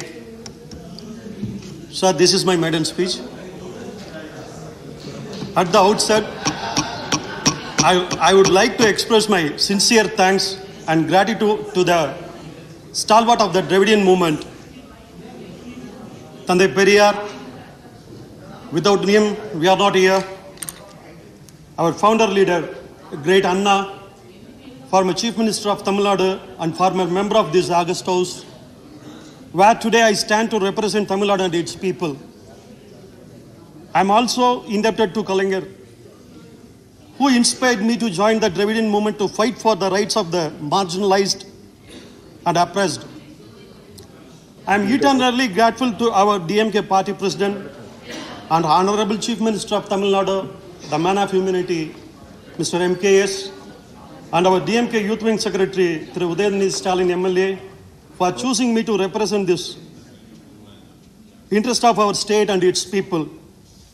Sir, also, I want to thank this union government also, sir, because today my dream comes true. I'm standing here. Our union government sold out Air India. Our union government sold out to LIT. Our union government sold out to many government entities. But fortunately, they left this house, remain for the country. I have a chance to stand here today. I have a chance here today. Thanks for the union government. The union's finance minister, under the guise of the budget, has repeated the same old schemes from previous years with no augmentation of funds for such schemes, and has conveniently ignored certain important promise of the union government. Now that the time to pay has come, I shall elucidate more on this during the course of my speech, sir. The Union Finance Minister has stated India to have entered into Amrit Kaal, the 25 years long led up to India at 100, and has referred to Honorable Prime Minister Independence Day address that had apparently set out the vision for India at 100. What was the vision? It was nothing. Nothing was the vision. It was nothing but the same thing repackaged for the third year in a row with no financial allocation or even an inkling of starting the promised projects. The Honorable Prime Minister first announced a 100 lakh crore rupee infrastructure plan in his 2019 Independence Day address to the nation. It was renamed as a National Infrastructure Pipeline Project in his Independence Day address in 2020. The next year the name was renamed, and further it was rebranded as BM Gati Shakti. So that year they couldn't find a proper English name, I think so. They have chosen a Hindi name. So BM Gati Shakti in 2021 Independence Day speech. Now our Union Finance Minister has parroted the same thing in her budget speech. I don't blame the Honorable Finance Minister. The present Union Finance Minister and predecessors of this government remind me of the popular Tamil saying, Talaivan Evvaliyo, Tondanam Avali, meaning a party guarder or supporter invariably follows their leader blindly with the blatant disregard to everything else. I say this with proof to back up my claim, and not just as a passing comment. I'll tell you how, sir. Honorable sir, what I am talking about. We need to go to 7 years back in time to understand how this government has lied to its citizen. If one takes a look at the budget speech of the finance minister of this government, this specific word and issues find mention at the following places. Like I mentioned earlier, these are the budget speeches of 3 different finance ministers over the last 7 years, but with the same line. Union Budget 2016-17, paragraph 13, point number 1 and paragraph 14. Union Budget 2017-2018, paragraph 19, point 1, paragraph 21 and paragraph 34. Union Budget 2018 and 2019, paragraph 11. Interim Budget 2019 and 2020, paragraph 5 and paragraph 23. Union Budget 2019 and 20, paragraph 50, and Union Budget 2020-2021, paragraph 22, and again Union Budget 2021-2022, paragraph 25. What was the promise? What was the promise? Doubling of farmers' income by 2022.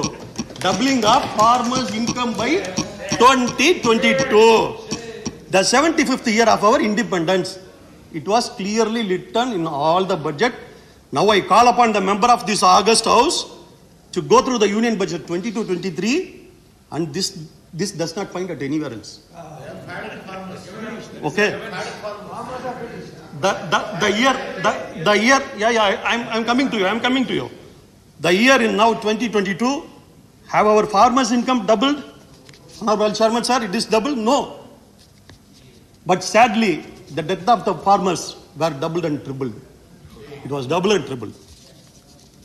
On the contrary, farmers have been harassed by this government with its policies that favor only to their corporate friends and masters who made this government, who is behind this government, who is running this government.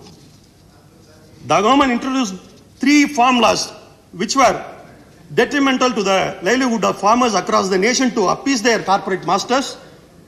The 3 farm laws removed the provision of MSB, which were directly detrimental to the government's agenda of doubling farmers' income.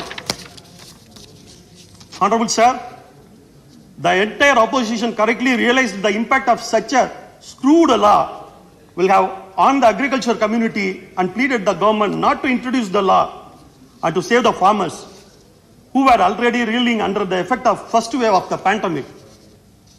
The Shiromani Agalital, one of the government's oldest allies, were forced to walk out of your allies because only one reason: the high-headedness of this government, its leaders, and its inability and unwilling to listen to dissenting opinions. This government is marked by its inaction on multiple fronts: inability to govern, inability to lead, inability to take the country and its citizens into confidence. This government and its leaders follow the policy of my way or highway. My way or highway. This is their only one policy. They pay no heed to the voices of marginalized. Honorable Sir, this government has a blood on its hands. Hundreds of farmers were killed while expressing their reservation against the 3 farm laws. This government finally repealed the farm law during winter session 2021, not because it realized the detrimental effect of representation from farmers, but because of the 5 state elections that are currently underway. This government is inaccessible, not just to the citizen of this nation, but also to the elected representatives. They are ministers. Who are not given time to put forth the representation of their constituent and people to the ministers, as evident by the denial of appointments to my esteemed party colleagues a few weeks ago. It should be noted that after the conclusion of Tamil Nadu Legislative Assembly, once the Tamil Nadu Legislative Assembly over, that election in 2021, the Union Finance Minister have conveniently forgotten Tamil and Tamil poets and their words, which has not found a place in their budget speech this year. Because the election is over, Tamil is also over from their budget speech. In a parliamentary democracy like ours, the Prime Minister is considered as the primus inter pares. It was told by Shivana to me, many times he told, first among the equals. He is first among the equals, and the role of the cabinet is to aid and advise the Prime Minister in the discharge of his duty. But here, it doesn't appear so. The great Tamil poet and philosopher Thiruvalluvar in his magnum opus Thirukural says, Arigundru Ariyan eninum urudi ulai irundan kural kadan. Meaning, although the king may be utterly ignorant, it is the duty of the ministers to give him a sound advice.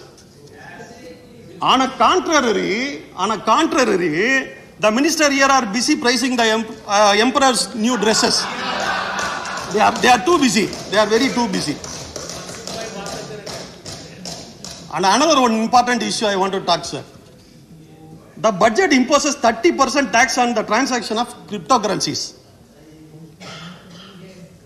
Cryptocurrency. To note here that cryptocurrency are not yet legalized in this country. It is not legalized in this country as yet. But the taxation shows that it is legal only by paying tax. Okay. But since there is no regulatory body or institution to control, it cannot be considered as a legal asset. It is illegal. It becomes legal by collecting tax. Though you are collecting tax, there is no regulatory body. I want to tell you one thing, you can sell the drugs, which is illegal, but if you pay, it will become illegal. But if there is no regulatory body, can you find any difference between these two? Mr. Abdullah, one second. Yeah. You may continue speech tomorrow also, because there is time constraint. I have to make an announcement. Thereafter, special mentions are there. So please sit down. Tomorrow you may continue. Tomorrow you will continue. My flow will go, sir. Give me 1 minute. I want to finish with this. Then I will continue tomorrow. Okay. I just want to finish with this matter. Then tomorrow I will continue the next one. Sir, you are collecting the tax for the non-legalized thing. Is there any system that exists in the world like this, sir?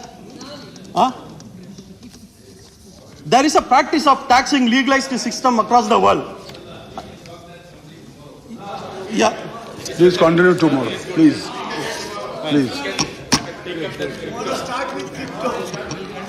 Thank you, sir. Thank you. I have to inform members that the Business Advisory Committee, in its meeting held today, that is on the 8th of February 2022, has allotted time for government legislative business as follows. Number 1, consideration and passing of the Constitution, Scheduled Caste and Scheduled Tribes Orders Amendment Bill 2022, time allotted 1 hour. Number 2, consideration and passing of the Constitution, Scheduled Tribes Order Amendment Bill 2022, after it is passed by Lok Sabha, time allotted 1 hour. Further, the committee tentatively identified certain ministries for discussion on their working during the second part of the current budget 256 session. A final decision on the ministries to be discussed and the respective initiators of the discussions will be taken later in consultation with the Leader of the House, Minister of Parliamentary Affairs and others. The committee also recommended that in order to complete general discussion on the Union Budget 2022-23, the 0 hour and question hour for the sitting scheduled on the 11th of February 2022 may be dispensed with. Now, special mentions. Sri Johar Sarkar, present. Sri M. Sanmugam, please mention the subject and lay. Only mention the subject and lay on the table. The relaying of old line between Mailadurai, Tarangambadi and the extension of Karakkal, I lay the paper. Sri Rakesh Sinha.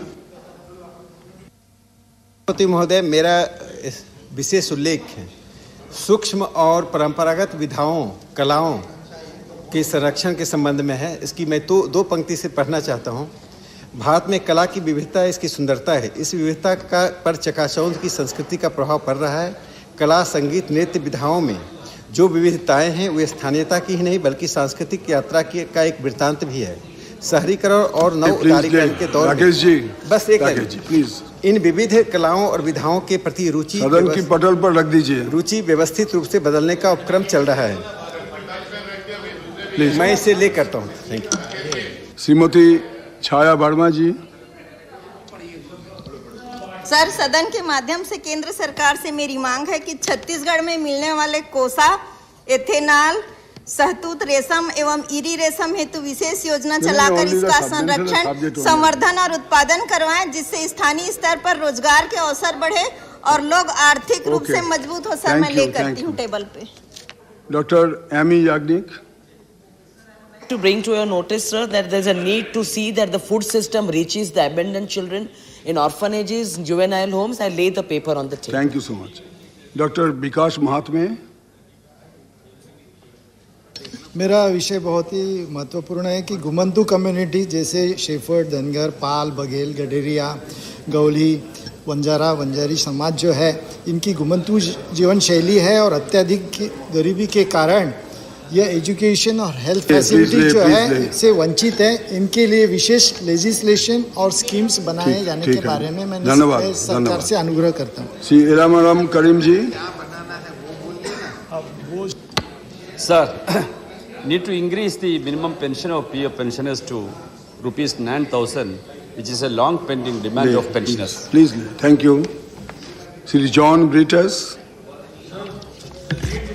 Firm rates for RT-PCR and rapid RT-PCR in various airports. Thank you. Thank you. The House stands adjourned to meet at 10 hours on Wednesday, the 9th February 2022.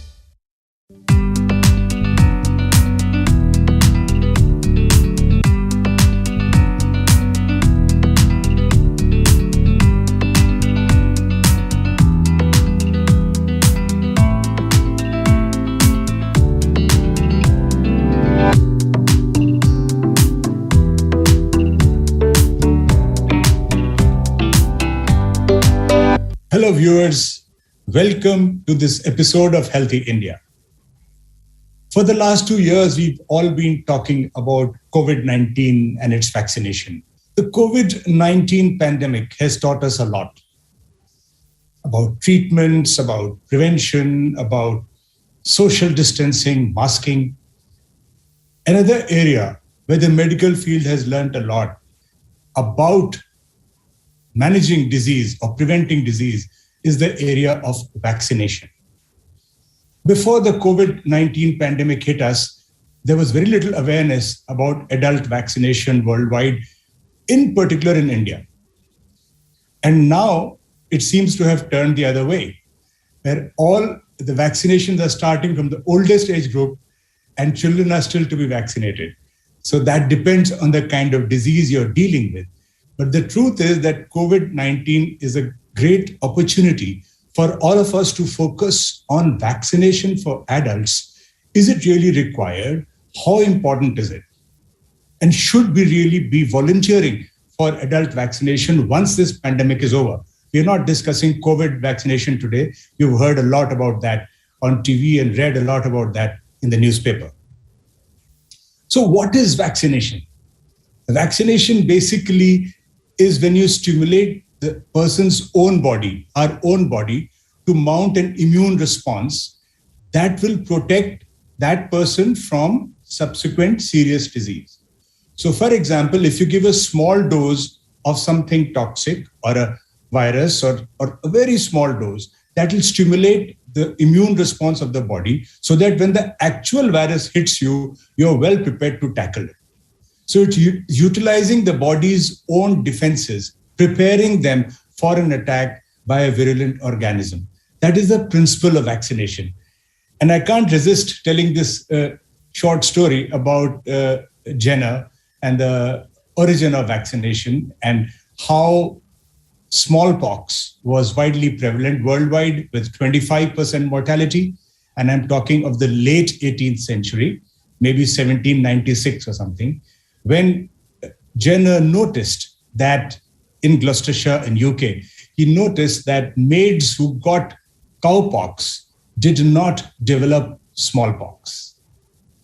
And being of a scientific temper and thinking out of the box, over years of anecdotal evidence, he gradually built up a story by which when he should have been impeachment could ever do. Why don't you name him?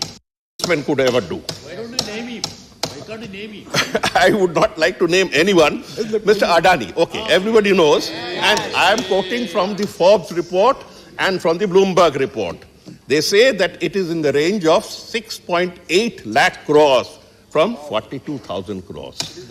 Stupendous rate. That's why I use the word the obscenity of wealth. It is very shameful that to again say that manifests itself. The government of India still don't have the statistics, exact statistics of how many people, how many health workers died due to COVID. The answer is very clear that the government is telling, we are asking the question 15 days before. Then also government is saying we have no statistics. So this is your question. Therefore, I'm coming to the point, man. Yes. Last session also I asked the question, how many people died due to on COVID due to vaccine due to oxygen shortage? Thank you. The answer was no person died due to no person died on COVID due to oxygen shortage. That was actually a misleading statement. Now also government is my question. Yes. Sir, please allow me. This is one of the important questions. I'm allowing you. I have already allowed you. My question, how many people have been given compensation so far in the country during the COVID session? COVID death. Thank you. Thank you. माननीय अध्यक्ष महोदय, उसमें कोई irritate होने का विषय नहीं है. भारत सरकार बहुत क्लियर है और हेल्थ स्टेट सब्जेक्ट है, इसलिए उसका सारा डेटा कलेक्ट स्टेट करते हैं और सेंट्रल मांगते हैं तो सेंट्रल को देते हैं. सेंट्रल ने सभी विषय पर डैशबोर्ड बनाया है और स्टेट गवर्नमेंट समय समय पर उसमें डेटा सबमिट करती है. उसमें माननीय सदस्य ने प्रश्न पूछा है, उसका मैं परफेक्ट रिप्लाई करना चाहता हूँ.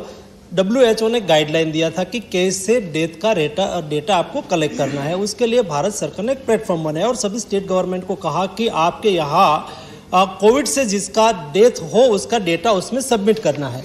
और सभी स्टेट गवर्नमेंट ने आज तक 5,33,000 कोविड से डेथ हुआ है ऐसा डेटा सबमिट किया है और डेटा सार्वजनिक है. उसमें कोई छुपाने की बात नहीं है, कोई इरिटेट होने की बात नहीं है. स्टेट गवर्नमेंट जो भी, और उसके बाद फिर भारत सरकार ने कहा भी आपने उसमें भी आप डालना चूक गए हो तो आप रिकंसाइल कर सकते हो.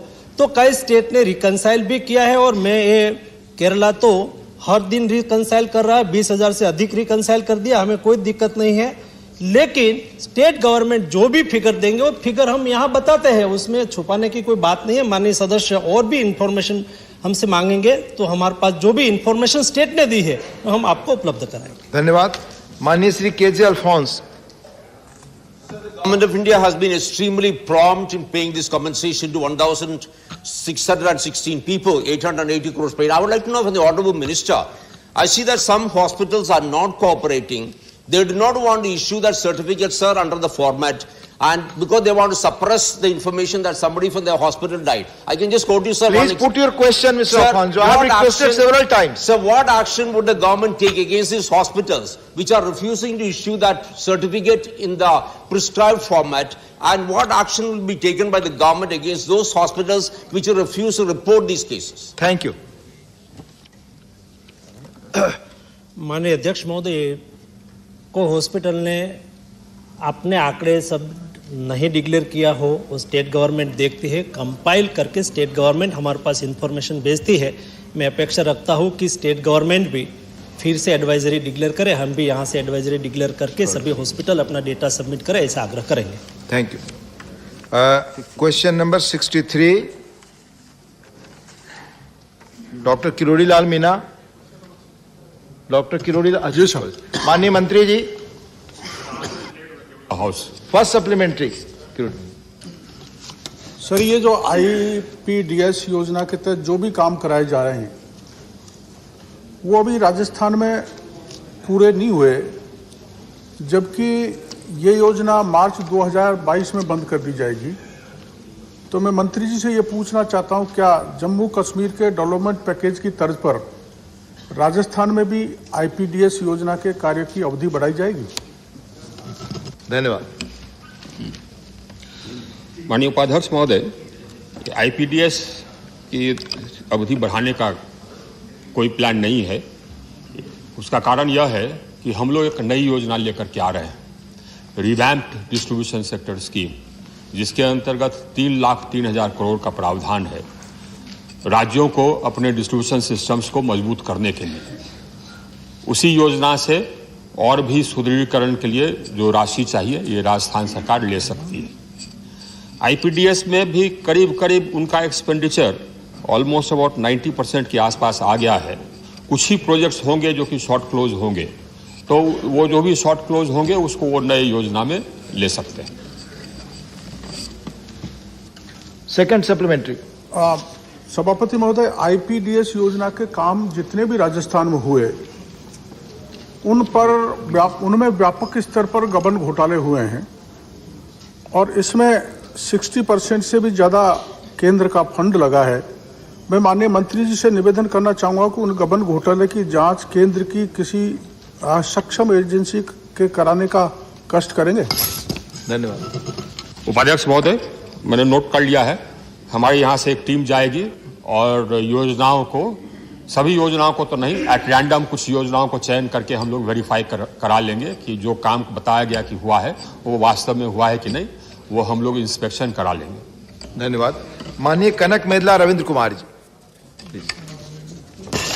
Sir, under IPDS scheme, they wanted to ensure 24/7 supply to the urban areas, and also the central government allocated the funds and released in respect of the state of Andhra Pradesh 501 crore as the share of the central government. Whether this IPDS covering projects are on ground in respect of Andhra Pradesh and the state government, and at what stage it is there, since during winter session there is power cuts are there in the state of Andhra Pradesh, and further indicated the state government, this question indicated the government power cuts are more in coming season. उपाध्यक्ष महोदय, आंध्र प्रदेश को हम लोगों ने under various schemes including the IPDS, we've given under the IPDS we have given 879 crores. Under RAP DRP we gave 507 crores. Under the Deen Dayal Gram Jyoti Yojana we gave 941 crores and 645 crores. In all we gave 2,972 crores to Andhra Pradesh, in which this was the size of the project sanctioned. The budgetary grant, the grant from Government of India, out of that 2,970 crores, the grant from Government of India was 1,976 crores, and the rest was loan. Now under that, they have spent, we have released 1,821 crores as our share of the grant, which is 92% of the expenditure. And all the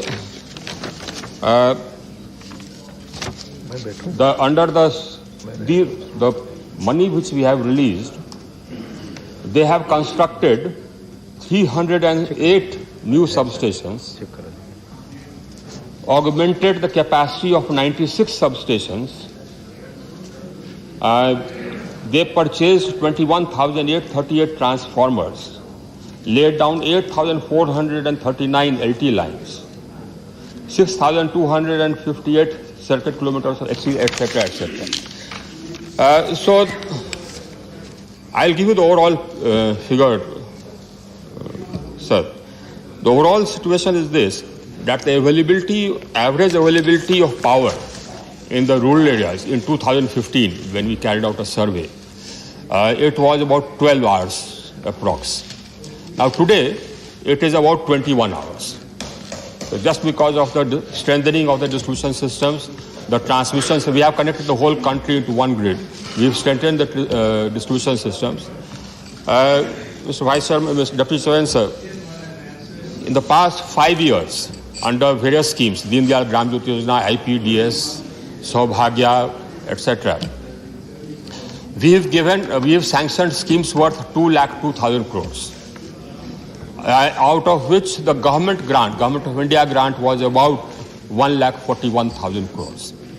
And as a result of that, the distribution system has been strengthened in such a fashion that today, in the rural areas, the availability of power is 21 hours. In the urban areas, is 23 hours. That's the last survey we carried out. And our objective remains to increase that availability to 24 hours. There are some gaps. Now, those gaps are partly because of many of the distribution companies being in losses, heavy losses, especially the government-owned distribution companies. So they are not able to buy the power. Now those losses need to be addressed. Otherwise the systems we have strengthened. Now anything remaining, as far as the system strengthening is concerned, we shall do under the new scheme, the revamped distribution sector scheme. But that scheme is conditional. We shall give money only to those distribution companies and those states who take steps to reduce the losses. Because we just can't keep on pumping money into a bottomless well. So, we'll give money for changing HT lines, LT lines, setting up substations, etc. But if the distribution company does not have the money to maintain it, after 5 years, the distribution system will again collapse down. And after 5 years, we'll be back where we started. So this scheme we have made conditional. We shall give money only to those distribution companies which decide to take steps to reduce the losses, and the state government stands by it. Thank you. Mani Ripun Boraji.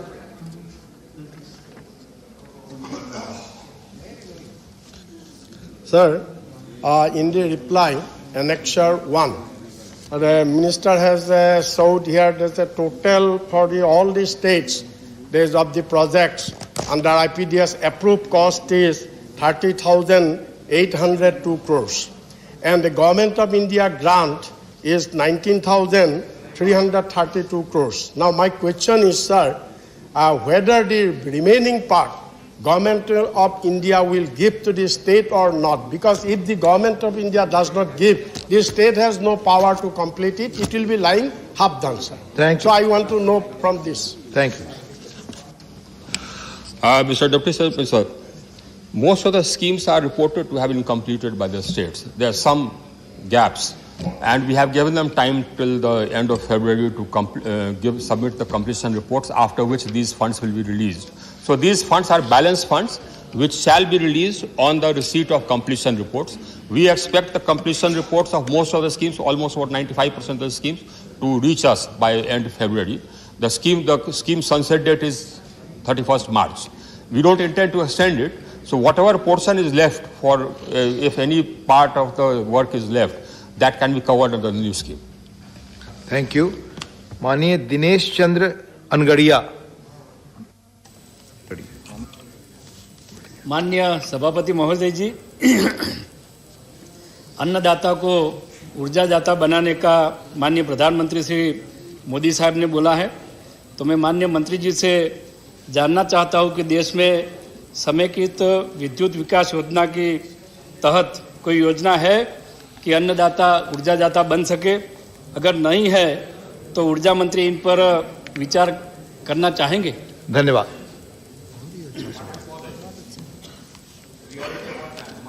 Already scheme है जो कि चल रहा है, उसका नाम है कुसुम। उसके अंतर्गत किसान अपने बंजर भूमि पर सोलर पैनल्स लगा सकते हैं और उससे ऊर्जा जो भी पैदा होगा वो डिस्ट्रीब्यूशन कंपनियां खरीदेंगी। और ये इस योजना के अंतर्गत काम चल रहा है। कुछ कठिनाइयां थी बैंक्स के द्वारा लोन देने में, तो हमने मिनिस्ट्री ऑफ फाइनेंस के पदाधिकारियों के साथ और बैंक के ये department of financial services RBI और बैंकों के साथ बैठक की और वो सारे प्रॉब्लम सॉर्ट आउट हो गए हैं। बैंक्स ने अपना नया एक सर्कुलर जारी कर दिया है। अब यह स्कीम और तेजी से चलेगा और यह स्कीम बहुत पॉपुलर है।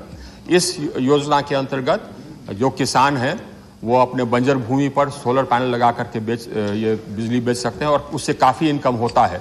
अगर वो खुद भी सोलर पैनल लगा सकते हैं, अगर उनके पास पैसा नहीं है, वो चाहते हैं कि डेवलपर से लगवाएं तो डेवलपर से भी लगवा सकते हैं अपनी ज़मीन लीज पर दे करके। और अगर अपनी ज़मीन लीज पर दे करके डेवलपर से भी लगाते हैं तो लीज रेंट उनको मिलता है करीब 20 से 25 हज़ार प्रति एकड़ प्रति वर्ष, जो कि काफ़ी अच्छा इनकम। तो और अगर खुद पैदा करते हैं तो उनका प्रति एकड़ प्रति वर्ष इनकम चला जाएगा 35,000 40,000 प्रति वर्ष प्रति एकड़। अगर उनका कल्टिवेटेड लैंड है तो उस पर स्टिल्ट्स पर भी लगा सकते हैं। ये प्रावधान है। धन्यवाद। क्वेश्चन नंबर 64, माननीय राम विचार नेताम जी। माननीय मंत्री जी, फर्स्ट सप्लीमेंट्री राम विचार जी। माननीय राम विचार जी।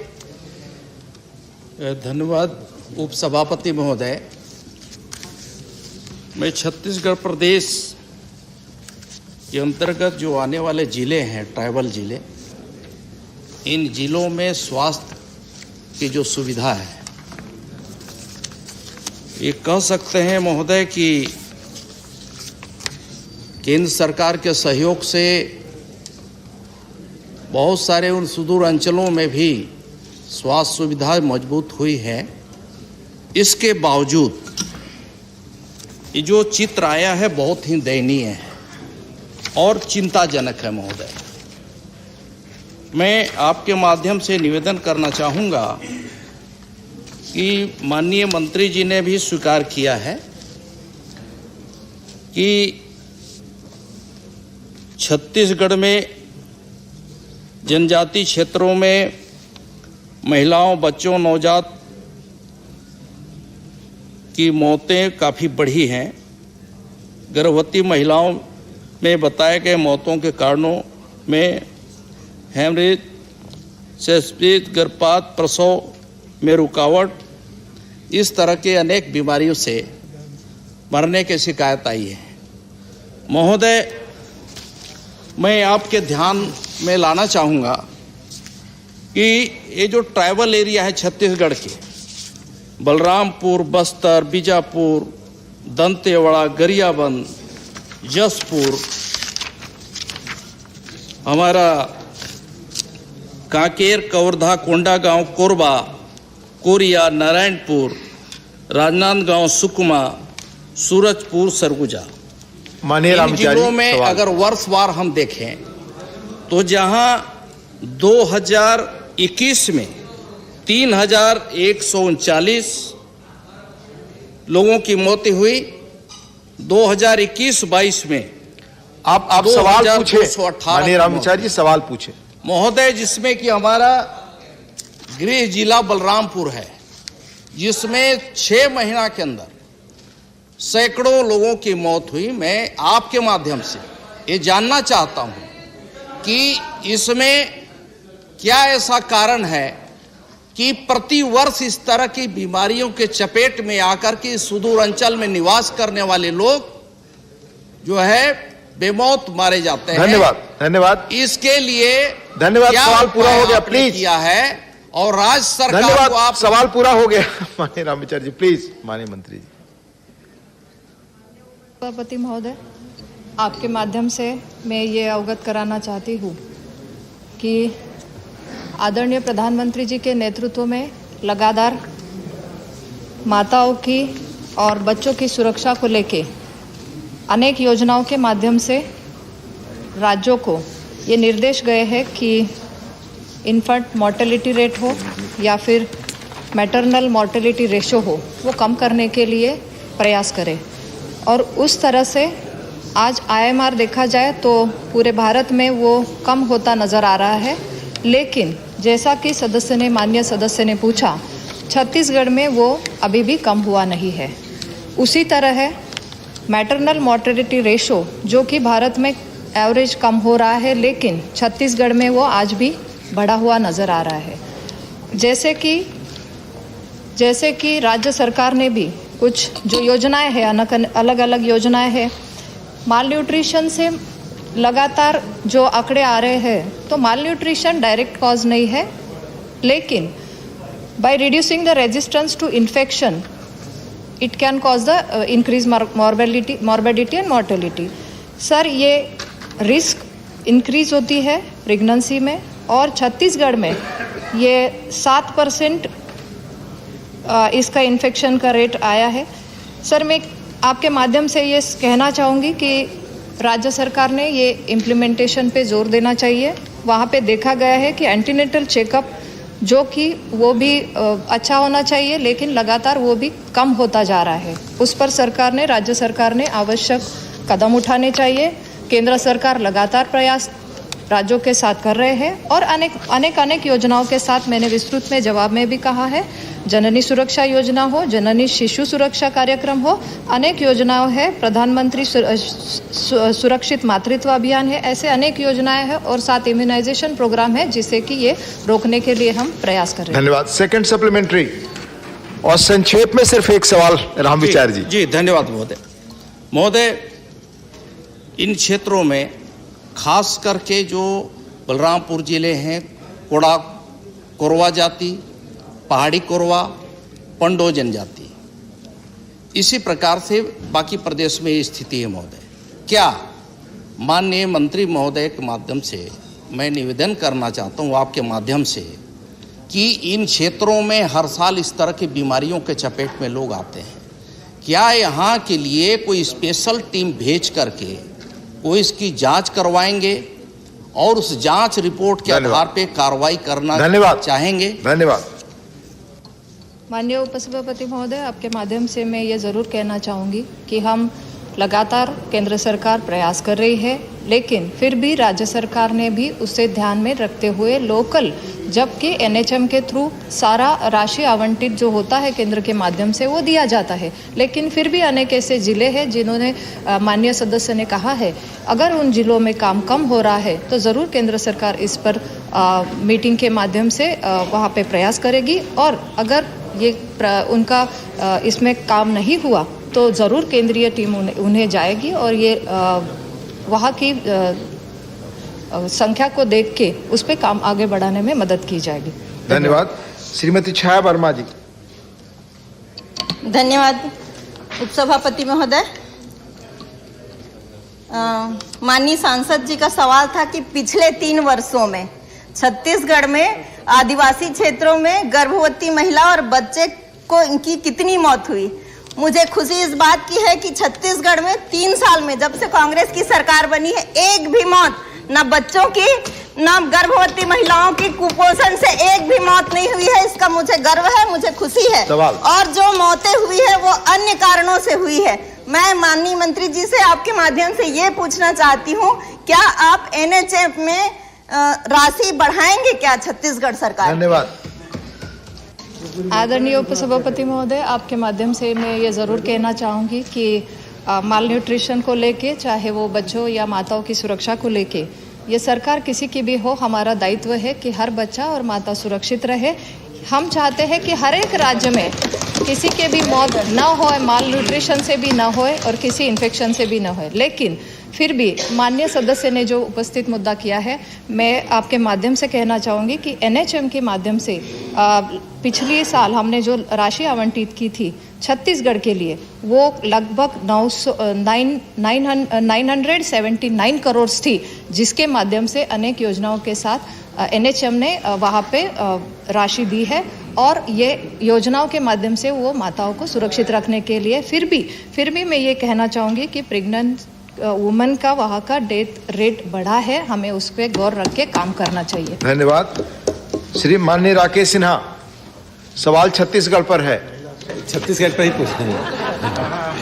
सभापति महोदय, मुझे मालूम है कि ये स्वास्थ्य राज्य का विषय है, लेकिन ट्राइबल क्षेत्रों में जिस प्रकार से गर्भवती महिलाओं और बच्चों की मृत्यु हो रही है, बस्तर बलरामपुर जैसे क्षेत्रों में लगातार इसके समाचार अखबारों में आ रहे हैं, तो क्या केंद्र सरकार छत्तीसगढ़ में यह देखते हुए कि ट्राइबल बेल्ट में जो मार्जिनलाइज्ड वुमेन और बच्चों की मृत्यु हो रही है, कोई विशेष रूप से सर्वे करवाएगी?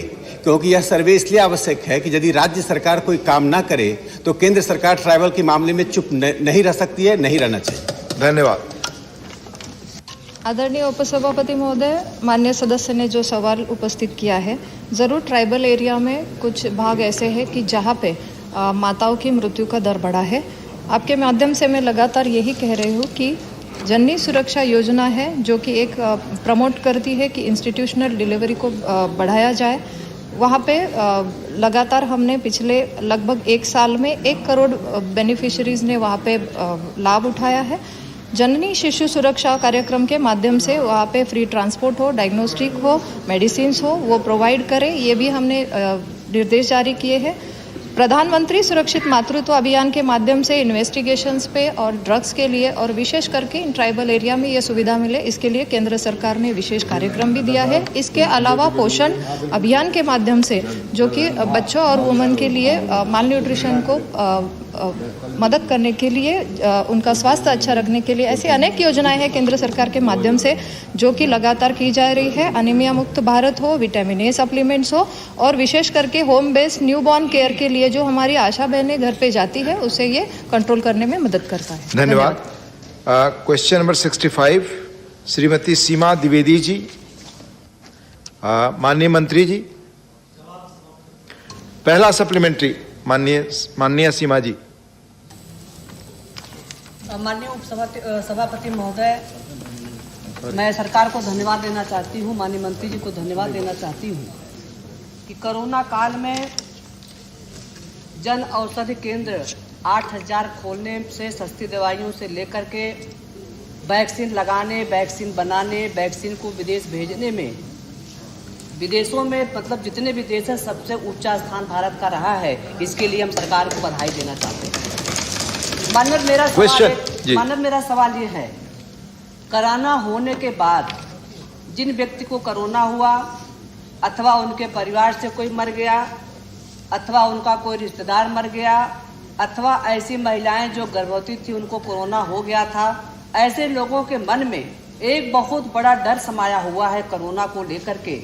उनके मन में एक प्रकार से ऐसा वातावरण, सवाल पूछें प्लीज। वही सवाल पे सर आ रहे हैं। ऐसा उनके मन में एक भय समाया हुआ है कोरोना को लेकर के। तो मैं सरकार से जानना चाहती हूँ कि जो यह डर सबके मन में समाया हुआ है, इस डर से निकलने के लिए, इस डर को दूर करने के लिए क्या सरकार कोई ऐसा बना करके उनके मानसिक आधार को बढ़ाने में क्या सरकार कोई प्रयास करेगी? धन्यवाद।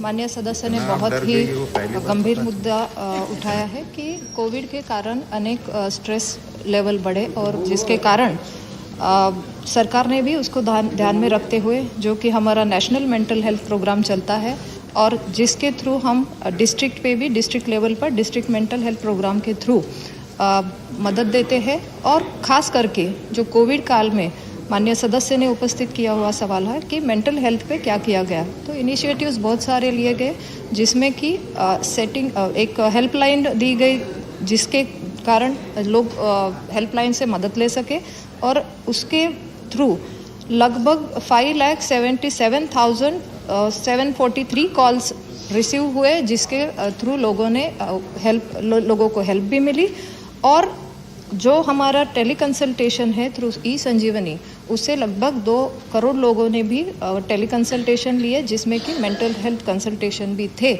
इसके अलावा एडवाइजरीज दिए गए, मीडिया के थ्रू भी स्ट्रेस मैनेजमेंट के लिए प्रचार प्रसार किया गया और अनेक ऐसी गाइडलाइन दी गई जिसमें कि पैंडेमिक में कोई भी स्ट्रेस ना ले, और इस कोरोना के संकट में हमने मेंटल स्ट्रेस पे विशेष दे के लोगों को अच्छे रहने के लिए इस माध्यम से मदद की। धन्यवाद।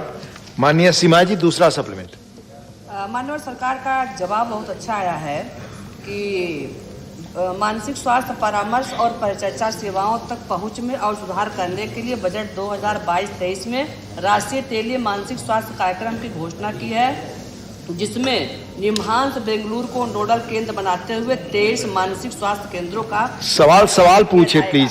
मनोहर, अब इसके बाद मेरा सवाल ये है कि उत्तर प्रदेश भारत का लगभग बहुत बड़ा प्रदेश है, तो मैं आपके माध्यम से जानना चाहती हूँ कि जो ये 23 टेली मानसिक केंद्र की स्थापना करी गई है, क्या इसमें उत्तर प्रदेश का भी राज्य का नाम भी कहीं शामिल है?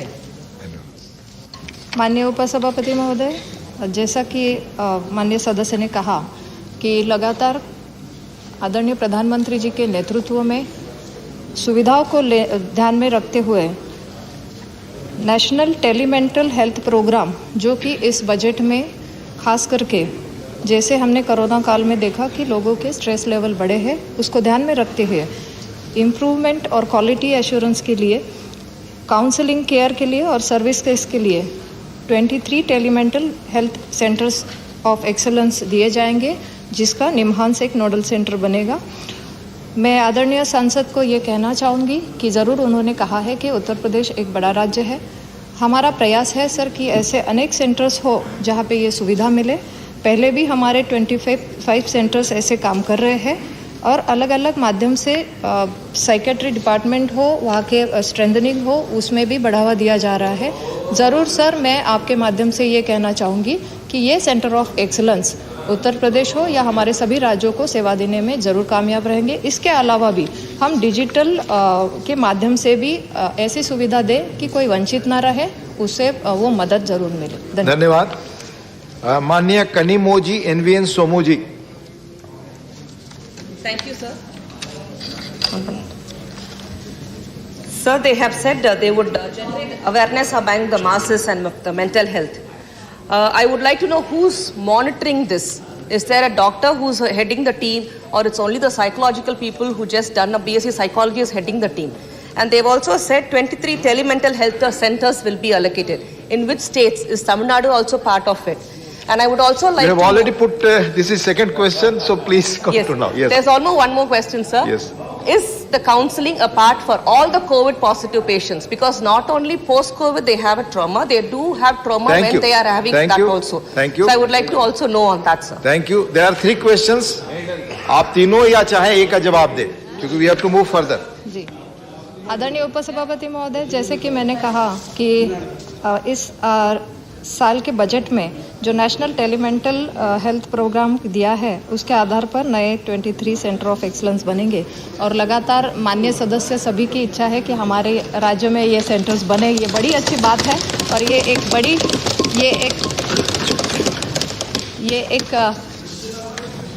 ये एक अच्छा कदम उठाया है आदरणीय प्रधानमंत्री जी के नेतृत्व में कि ये सुविधा बढ़े और लगातार इस माध्यम से अनेक राज्यों में ये इंस्टीट्यूशन दिए जाएंगे। वो तमिलनाडु हो, उत्तर प्रदेश हो, जैसे कि सदस्य ने कहा है, ज़रूर इन पे हम इस माध्यम के उत्तर के माध्यम से उन्हें ये दिया जाएगा कि तमिलनाडु में भी खुलेगा। बहुत माननीय प्रसन्नाचार्य जी। Referred to the social stigma that is attached to mental health. Sir, it is a fact that in our society, generally stigma is associated with mental health, and in many cases, sir, the mental patient is deserted by the family members and leaving the patient to utmost suffering. I would like to know from the Honourable Minister whether government has any specific program to provide shelter and treatment to such deserted patients who are every day seen loitering on the street in a very miserable condition. Thank you, माननीय प्रश्न। Sir, बहुत ही अहम मुद्दा है। आपके माध्यम से मैं ये कहना चाहूँगी कि जैसे कुछ पेशेंट्स डॉक्टर के पास जाने में शायद देर करते हैं, क्योंकि ये जैसे सोशल स्टिग्मा से जुड़ा हुआ आपका एक सांसद, आदरणीय सांसद महोदय का मुद्दा है, लेकिन फिर भी वही हम दोहरा रहे हैं कि आदरणीय प्रधानमंत्री जी के नेतृत्व में इस पर विशेष जोर दिया, और खास करके कोविड-19 के कारण जो कि एक मेंटल स्ट्रेस का मुद्दा बना, और टेली कंसल्टेशन से भी हमने उसको हेल्प करने का प्रयास किया। सेंट्रल मेंटल हेल्थ इंस्टीट्यूशंस है जो कि निमांस है, रांची में है और आसाम में है, जहाँ के बेसिक, सेकेंडरी, टर्शरी के लिए मदद दी जाती है। उसके अलावा नेशनल डिजिटल एकेडमी जो कि ट्रेनिंग भी देती है और हर एक के मदद के लिए आज तक हमने इस कार्यकाल में जो कि लास्ट कोविड के कार्यकाल में लगभग 16,000 के ऊपर सर ट्रेनिंग भी दिए, जिसके माध्यम से हर एक को डिजिटल माध्यम से मदद भी मिले और ये सोशल स्टिग्मा ना ही रहे, क्योंकि हम सब एक दूसरे के साथ इस माध्यम से मदद करके कोई भी स्ट्रेस में ना रहे, कोई भी ये साइकोलॉजिकल डॉक्टर के पास जाने के डर से बाहर आए। इसके कारण ये बड़े पैमाने पर ये बजट भी आवंटित किया है। धन्यवाद। माननीय आनंद शर्मा जी।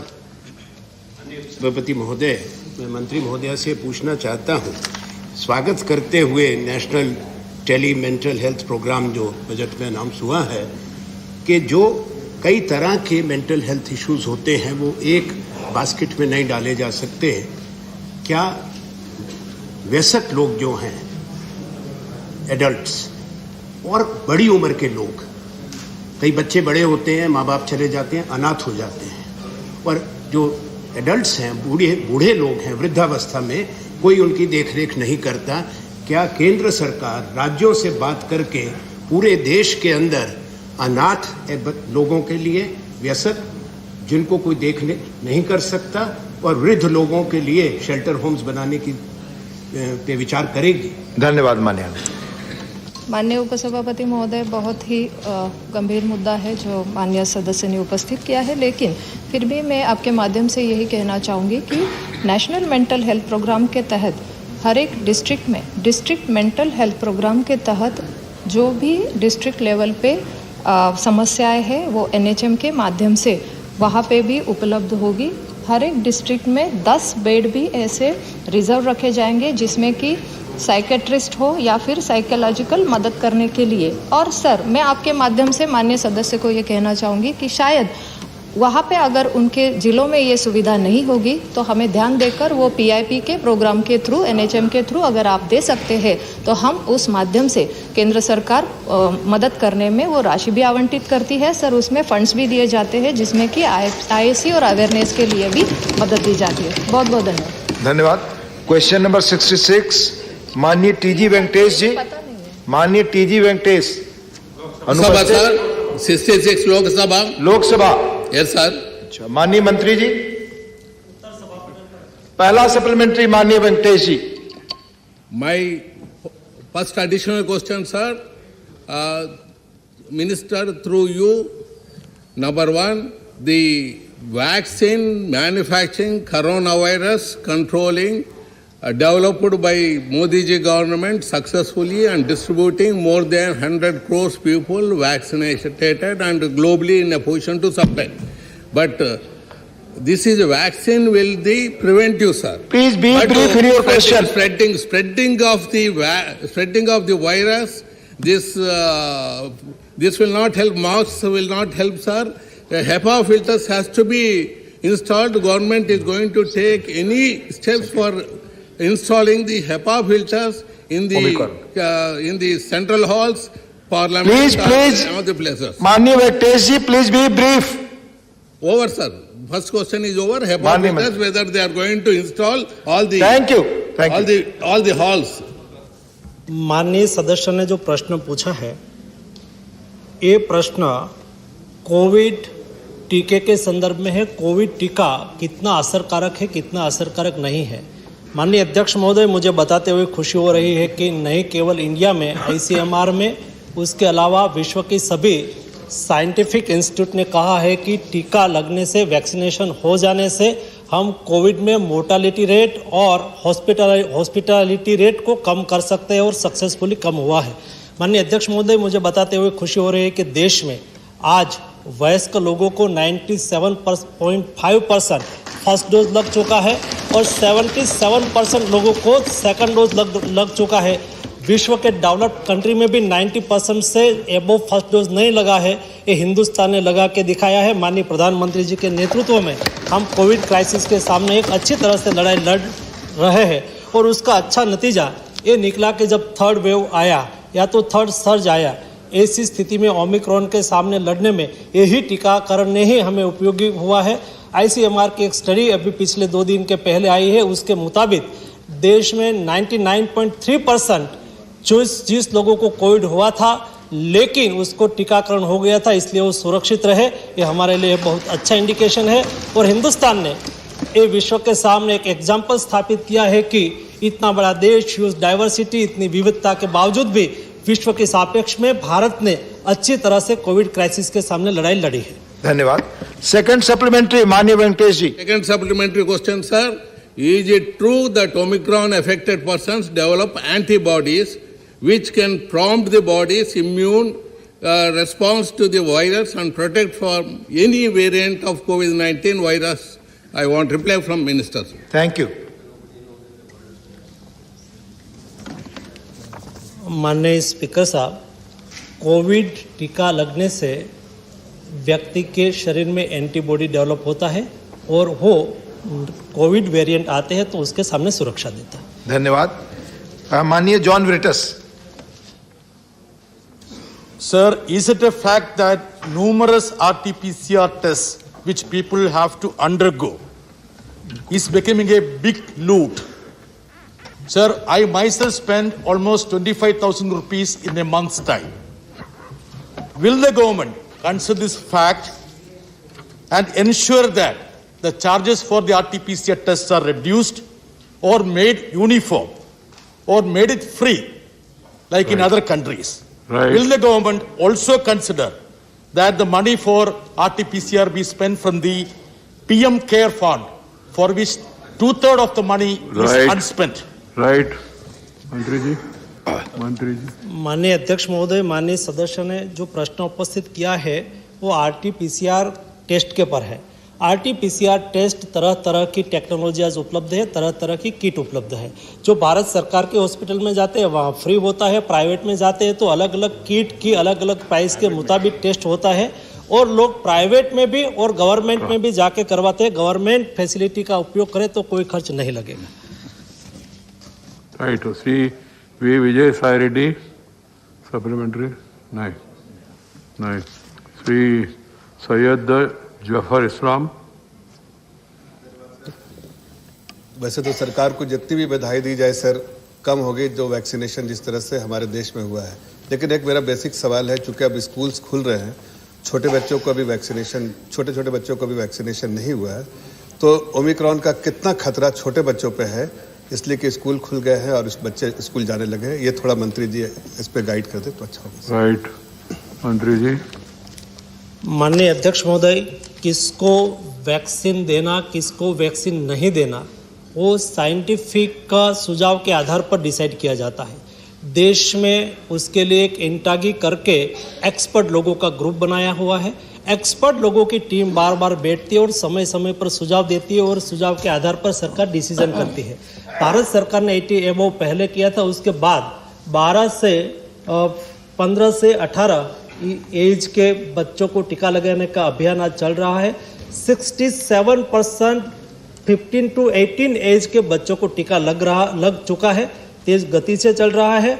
और जैसे जैसे हमारे साइंटिफिक एक्सपर्ट टीम के ओपिनियन आएंगे, एक्सपर्ट टीम के ओपिनियन के आधार पर आगे का डिसीजन किया जा सकता है। Right.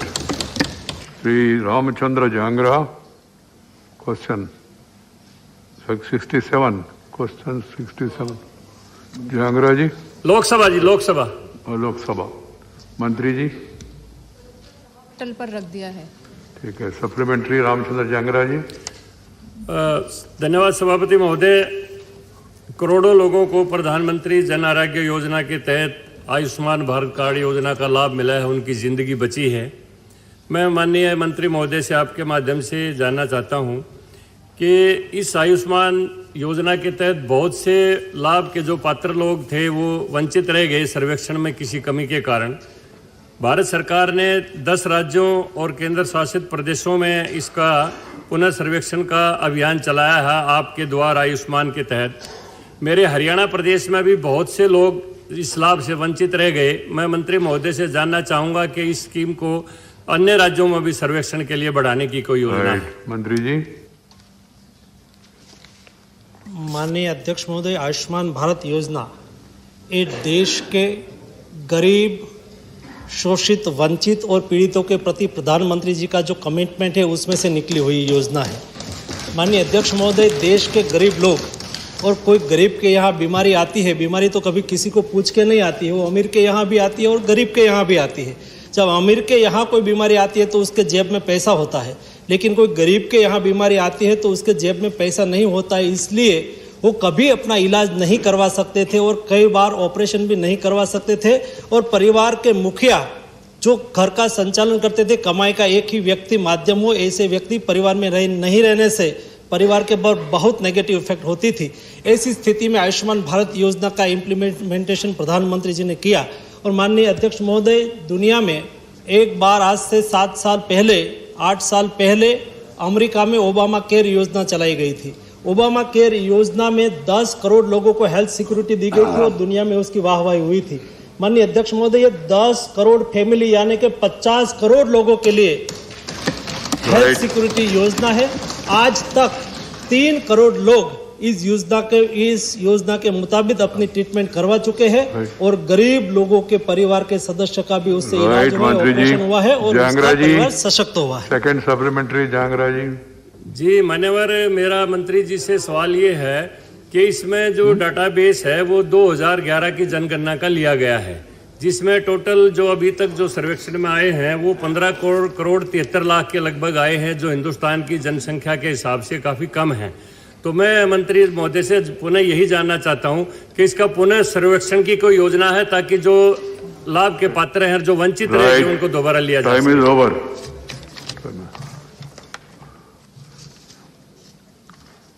The discussion on the motion moved by Srimati Geeta Reyes Chandra Prabhaji is concluded. Now the Honorable Prime Minister will be responding to the debate.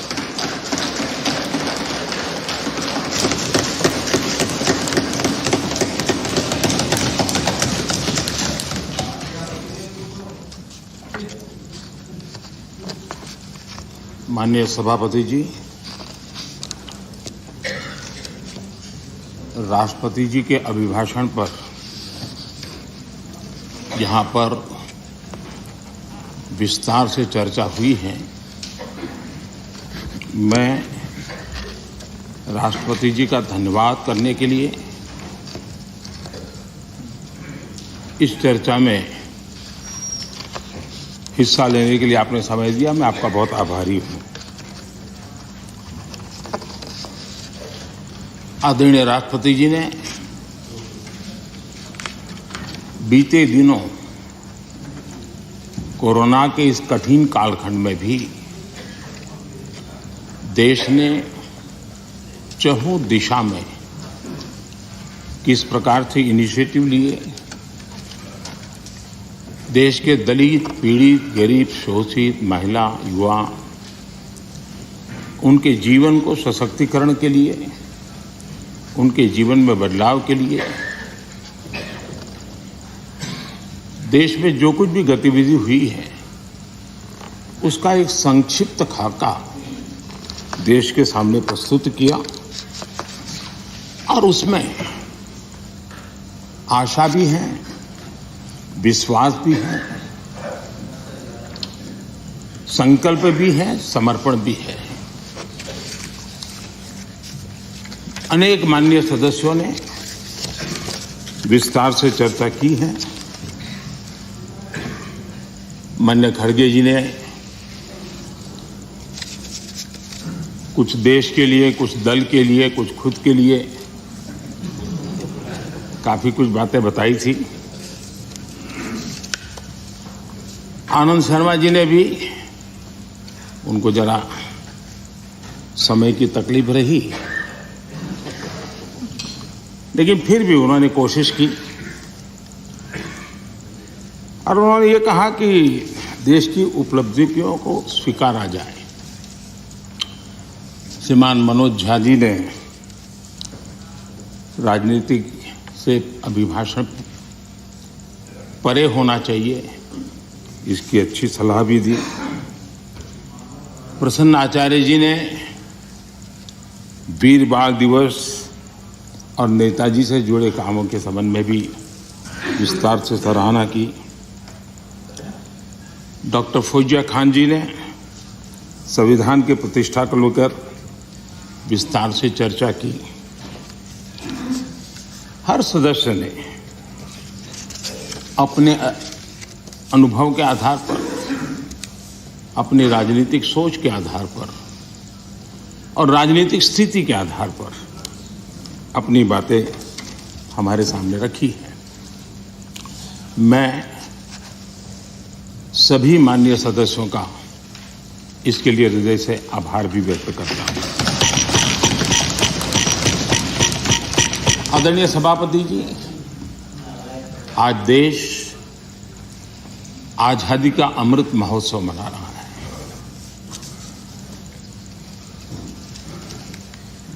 पचहत्तर साल का आजादी के कालखंड में देश को दिशा देने का, देश को गति देने का अनेक स्तर पर प्रयास हुए हैं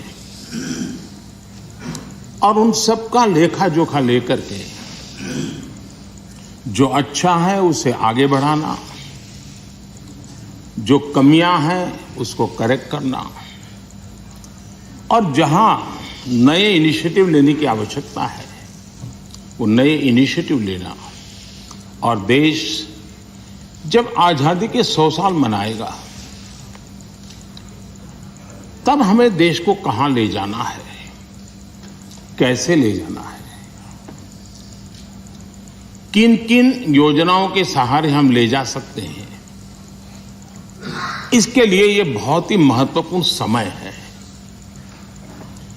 और हम सभी राजनीतिक नेताओं ने, राजनीतिक क्षेत्र के कार्यकर्ताओं ने अपना ध्यान पर भी और देश का ध्यान भी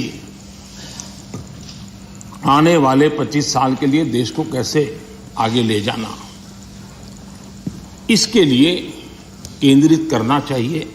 और मुझे विश्वास है कि उससे जो संकल्प उभरेंगे उस संकल्प में सबकी सामूहिक भागीदारी होगी, सबका ओनरशिप होगी और उसके कारण जो 75 साल की गति थी उससे अनेक गुना गति के साथ हम देश को बहुत कुछ दे सकते हैं। आदरणीय सभापति जी, कोरोना एक वैश्विक महामारी है और पिछले 100 साल में मानव जात ने इतना बड़ा संकट नहीं देखा है। और संकट की तीव्रता देखिए, मां बीमार है एक कमरे में लेकिन बेटा उस कमरे में प्रवेश न कर पाए। पूरे मानव जात के लिए ये कितना बड़ा संकट था। और अभी भी